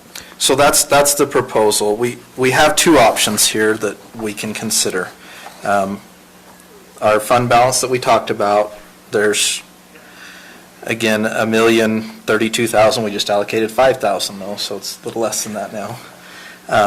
$1,027,000. So, yeah, $1,027,000 that we would like to pull that amount from. So I'm just going to say, let's ask for $91,832, and we'll be able to purchase the rest of that truck and a replacement. I haven't found one yet on a 10-wheel, we haven't really gone that far. I think I can find one, I don't think it'll be a real problem. I talked to a couple of places today, and that's where I come up with the 40,000 difference of the Volvo truck. And that might change a little bit, if anything, it might go down a little. Depends on what we can sell it for, too. Once I get looking, I might get a little better deal. So I guess my question is, if this was approved, Brett, then next year, is your budget going to cover this rotation? Well, it'll cover what we're doing tonight, just like we went through. Nothing will have to change until I add another truck. And then we'll probably have to add a little bit in fleet to do it. We'll probably have to increase some money in fleet to get it done. But that'll be, we can talk about that in October. I'll have it ready to go. Yeah, there won't be anything this year, this budget year, in addition to this. The 2021 budget will be in 2022. Understand, I just wondered if your 2022 budget's going to cover a rotation or not cover a rotation. Only if we approve it. So that's the issue with all these departments. They come and tell us what we need, and then the commission has to approve it. And sometimes they have a hard time getting approval. And, I mean, when you talk about the economics of the county, that discussion about sales tax revenue trying to come in and build some of that up so that we don't have to rely so heavily on real property tax revenue, that's an important discussion for us to have, because I'm sure it'll be an it hasn't been had in a long time. So how many years has it taken to build this rainy day fund that we're Stacy could tell us that better. 26 years. That's. Yeah, I mean, I don't take lightly dipping into this, especially to this amount, but I will say this. I feel like if ever there's an emergency, this is an emergency, and I feel like it's necessary to dip in. I will also note that we know that there are additional funds that will be coming to us, likely this year or next, when Wasatch Peak starts to build out. They will pay back taxes on their property for 5 years of back taxes, and there will be additional revenue as they start to build. Their plan is to have ski runs in place next winter. So there will be some additional funding, which is, it raises the value, I guess. I'm ready for a motion. Okay. Okay, I'll make the motion. I don't know how to make motions. You can second it if you agree. Mr. Chair, I move that we approve the expenditure of $91,832.90 for equipment purchases for the Public Works Department, a new flatbed pickup, and replacement of the 2002 Volvo truck to be pulled from the fund balance. I'll second it. You've got that part down. You sure you don't want to round up to 91,833, but... Let's do that. Okay. Stacy's already got it written. She's like, now you're taking the 90 cents. All right, there's a motion by Member Newton, seconded by Member Wilson, to approve $91,823 from the fund balance for purchase of equipment to replace plow trucks and pickup trucks that were destroyed in the fire. Any questions on the motion? Yeah, you said 823, you mean 833. Correct. He didn't have his glasses on. 833, I wrote it right, but I couldn't read it right. Okay, thank you for clarification. Any further questions? All in favor? Aye. Aye, any opposed? Okay, that motion carries. Thanks. Thank you. Thanks for all your extra work. Don't go back. Yeah. Oh, Brett, you may want to stick around. Or bring dinner. This is why I wanted to start meetings earlier. Yeah, I agree. Okay, our next item is a public hearing. I'll take a request for a motion to adjourn the public meeting and convene a public hearing. You asked Oh, for item, the Board of Equalization hearing item Yep. to be moved down into action items. Yes. Oh, okay. Item number 2, request for approval of a hearing, officer's recommendation of Board of Equalization appeal. Yes. Okay. She left. Yeah, she left. Let me get back to my information here. Packet.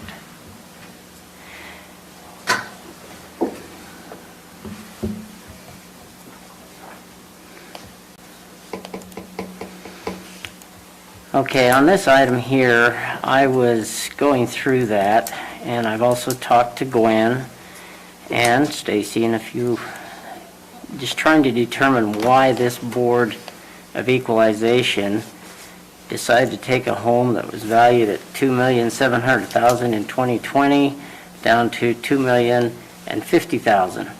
And that we had the assessor's office recommended a value of $2,170,000 based on 4 comparable sales, but the person that we hired as the evaluator, or the appraiser, not the appraiser, the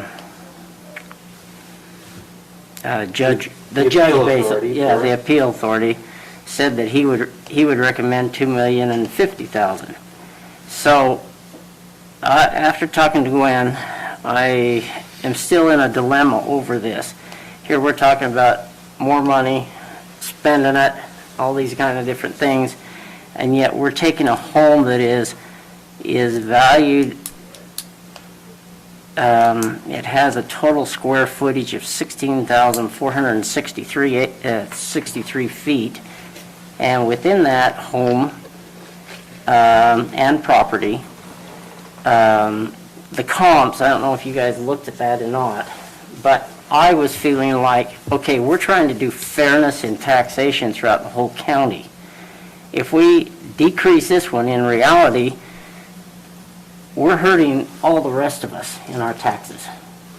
This person here has a bigger home, has a bigger place, and yet we're going to reduce it down below what other people have that are 7,500 square feet. And I talked to a resident that his home is valued more than that also, and he only has 7,500 square feet in it. And he has a little bit more acreage, but not much. And so my question is to everybody here and the commission here is, do we really want to, well, let me go back one more step. If we decide to deny this, then this person could then go to the state and appeal it if they want, or they can accept the results. And Gwen thinks that they will go and appeal it, which might cost us some more money, might cost us, it may not. However, she was saying that this recommendation, if we go with it, it would be for a 2 or 3 year period and not go up during that period of time. However, in 2019, that person had a value on their property of $2,300,000, and he did not appeal it at that point. So my question is, why do we want to decrease it? So those are my points. And I don't think we should approve it. But I'm brand new. You guys, the two of you, have been here a while. I just am looking at the fairness in taxation throughout the whole county. And if we're not being fair with everybody, then, you know, hey, maybe I'll go and request mine to be reduced. And Matt Wilson request his to be reduced. So each of us have that opportunity annually. Right, we do. To appeal the values placed upon our property pursuant to this process. What I don't know, Jan, I don't know if you know the answer to this. So this was appealed. It was heard by a hearing officer. Hearing officers made a finding. Gwen has submitted this to us for approval of that finding. What is the process from here? If we approve it, obviously it's approved, and that's the value she's going to assess it at. That's correct. If you don't approve it, she'll go with the higher value, and it'll go to the state tax commission probably. I believe we've used this hearing officer before, and I believe that they heard probably 50 of these cases, 20 maybe. Did you sit in on them? Is there 20 or more? So that's basically it. This is the same explanation that I gave to Commissioner Fackrell. This is guided, acts as a judge. If you want to appeal, you apply, which has happened here. He comes and he acts as a judge, Gwen comes in and gives testimony, the appellant comes in and gives testimony, and this man, who is trained and this is his profession, takes both sides and makes a decision. As your hearing officer, as you're hired, we hire him to make this decision, and he has rendered his decision, which you can now or not approve and render the decision. At that point, either Gwen or the appellant can now say, I'm going to appeal the board's decision. So if you, either the appellant or Gwen can now take it to the state at this point, which has happened in the past. So last year, you did have a large property owner that filed an appeal. It came before the hearing officer. The hearing officer ruled in the appellant's favor, and Gwen appealed to the tax commission on behalf of the county and said, I don't agree with the hearing officer's recommendation that the county signed off on, and Gwen ultimately won. And she did pay for new appraisals. I'm not sure exactly how much that cost, but there was a cost involved in appealing it. But that's the process that has happened here. So he was delayed in the process. He didn't, he did come during the actual hearings. They took extra time to deliberate this one, which is why it wasn't in your original ones earlier in the year. And we're now finishing it up. So he has rendered his decision. This is the decision before you now. You can sign off on it and then let the chips fall where they may. What's the amount of tax we're talking about here? So it looks like it's Difference. $5260.26, is that right? $5,260. Can you confirm, is that total tax? That's not just the county portion, right? That's total tax, including the school district and everybody's portion. Right. So typically, county portion is about 17 to 18% of that. So just to be clear, what would be coming from our coffers is about 17 or 18% of that. Isn't $1,000 Now, roughly. and remember, you're not contesting the taxes. This is a contesting of the value. Evaluation. So Correct. This has nothing to do with taxes. This has Right. to do with the value of this person's home, his property. I guess what I'm asking about, we're talking about 300 grand, right? For what? Valuation? The value. Valuation. Valuation is right before 2020, or before this appeal was It's $700,000. $2,760,000 or $89,000. So 730,000. And what would we gain on $700,000? Our portion. Approximately Is that the 2,000. Well, it's about that, yeah. It's about 17%, is it? Well, 17% of that 5,200, so of their total tax amount, Just the portion wondering that comes to if us. this goes to, we have to pay for an appraisal and stuff, We're talking about $1,000, a little less than $1,000. We probably Yeah, would closer if we to paid $2,000. this. Is Gwen on board So with this maybe one? $2,000, most Right. appraisals cost, I mean, residential appraisals don't. Yeah, Only about they'd be $400 or less. The last one was, $700-800. last one wasn't residential. $600. It was property. Is but- Gwen wanting to take this back Well, to the she state? just feels like, she kind of felt like it's a wasted effort To take it back. to take it back, because she says this guy might win it, might not. But I'm looking at the total cost per square foot of his home is less than $139 a square foot, including his outbuildings. So, I just don't want to cost our county more money by, right, to but fight do it. we want that, I mean, that's over a few years, that's not just 1 year, that's over the next 3 years. So we're losing, it's Zach's budget. Yeah, and That you're right, budget because increase. it's not going to be reevaluated for Yeah. 4 If she has years a or so. resolution every 3 or 4 years, she hits the county. That's I right. guess I would just factor in if Gwen's on board with it, because see, this last one, last year was, it was commercial property, and she felt strongly about it, and she spearheaded it and worked with me a little bit to get it appealed and get an appraisal and do that. I'm sure if we asked her, she would do it, but where it's not coming from her is her heart in it, and does she have to do it, or can she say, I don't have time to do it? So this one's a little different, because Gwen instigated it last year, and the council, yeah, and the council would be taking this one instead of Gwen. She may ultimately help you, but the issue would start with Gwen start with you rather than with Gwen on not accepting the value. So I guess you have to weigh those factors. I'll support you either way. Stacy? In your packet, they look like this. One says before, one says after. You're gonna look at this column that says 2020 taxes. It goes from 20 to 14, so you're talking about 6,000. Yeah, it's that $6,000. 5260 is the total. Stacy, can you confirm, this is 2020, so this is money that's already been collected, right? Right. So we're not talking about this value then being reallocated to the other residents at this point, but we would for the 2021, obviously, if the valuation goes down. Correct, and it's actually already been collected. It's already been collected, so we'd Right. actually have to make a refund to That's them. correct. However, that refund, I calculated 18% of that's $946. $946 would come out of the county's pocket. The rest would be coming out of the other taxing entities, school Actually- district, fire district, et cetera. Actually, that's not quite correct from what I've been able to read and what Gwen was telling me. He already paid for the 2020 based upon that appeal.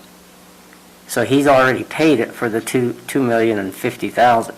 Correct. So the rest of it, No, you're required to pay it prior to your appeal. Yeah, it shows he made the full payment of $20,154. He pays the higher appraised amount, and then if he wins the appeal, then that comes to you for the refund for the difference. Correct.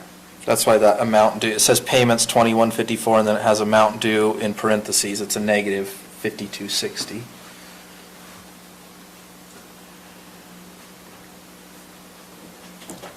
okay. Okay, any further discussion? I'm ready for a motion.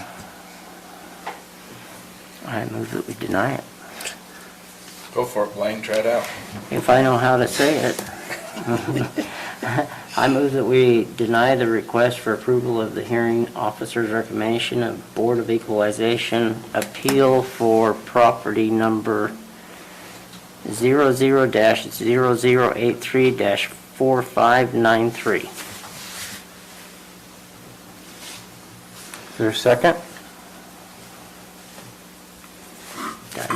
Dies for lack of a second. Motion fails for lack of a second. Is there a alternative motion?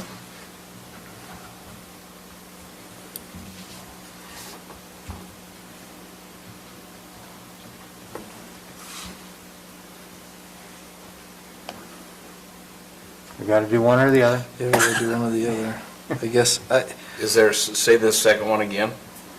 The second one would be presumably a motion to approve. To approve. That's right. I motion to approve. Approve what? the adjustment. The adjustment made by the assessor. So it's going to be the hearing officer's recommendation for the Board of Equalization appeal. Okay, thank you. Got it. Is there a second? My second. Okay. Look at you, man. So we have a motion to approve by Member Wilson, seconded by Member Anderson, which is the approval of the hearing officer's recommendation of the Board of Equalization appeal for property 00-0083-4593. Any questions on the motion? All in favor? Aye. Any opposed? Nay. Okay. That motion carries. Yep. Okay, Mr. Chair, I move that we adjourn the public meeting and convene public hearings. I second. Okay, motion by Member Newton, seconded by Member Wilson. All in favor? Aye. Aye. Okay, Mr. Evans.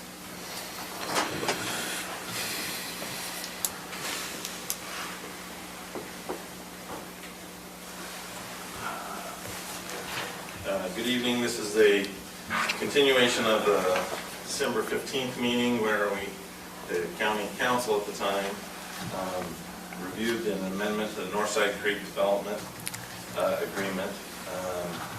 Basically, there's a long history on this project. It's gone on, originally approved in 2008. They've had a couple different approvals. They've spent a lot of time working on building a dam so we can build their lake. Now they're coming back and would like to, they've received a final plat approval, and they would like to amend that plat to adjust some lot lines.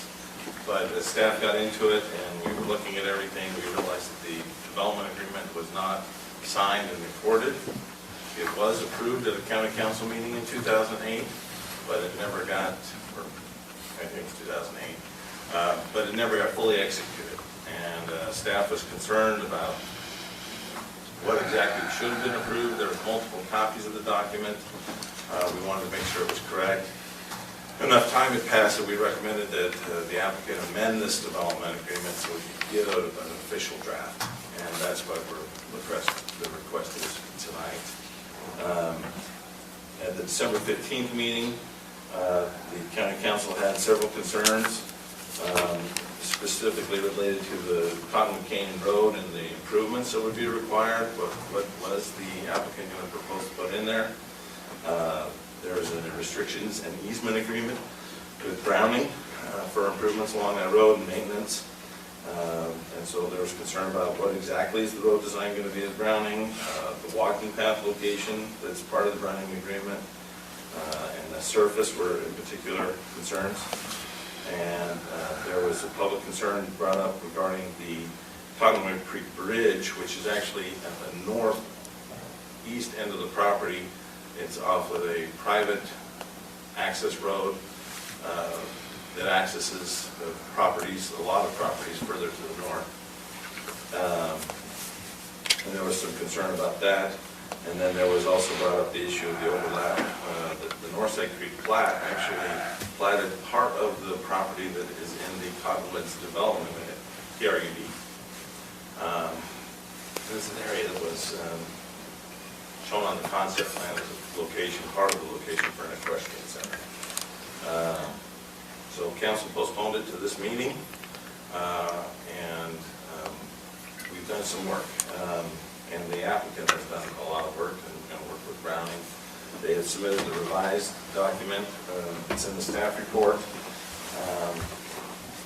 And staff's reviewed it and thinks that they've met the issues and addressed all these things. Just to cover off, the very last exhibit, Exhibit F, is the new road design in front of Browning. Browning would give a little bit of the property and their property so that they could have an east and a west lane and also a left turn lane. And then there'd be enough room for a 6-foot pathway on the south end of that section of road that would butt right up to the county property at the airport. But that would be the widest point and not very long. The design does work, and that was the significant concern. We have representatives from the applicant and from Browning here that can discuss that further. I know they've been working on it, and I'll let them talk about their details there. The walking path location is identified here. There's a lot of discussion about the concrete of the surface. Should it be asphalt? Should this walking path that is attached be asphalt or concrete? I spoke to Brett and also Mark Miller, who's the county engineer. Both of them believe that asphalt will, although the concrete goes in, it has some benefits, it does last longer. Their opinion that the maintenance and care and snow clearing, all the other aspects outweighed it, and keeping it asphalt or making it an asphalt, solid asphalt surface would be the better way to go. Specifically, Mark Miller brought up and sent me an email yesterday that he's got these following 5 reasons. Concrete is considerably more expensive to repair and is more prone to damage from plow blades. Walkers and runners prefer asphalt for trails because the concrete causes more damage to joints and tendons. He believes that we will get even more, a more even plowing. The county will be maintaining that road, and so the plow will go along there, and that, to summarize, kind of right here, if it's the same surface, if it's all asphalt, we'll get a better plow. If we have concrete, it'll create issues there. An asphalt joint will seal better than a concrete asphalt joint. Water and ice from the road would likely seep under the concrete pathway and cause issues that the county would be then responsible to fix down the road. And asphalt holds up better than concrete against salt, which would be used during winter plowing. So he actually enumerated those reasons, but essentially their recommendation is to go with asphalt. With that, I'd like to turn it over to the applicant, let them discuss in more depth what they've done in their work and their efforts. Lance, before you do, just for the benefit of the folks up here, can you just briefly describe the PRUD that is what was used here? It's no longer part of our county code, but it was at one point, and that's what we're doing here. Yeah. Once upon a time, Morgan County had the planned residential unit development ordinance that allowed, if you were going to bring in and put in a development, allowed to have some variation on maybe density of units or setbacks, or really could have been a lot of different things in exchange for, usually it's open space or some contribution to the community, something along those lines. Cottonwood is our biggest PRUD in the county. Well, anyway, it was the biggest PRUD, and so they had a different set of standards for all the Cottonwood developments, and they're still, they're on phase 7. 6 hasn't been developed, so they've only got about 3 phases left. It's questionable whether those will all be developed, but Cottonwoods is a good example of where we allowed a little more clustering, kept the same amount of density, but we had the homes clustered on smaller lots and kept these open space areas that you see in Cottonwoods today. Trails, that type of thing.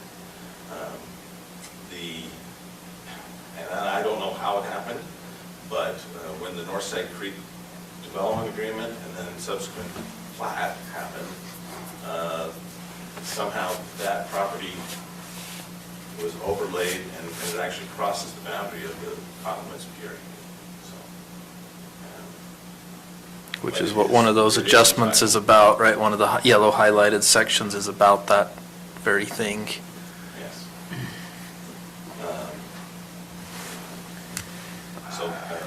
And then after a few years, I'm not sure how long the PRUD ordinance was in place, but the county decided to remove it and go just with straight subdivision and zoning.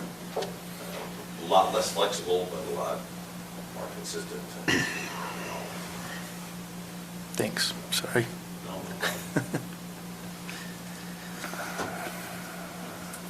Okay, do we want to hear from the applicant?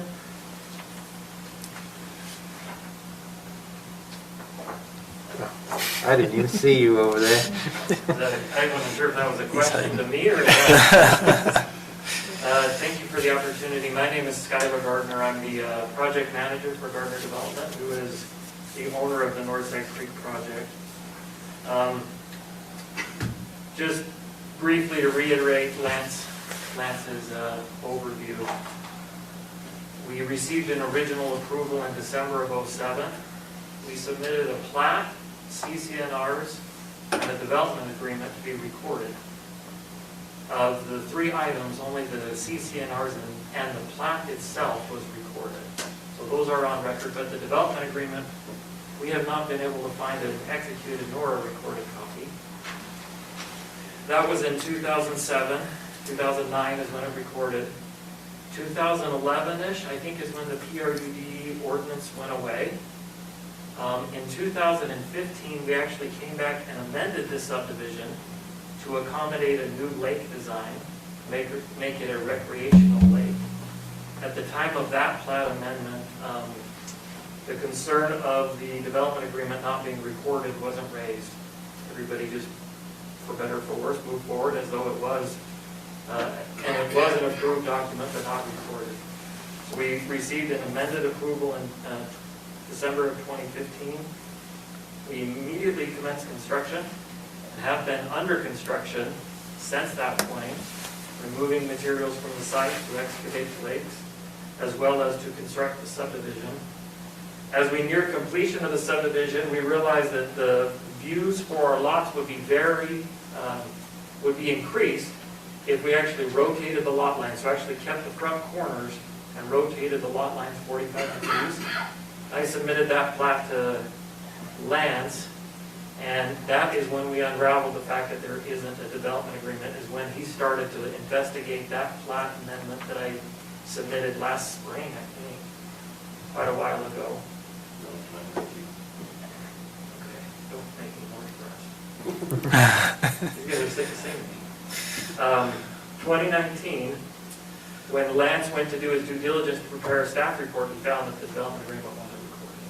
So it was his suggestion that we prepare a new development agreement based off the original one, incorporating some outstanding items that need to be completed and some things that have occurred in that 12-ish year gap to make sure that everything's covered in a new agreement.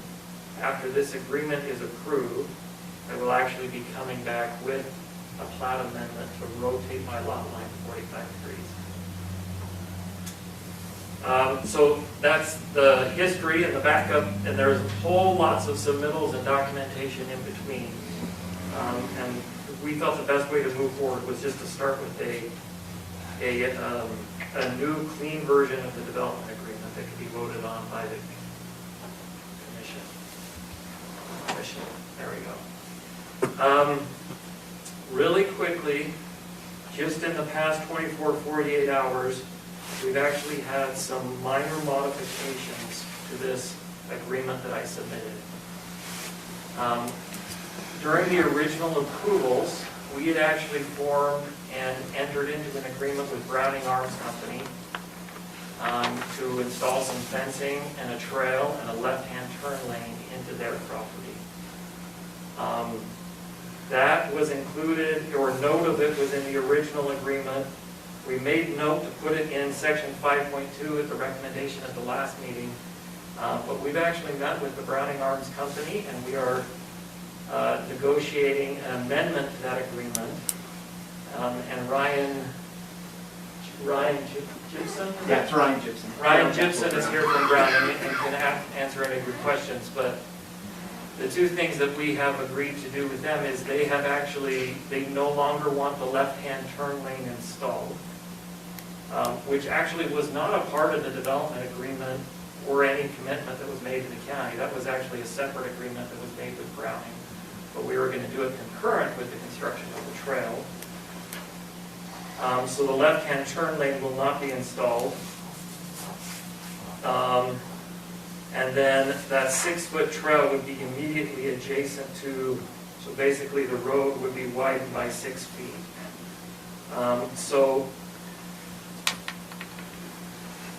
And then in addition to that, so section 5.2 is where we inserted, it is anticipated that snow removal on the sidewalk. We made reference to the agreement that we have with Browning concerning snow removal. And we're requesting that section that's highlighted in yellow, that just barely went in, that actually be removed. To simplify this agreement, we are proposing a trail in a public right-of-way, expanding the asphalt from 22 to 24, it kind of varies, but we'll expand it +6, so we'll end up somewhere 28-ish, 26 to 28-ish feet wide. With a striped lane in it that will accommodate a trail that was contemplated in the original agreement. So going back to the PRUD, this property has enough acreage that it would allow for 20 residential homes on it. The original agreement in 2007 contemplated that if fences at the airport and a trail were installed, that a bonus density of 2 residential units would be granted. So we want to fulfill that obligation that we had with Big County, but there are a few obligations between Browning Arms Company and Northside Creek that are going to change. And so in section 5.2, from it is anticipated that snow removal on the sidewalk shall be maintained by Browning Arms Company. We would like that section all the way down to where it ends, pertaining to such maintenance. That sentence actually be completely removed from this agreement that's before you now. Do I answer your questions now, or questions, or public hearing, or? Well, you can ask questions of the Yeah, I was going to ask a question here. Skylar, it sounds like, based on your discussion with Browning, and I'm just trying to get clarification here, is Browning still planning to do the snow removal on that trail, or are you proposing that the county handle that snow removal? That the county handle the snow removal, which I confirmed with Mark Miller in his email, and it was actually a discussion that we had had with Brett and Mark when we walked the property to identify some road failures, that if that trail is simply an expansion of the roadway, that the snow removal will inherently happen on that trail anyway. So it didn't seem appropriate to include in this agreement a obligation for Browning Arms to remove the snow when they're actually not a party to this agreement. So now that we've flushed a few of those things out, the left-hand turn lane and the trail, Browning would actually just like to shift, or maybe a better term is to withdraw their offer to remove the snow. Ryan could probably answer that better than me. And I don't think that's inconsistent with snow removal generally in the county. It's part of the paved surface of this public road. And it's on the opposite side of the road. It's on the airport side of the road. What's the normal width of a road? Which one you want? Depends on the Your road. travel lanes are generally at least 12 feet. Each lane? Part of the problem is, I think that originally they contemplated a 66-foot right-of-way through there. Yeah, so what we've There's uncovered no in the last 66 2 feet. weeks is that when we formed an agreement with Browning, it was contemplated that the right-of-way in front of Browning and the airport was 66 feet wide. And we found that at its widest point, it's actually only 48 feet wide. So in that exhibit, can we squeeze in a third, or a turning lane? Yeah, you can barely squeeze it in with a 4-foot shoulder and a 2-foot shoulder between the edge of the trail and the fence, which identifies the primary approach surface of the airport. But there's no widening that because of that primary surface. So there's plenty of space for the snow to be taken off the road and stored, I guess. Correct. So once if this whole travel, this left-hand turn lane is removed, there's actually an additional 12 feet of snow, so 6 additional feet can go to each shoulder on each side for the removal of that snow. Yeah. The road would remain centered. It wouldn't be offset one side or the other. But to answer your question, in new subdivision, roads are normally 32 or 6? 36. 36. Asphalt? Right, of asphalt. So basically the same. Right, and this existing roadway here, it varies between 22 and 23-ish, 24, so it meets emergency access requirements, but not much beyond that.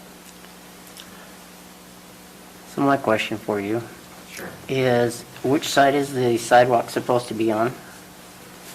So the trail would be located on the airport side of Cottonwood Canyon Road. I would call that the east or south side of the road. Okay, so if that is the case, I noticed that area is quite a bit lower than the road. Okay, so that means you're going to be bringing that up and basically making a shoulder to the road. That's correct. Yes, we actually. Is that really a trail? Well, the It'll be an trail, asphalt. it's essentially a 6-foot bike lane. is Part of way the I road. characterize it. You know how they put the lane on there? Well, I'd like to see one, but on my road. There's a lot of roads in the county that people would like to see a bike lane added to. Yeah, so currently the road would slope off an end, and what we would do is actually, and we've submitted a right-of-way permit where we would saw cut the edge of the road and then extend it out 6 feet, building up the subgrade and the road base, and 3 inches of asphalt, sorry, which then, again, tapers off to the shoulder of the road. So there is some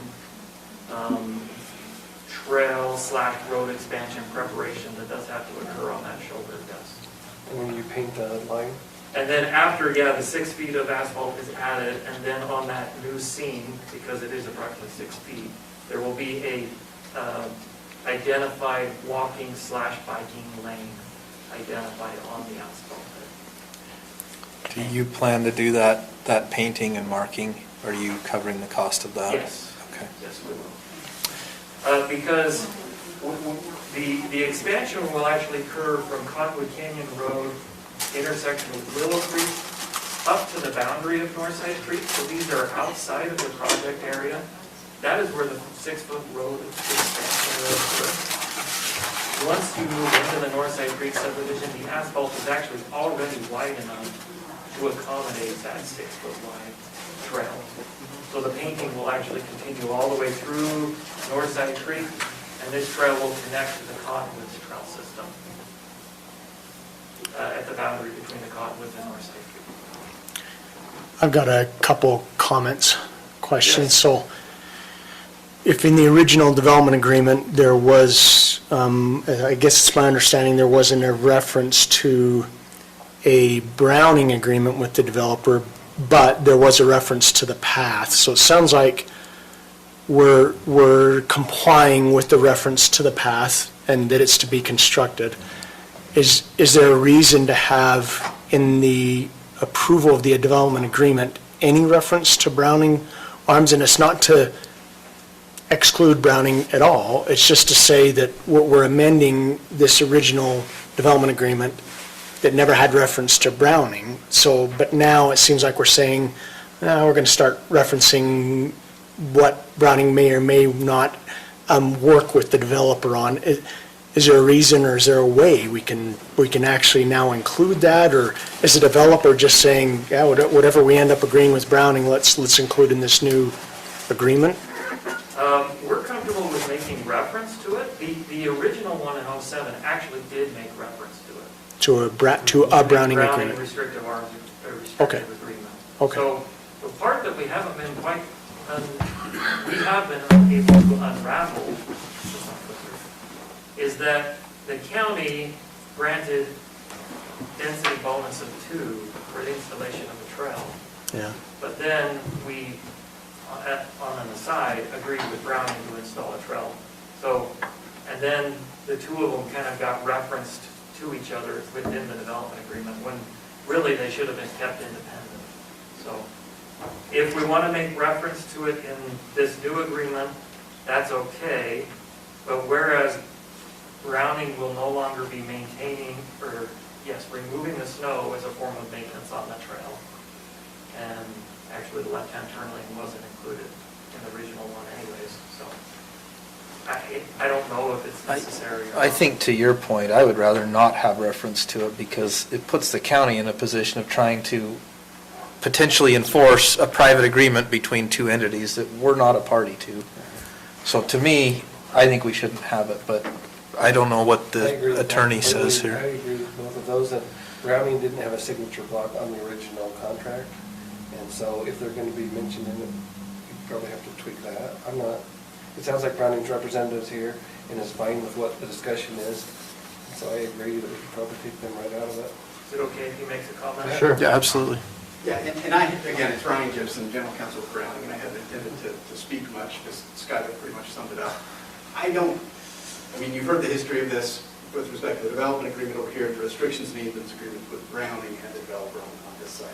So we have had to look at the practical realities of these spacing limitations over the last few weeks with the developer to determine, okay, what we had agreed to in the restrictions and easements agreement just appears to not be workable. And that's why we've agreed in principle to amend that restrictions and easements agreement to go along with what the developer just proposed now. So I don't see a reason that we would need to reference Browning in the development agreement if everyone's in agreement that Browning is now removed from any obligation with respect to snow removal, where now the sidewalk is not separate and distinct from the roadway where it's abutted directly against it. So I don't know if you have any questions specifically for me, but that's kind of our take on it. So. And I think that the provision that Skylar talked about deleting, it's a single sentence. I think that's the only reference to Browning in it currently. Yeah, with the exception of Exhibit F also. Yeah. But you were saying to delete that as well because that had the turn lane. F is what? I think that's just the staff report time and Yeah, that perfect. exhibit right there Perfect. is not a part of it. Okay, okay. Just that. Yeah, so that, hopefully everyone's good on that. We just cleared that up in the last 24 hours. We will not be needing to do that based on some, again, spacing limitations and angles and lines of sight and things that, to be frank, it's not for the best interest of it, so. I have a question for Mr. So I got, do you have a question? No, go for- ahead. Go So, sorry for Skylar, I don't know if anybody has any more questions for You have any further I've got questions for Ryan? Ryan. Okay. So question for Skylar. Yeah. So, Skylar, I think I mentioned this in an email to Lance, and I think he forwarded it to you, and apologize for the delay on that. It should have been earlier. But do you know I guess without going into a lot of detail, I'd like to at least see a traffic study done of the trail next to a road. I don't know what the speed is. I think if this posted speed's 5 miles an hour, I don't think I'd be concerned. But if it's any kind of normal speed, or 25 or 30, or at least have, and sometimes if the speeds are low enough, the engineer will just look at it and say, hey, I'll stamp it, it's not a big deal at all. Sure. I know I've done trails next to roads and when they're right adjoining, so that we can, from a litigation standpoint, I'd just like to see a traffic signed document of some sort to say, I'm stamping this to say that this trail with the speed of the road, there's not a safety hazard. We don't have to do a curb. We don't have to do any other kind of barrier. We're good with the trail right next to this road at that speed. Yeah, we can get a letter of recommendation from a traffic engineer. I had a brief discussion with him, just shooting from the hip. He actually said it's the 40 mile an hour mark and above is when the curve for accidents and fatalities and injuries are more substantial. The speed limit on this road is 30 miles an hour. Yeah. And then there's all kinds of other factors about time of day and time of year and all of those things. But we can have the traffic engineer submit a letter detailing some of those, some of the most common data on speeds and adjacent pedestrian bike lanes. I think what I'm looking for is he's going to say there are no further safety hazards, safety things to put in place with the speed of the road, with the path. We don't need any more safety items, safety precautions. So, Including a reduced speed potentially. yes. Yeah. Including a reduced speed. It was an interesting conversation. I'll get a letter from him, but he actually mentioned that actually having the painted line within a roadway actually signifies to drivers and to pedestrians that you're in a roadway and you need to, pay closer attention, as opposed to a trail that's actually separated by 4, 5, or 6 feet, where the pedestrians actually don't rely as much on being cognizant of what's going on as much as they are when they're actually in the roadway that just identifies with the lines. So, but we can get a letter with his recommendations, if any, or some of the details about safety. That's not a problem. That'd be great. And you don't live in that area, you should know that this is an area that is walked and cycled all of the time Right. presently. So the additional 6 feet will be an enhancement in terms of overall safety, I would think. And quite a few people actually walk in the road right now, so an extra 6 feet will be helpful. And the last comment I'd have is where we're dictating the replacement of sections of roadway. And I mentioned this a little bit to Lance, if we could just have some kind of measurement on that. Is that also in the staff report? Is that development agreement? Sorry. No, I thought you were talking about in Exhibit C, there's road sections and it's just a red square around. Yes, It's that not is. dimensioned, and you're saying you'd like to see a dimension. Yeah, so we at least know. I think those details are in the right-of-way permit that they have already submitted. We have quite a bit of detailed plans on what exactly they're going to be replacing Okay. and how they're going to do it. I just haven't. And that's all going to happen through a right-of-way permit. Great, just haven't seen it, so it'd be nice to, yep. That's the only comments I've got. I have a comment. Go ahead. Or not a comment, question. On 5.4, that's another reference to Browning also, so you need to make sure we strike that out of there. In that, What does that say? it says the county will maintain the sidewalk and fencing, except that Browning will perform snow and ice removal for the sidewalk. So that's basically taking you out of the picture now. I believe that's actually the original. No, that says final on it. In 5.4, I'm Well, seeing. 5.2? Then that's 5.4. What's that? That's the 2007 version. Am I in the 2007 again? Sewer pressure irrigation. Sewer My pressure head, irrigation guys. is 5.4. The one with the final at the top right is actually Yeah, that was the final that we could find from. so it's not the one? No, the one before that is the The document. one that's not marked final is not the one, right, correct, Sorry, final one. that is- Okay, let me go to the other one then. Because in that one, there was data, okay, that was a 2007, sorry. In there, it says that you will go and take care of a security fence around that portion of the airport. Is that still in the agreement? No, the fence around the airport has been repaired previously. Repaired? I drove it the other day and it's pretty far down to the ground. So there's no security fence there, and that's what I'm saying, is if you are obligated to put in a security fence, at least from the point of whenever it was that you stated it was, we'll, if I could find the correct agreement. There was talk of some fencing on Browning property, but I don't remember fencing on county property on this one, but I So the may not original remember. agreement did contemplate a bonus density for repair of the airport trail and airport fence, sorry, and the trail. Right. The airport fence, from 2007 to what you're seeing today, is Right. actually substantial improvement. Okay, But actually, when we have looked at it the last couple of weeks, there are a couple of areas that actually are in disrepair on that fence. yeah. So is that a security fence, or are you to take care of that security fence? Or who is? I mean, are we obligated to take care of that? So The airport's From the- fence, but are you asking them to repair the? No, I'm asking, in the original agreement, it said that you were going to take care of, you were going to build a security fence along that sidewalk. Now, in the current one, there is nothing in there about it. That's correct. So, why?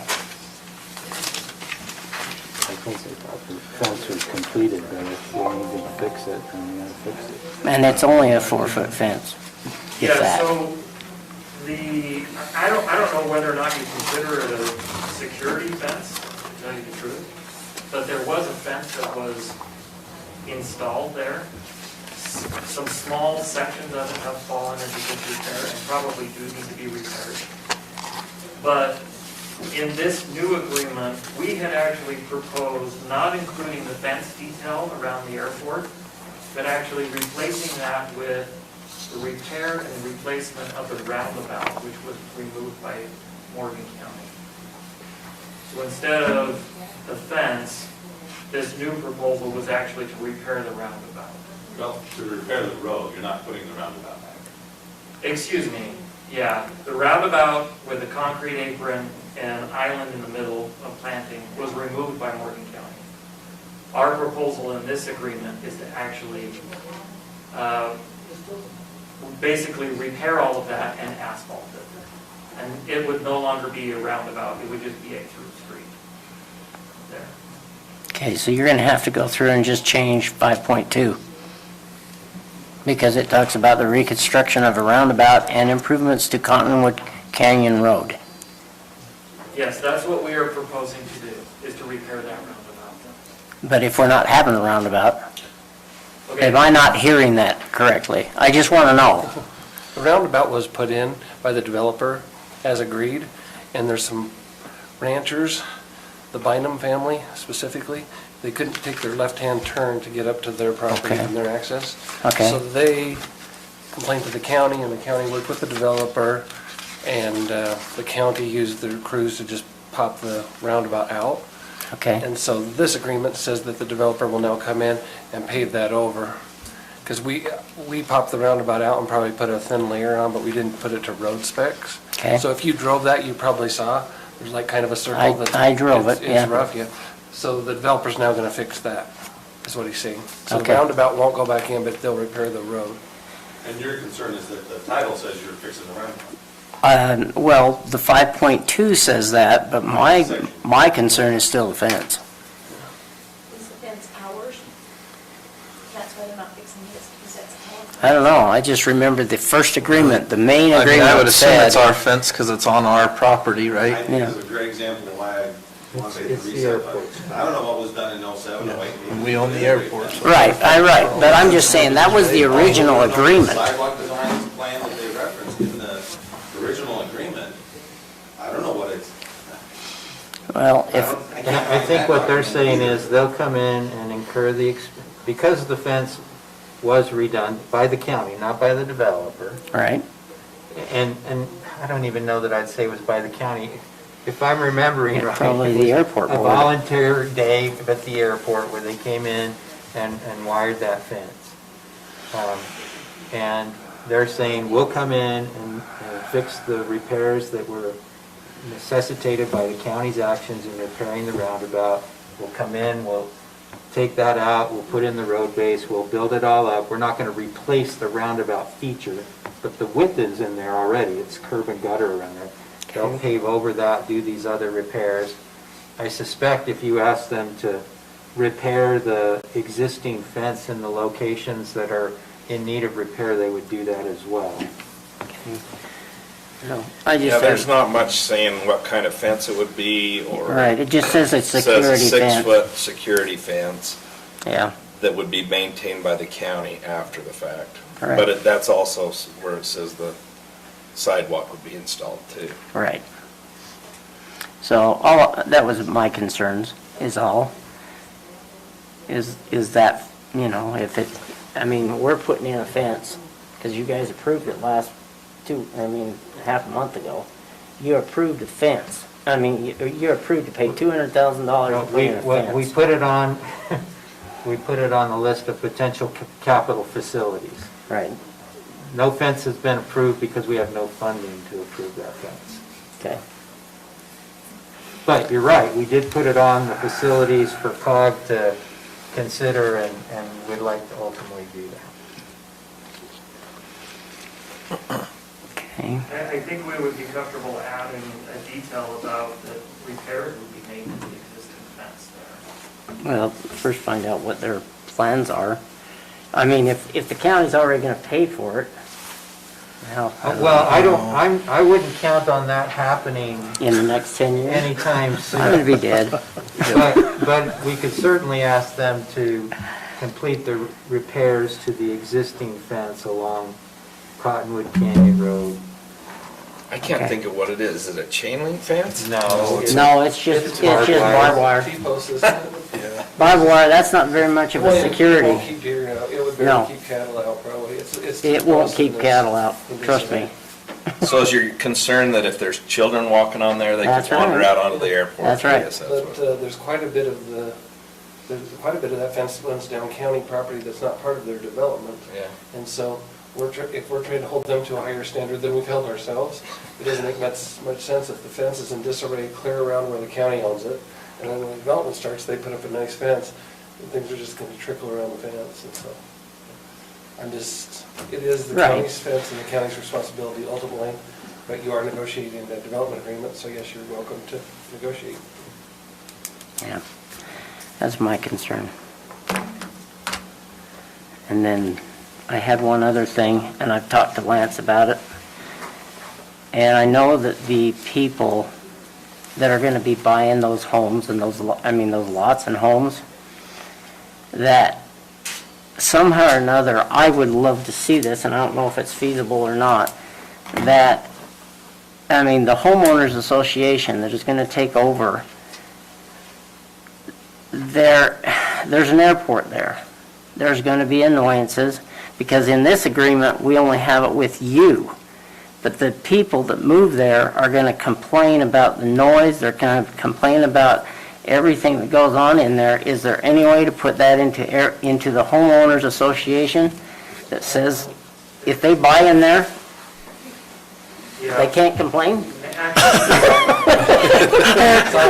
They can't hold us liable for that, or try to shut down the airport? I don't know that far, but actually in Rollins Ranch in the Cottonwoods Northside Creek on all of the existing plats, and it will be on this plat. There's actually an avocation easement Okay, and note on the recorded plat. okay, all right. So that is on the plat before Joe Buyer number 1 ever purchases the property. Okay, So that's they what will I be needed to subject know. that. Okay, that's fine. Good point. Can I ask another question related to that? So I know in the Rollins Range Agreement and the Codman Agreement, we also have something similar with respect to Browning. We have our shooting range there, so Right. noise, kind of a disclaimer in there that you're buying knowing this is a existing feature of the neighboring property. Is that also mentioned in the plat? Plat number With Northside 6. Creek? Yeah, Plat it is. number 6 Okay. says Browning operates fire and test range. Okay. I The thought it nearby was. property identifier will be audible within the boundaries of the subdivision. And I can't hear it. It's true. It's a- No, I Good thing you don't. read those notes carefully, right? That, both of those notes are included on all of the plats that we've done to date and all of the subdivisions, and will be included on the north. It's also in the development agreement, 2.5, proximity to the airport. Right, right, I saw that. And That's, this will be There's no concern recorded, if that's the approach. this will be to the recorded runway. against the property. right. That's federal And so it will be a Really? record Yep, there's zones. for the at buyers edge, when they buy as runway, well. Okay, and, because in here it commercial's also on one states side and that residential's after on the 10 other, years, and there's a they're not buffer responsible zone, for it, and for the nothing. development has Any preserved kind of that buffer development, zone. it says that in here later on in the whole It's- thing, it's supposed to down at the look very at bottom. within a- It states that they cannot, Every time I There's a fly 10-year over term. that thing, 10-year time. So If you I lose don't it, want come them, into the houses. It does come close on a few of the properties, but we It's actually okay. have submitted FAA. I'm okay. I don't know if it was a I just, NOTAM or I'm just, that's, I can't remember. after So many studying this acronyms. thing for But we actually all night submitted long. a proposed building location on each of our lots to the FAA, and it actually passed for heights and obstructions and things like that, so. It's actually quite a ways away. Some of our lots are, I think they start at like 4,800 feet away from the end of the runway. Oh, wow. Yeah. With the approach angle and everything else, we actually do clear all the airspace. Are all the lots on the backside of your water feature? Or are they on the They're inside? all off of Cottonwood Canyon Road north. They're on the front side from what you're They're thinking, I actually on the think. east or south side. Okay. But at the north end of the project, so quite a ways away. I'm ready. So I guess just to reiterate, we are comfortable adding a sentence to section 5.2, roundabout and improvements to Cottonwood Canyon Road, for lack of a better section, to make needed repairs to the airport fence along Cottonwood Canyon Road, to the existing fence, if that's. It's almost like the repairs need to be where small children can't cross through. I don't know how you even say that or how you, That's my big. because I agree, if it's just repairs to a barbed wire fence, I don't think it's going to help. It ain't worth Well, there's it. actually a few of them that have actually looked like it's been cut. Right. The deer come through there and get tangled a bit They too. get tangled in to get cut out. I think so. I don't know. Yep. But we can make repairs to, I mean, obvious. And it's not, Obvious chain sections. link all the way it's around not it. a sidewalk, concrete sidewalk in that section, right? It's a 6-foot wide asphalt. It's just asphalt. Yeah, it's just Are we asphalt. liable for people wandering out onto the airport? Yep. I can't answer that in public meeting. We do our best. Member Wilson, we do our best. But yes, our goal should be to try and keep it safe for the airport and the public. Yeah. Ish. Can I make a suggestion, Skylar? Maybe we do repairs to the fence and signage, and nothing big, just, I don't know, maybe 5, 6, 7 signs all the way up, and, I don't know. I know they post on restricted area or something. Yeah. Restricted So areas. something like that, something scary like that. That's what's posted. Something. Or it seems scary to me, it keeps me out of there. Just put a sign that says electric fence, high voltage electric There you fence, go. then they won't cross us. Then we'll get in trouble for getting electrocuted. That's fine with me if you want to add fence repairs to the existing fence and up to 10 notification signs, the verbiage to be approved by county engineer or something, that's fine. Or the county attorney. County attorney. County engineer sounds awesome. It's got to be legal, whatever it does. I'm ready to make a motion if there's no other comments. We I'll need see if I can to, include it all. before you do that, we need to open the public Yeah. Oh, hearing. sorry. Sorry. But you could make a motion for that. I didn't say, we've already I done guess it. we're already in the public hearing, but I guess the public comment Yeah, we portion of the public hearing. Right. We would now invite members of the public to come if they want to speak to this issue.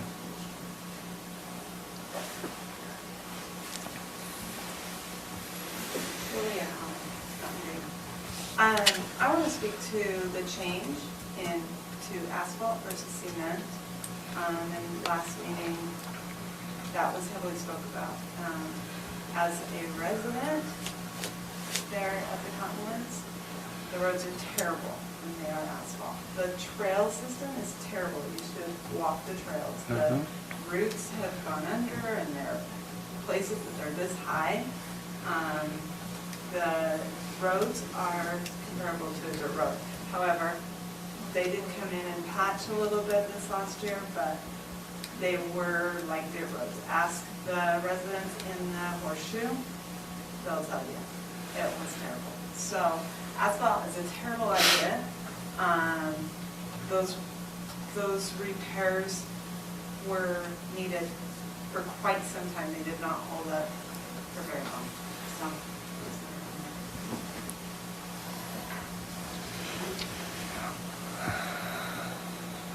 Anyone else that wants to make comments? So, and you may or may not be aware, the roads within the Cottonwoods, with the exception of the gated neighborhood on the top and portions of Phase 4, which is a newer phase, are public roads. So the lack of maintenance was lack of maintenance by the county in terms of doing the repairs.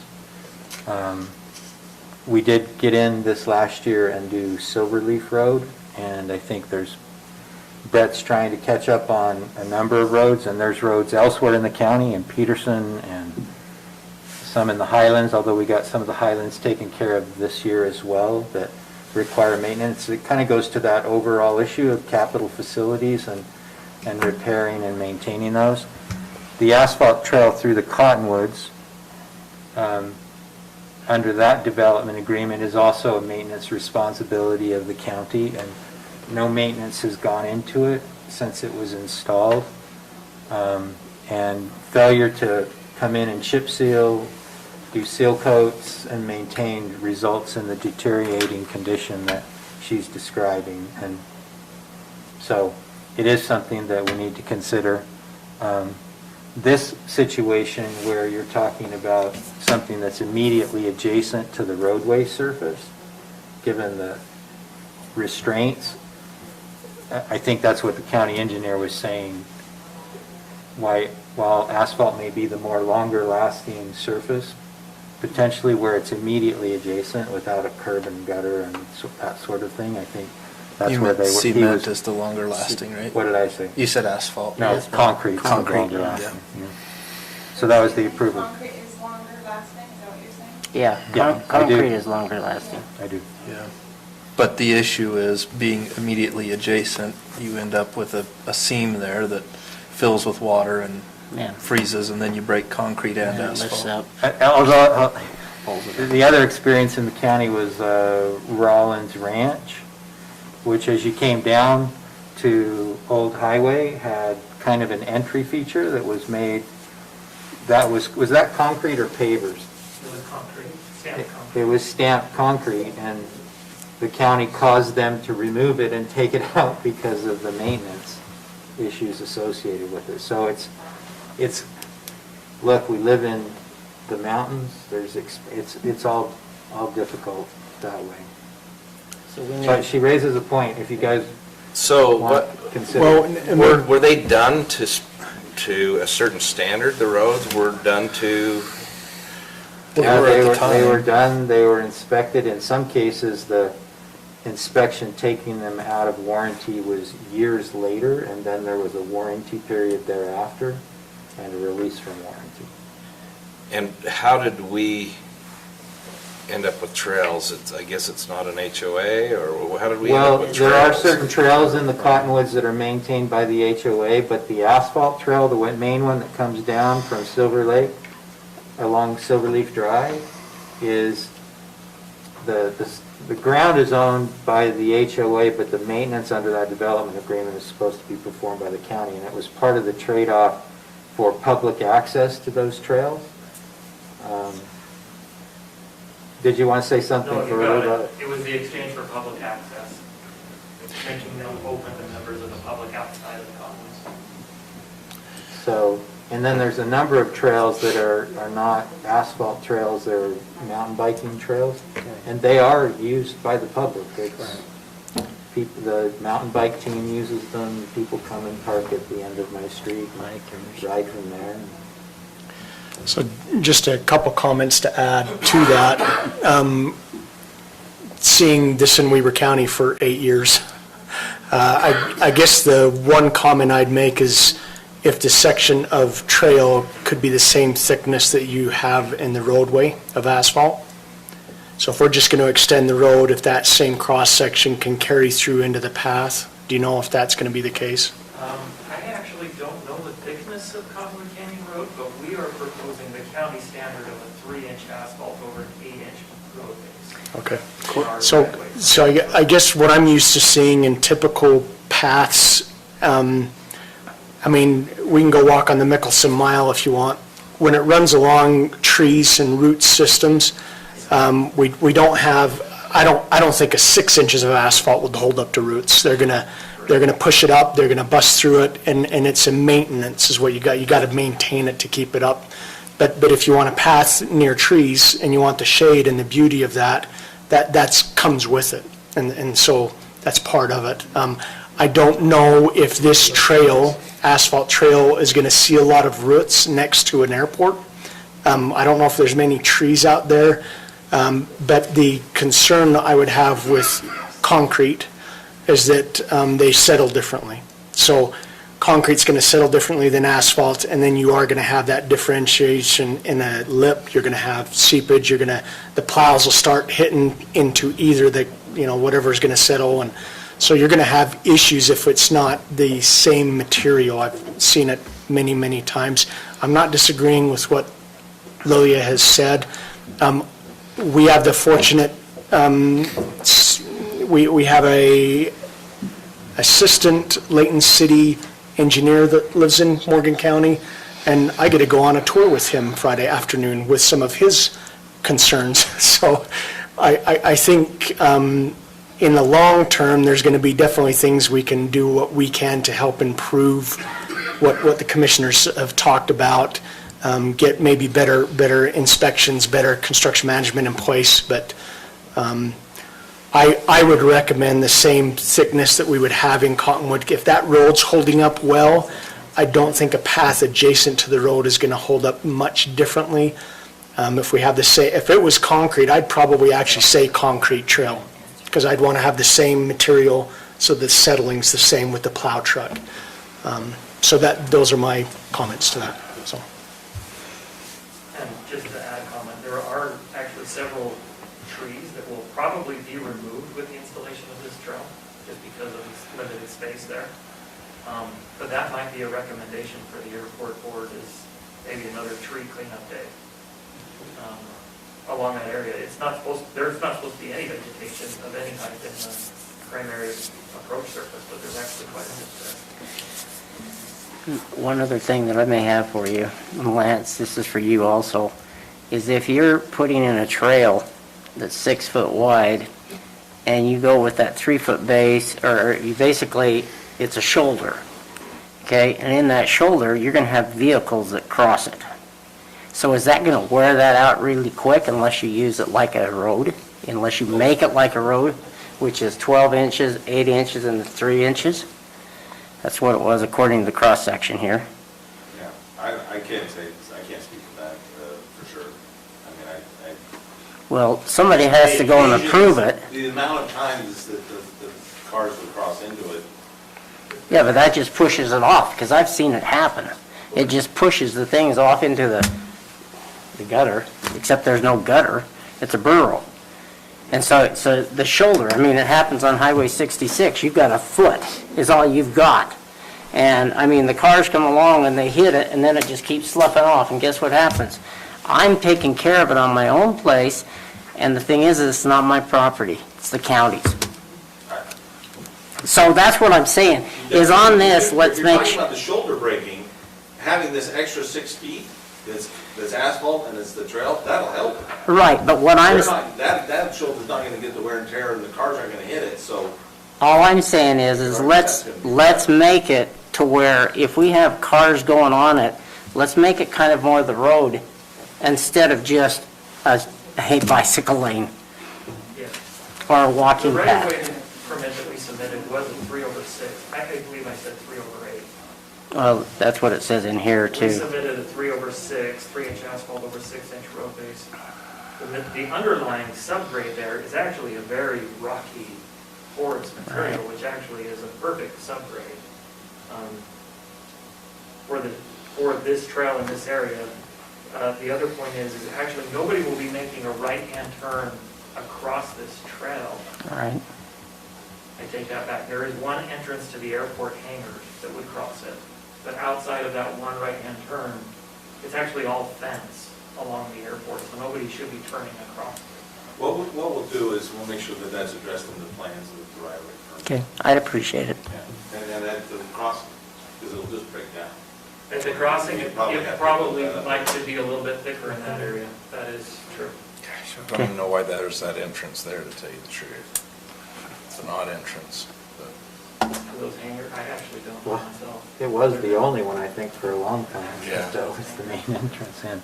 So let me suggest a sentence at the end of 5.2 and see if this is what you have in mind.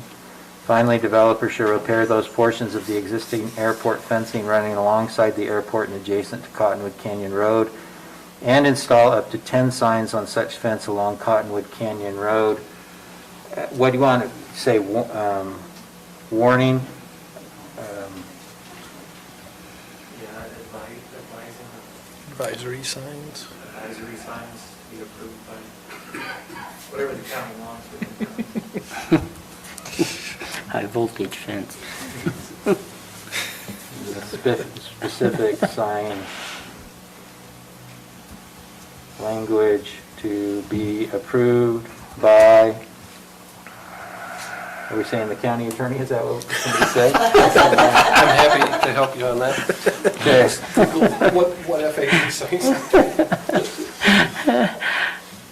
Okay, so I've added that sentence. The other, I think, issue is to discuss, is there a consensus on asphalt or concrete on the trail? I mean, I agree with the sentiment that the asphalt is a longer lasting material, You mean but the given concrete? its No, you proximity mean the next, concrete. or I'm sorry, now I'm saying I'm confused. yes, the concrete, but given where it's going to be directly adjacent to the road, I think the asphalt is the better option. It won't last quite as long, but then again, it might last longer if it settles at the same rate as the road instead of at a different rate. Any other different views? I think you Same agree with view. that based on what you had said. So I've changed that language from concrete to asphalt, that's why I'm asking questions, so. And then there's just, I think there's just a couple of, like, remove the language on Browning. Right. Or 5, whatever it was. Yeah, there it is. Any other changes? I would just add that, well, I've got a motion that has all this. Do you want me to shoot real quick now that you've made Yeah, that change in with that added change you just made? Yeah. Okay, I'll make a motion if everybody's ready. Actually, I guess we You have need to close the, Let me just, this is a new agenda flow, so request for a motion to adjourn public hearing and reconvene public meeting, and then we take the action? Yeah. Okay. Mr. Chair, I move to adjourn the public hearing and reconvene the public meeting. I'll second it. Good job, Wilson. Hey. Okay, all in Got the favor? second down. Aye. Okay, now I'm ready for your motion. I'd like to make a motion, move to approve the North Side Creek Development Agreement Amendment, application number 20.031 based on the findings listed in the staff report dated January 5th, 2021, with the following conditions. Browning Arms company reference in section 5.2 be removed and replaced with sentence as noted by Chairman McConnell. Traffic study be completed addressing safety measures needed for adjacent trail to Cottonwood Canyon Road. And dimensions be shown depicting areas to be repaired. Traffic study. We still forgot this one Said part, you get a letter 2.2. from a traffic engineer. I'm okay. Can I just amend that Well, no, motion to you do just, what you no, want. no, I I'm can just do, saying, I just want I'm to fine solve with it. that as long as it's addressed. Study or letter, as long as it's addressed. Can I say something before we finalize it? Did we ever talk about the 2.2 addition to this, which is the Cottonwoods?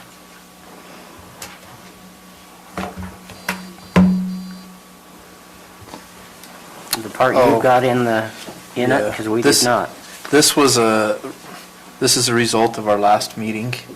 Right. And the reason being is when you look at it's not the plat, is it, Skylar? It's the It's the Cottonwoods. It's the plan. Project, The yeah. concept? Yeah, the concept plan showed the two overlapping on a small section of the property, and this is just clarifying that they don't intend that overlap to give them any type of rights. Okay, I just want to make sure. I don't want to have a legal issue later on that our attorney has to take care We're of. asking this commission to ratify the previous council's actions of recording the original plat and the 2016 plat, which basically overlap that area. So that is what section 2.2 is there. And it's a commitment that you won't seek any additional density. Okay. As a result of that overlap. Yeah, that last sentence is that the Cottonwoods density is not applicable to this project, which we agree with. Okay. Okay, so we have a motion, but I need a second. I'll second it. So we have a motion by member Anderson, seconded by member Newton to approve. We've been here 6 hours. The We're getting Mennonite tired. Creek Development Agreement, subject to the conditions stated, which were a traffic study and/or letter from a traffic engineer addressing safety concerns with respect to the trail. Dimensioning the repaired areas on Exhibit C, and with the language changes as noted in our discussion, which included a deletion of the reference to Browning Arms in 5.2 and the additional sentence with respect to repairing existing sections of the airport fence. Any questions on the motion? All in favor? Aye. Any opposed? Okay, thank you. That brings us to any commissioner comments or updates on your portfolio assignments that you received this evening.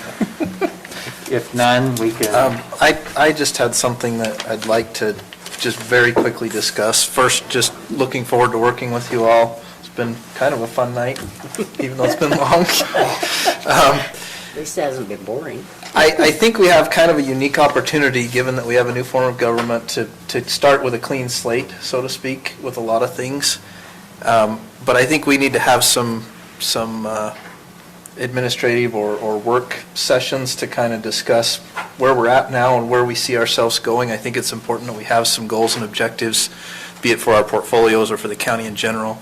So I'd like to suggest that we look at either having a work session before our next meeting or separate work session to kind of get into that a little bit. Yes. I would like to see that too. Well, Member McConnell and I were talking earlier about inviting the state auditor's office up for training and doing that quickly, and like to try to arrange that for the next meeting if they're available. However, when I talked to them, they want to come early in the evening. They would rather do it during their working hours. I was going to schedule that before. I'm okay with that. Like I said, I'm totally fine with doing it on a occasional basis. occasional basis. It just gets hard to do it every time, so I understand. that's totally fine So with if me. you're fine with that, that's what I'm going to try to do, is arrange that to be at the next meeting at 4, and I will invite them to come up and offer their training. I think it'll be something quite like what Johnny did tonight. I think that'll be helpful for everybody to understand the budget process. Because I didn't really understand it, I'm not sure I fully understand it yet, but I didn't really have any appreciation for it until we got into the budget hearings the first year that I was doing it. And so I think it'll be helpful to know in advance, particularly if you want to address some of the budget issues as we go through the year. We can look at the agenda, and if their training's going to find out what they estimate the time would be. If we start at 4 and we have time between 5 and 6, we could do some additional,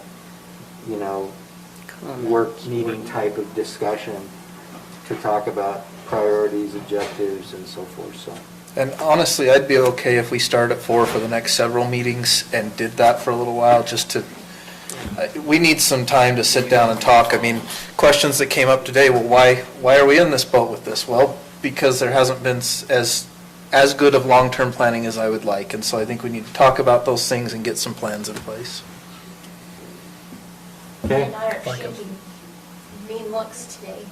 Well, and I really want to protect our funds, you talk about 26 years of saving and saving and saving. It don't take long to blow $1 million. No. It sounds like a lot. It's not. It doesn't. It is, and I meant it when I said that $5,000 is a big deal to us. And we were fighting glances tonight because that was a huge deal tonight for $5,000. And I think one of your priorities also needs to be getting your personnel policies and procedures on track, because one of the reasons why you had the incident that you had tonight was because there are no policies in place, and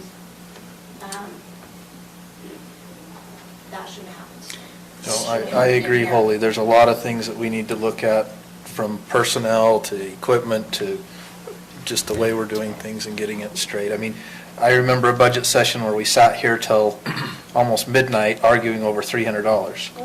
That was not November?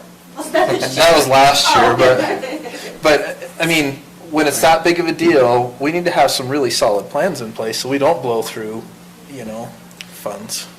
So, Well, I want to see people come and say, this is everything I've done in my power to cover this. But I can't do anymore, because I've got to have this. And then you feel good about saying, well, I guess we dip into something. But to just come and say, I just know how it goes sometimes. Hey, I need another $5,000. Well, Until the fair board comes and starts asking for 25 and 50 grand. Hope you guys can hold this strong. Bet you can. I love the fair board, but 5 grand is not. so we have to adjourn before we do any. Yeah, we need. Yep. I'll move to adjourn. Motion to adjourn? Move to adjourn. Second. All in favor? Aye. Thank you. Wait, I gotta tell you, there has been maintenance on the trails, and under Mike Wayne, they have a program where they treated the roots, and I can't remember if it's in the fall or spring, they go and they spray, they treat the roots, and then they would go and they spray the leaf along the side.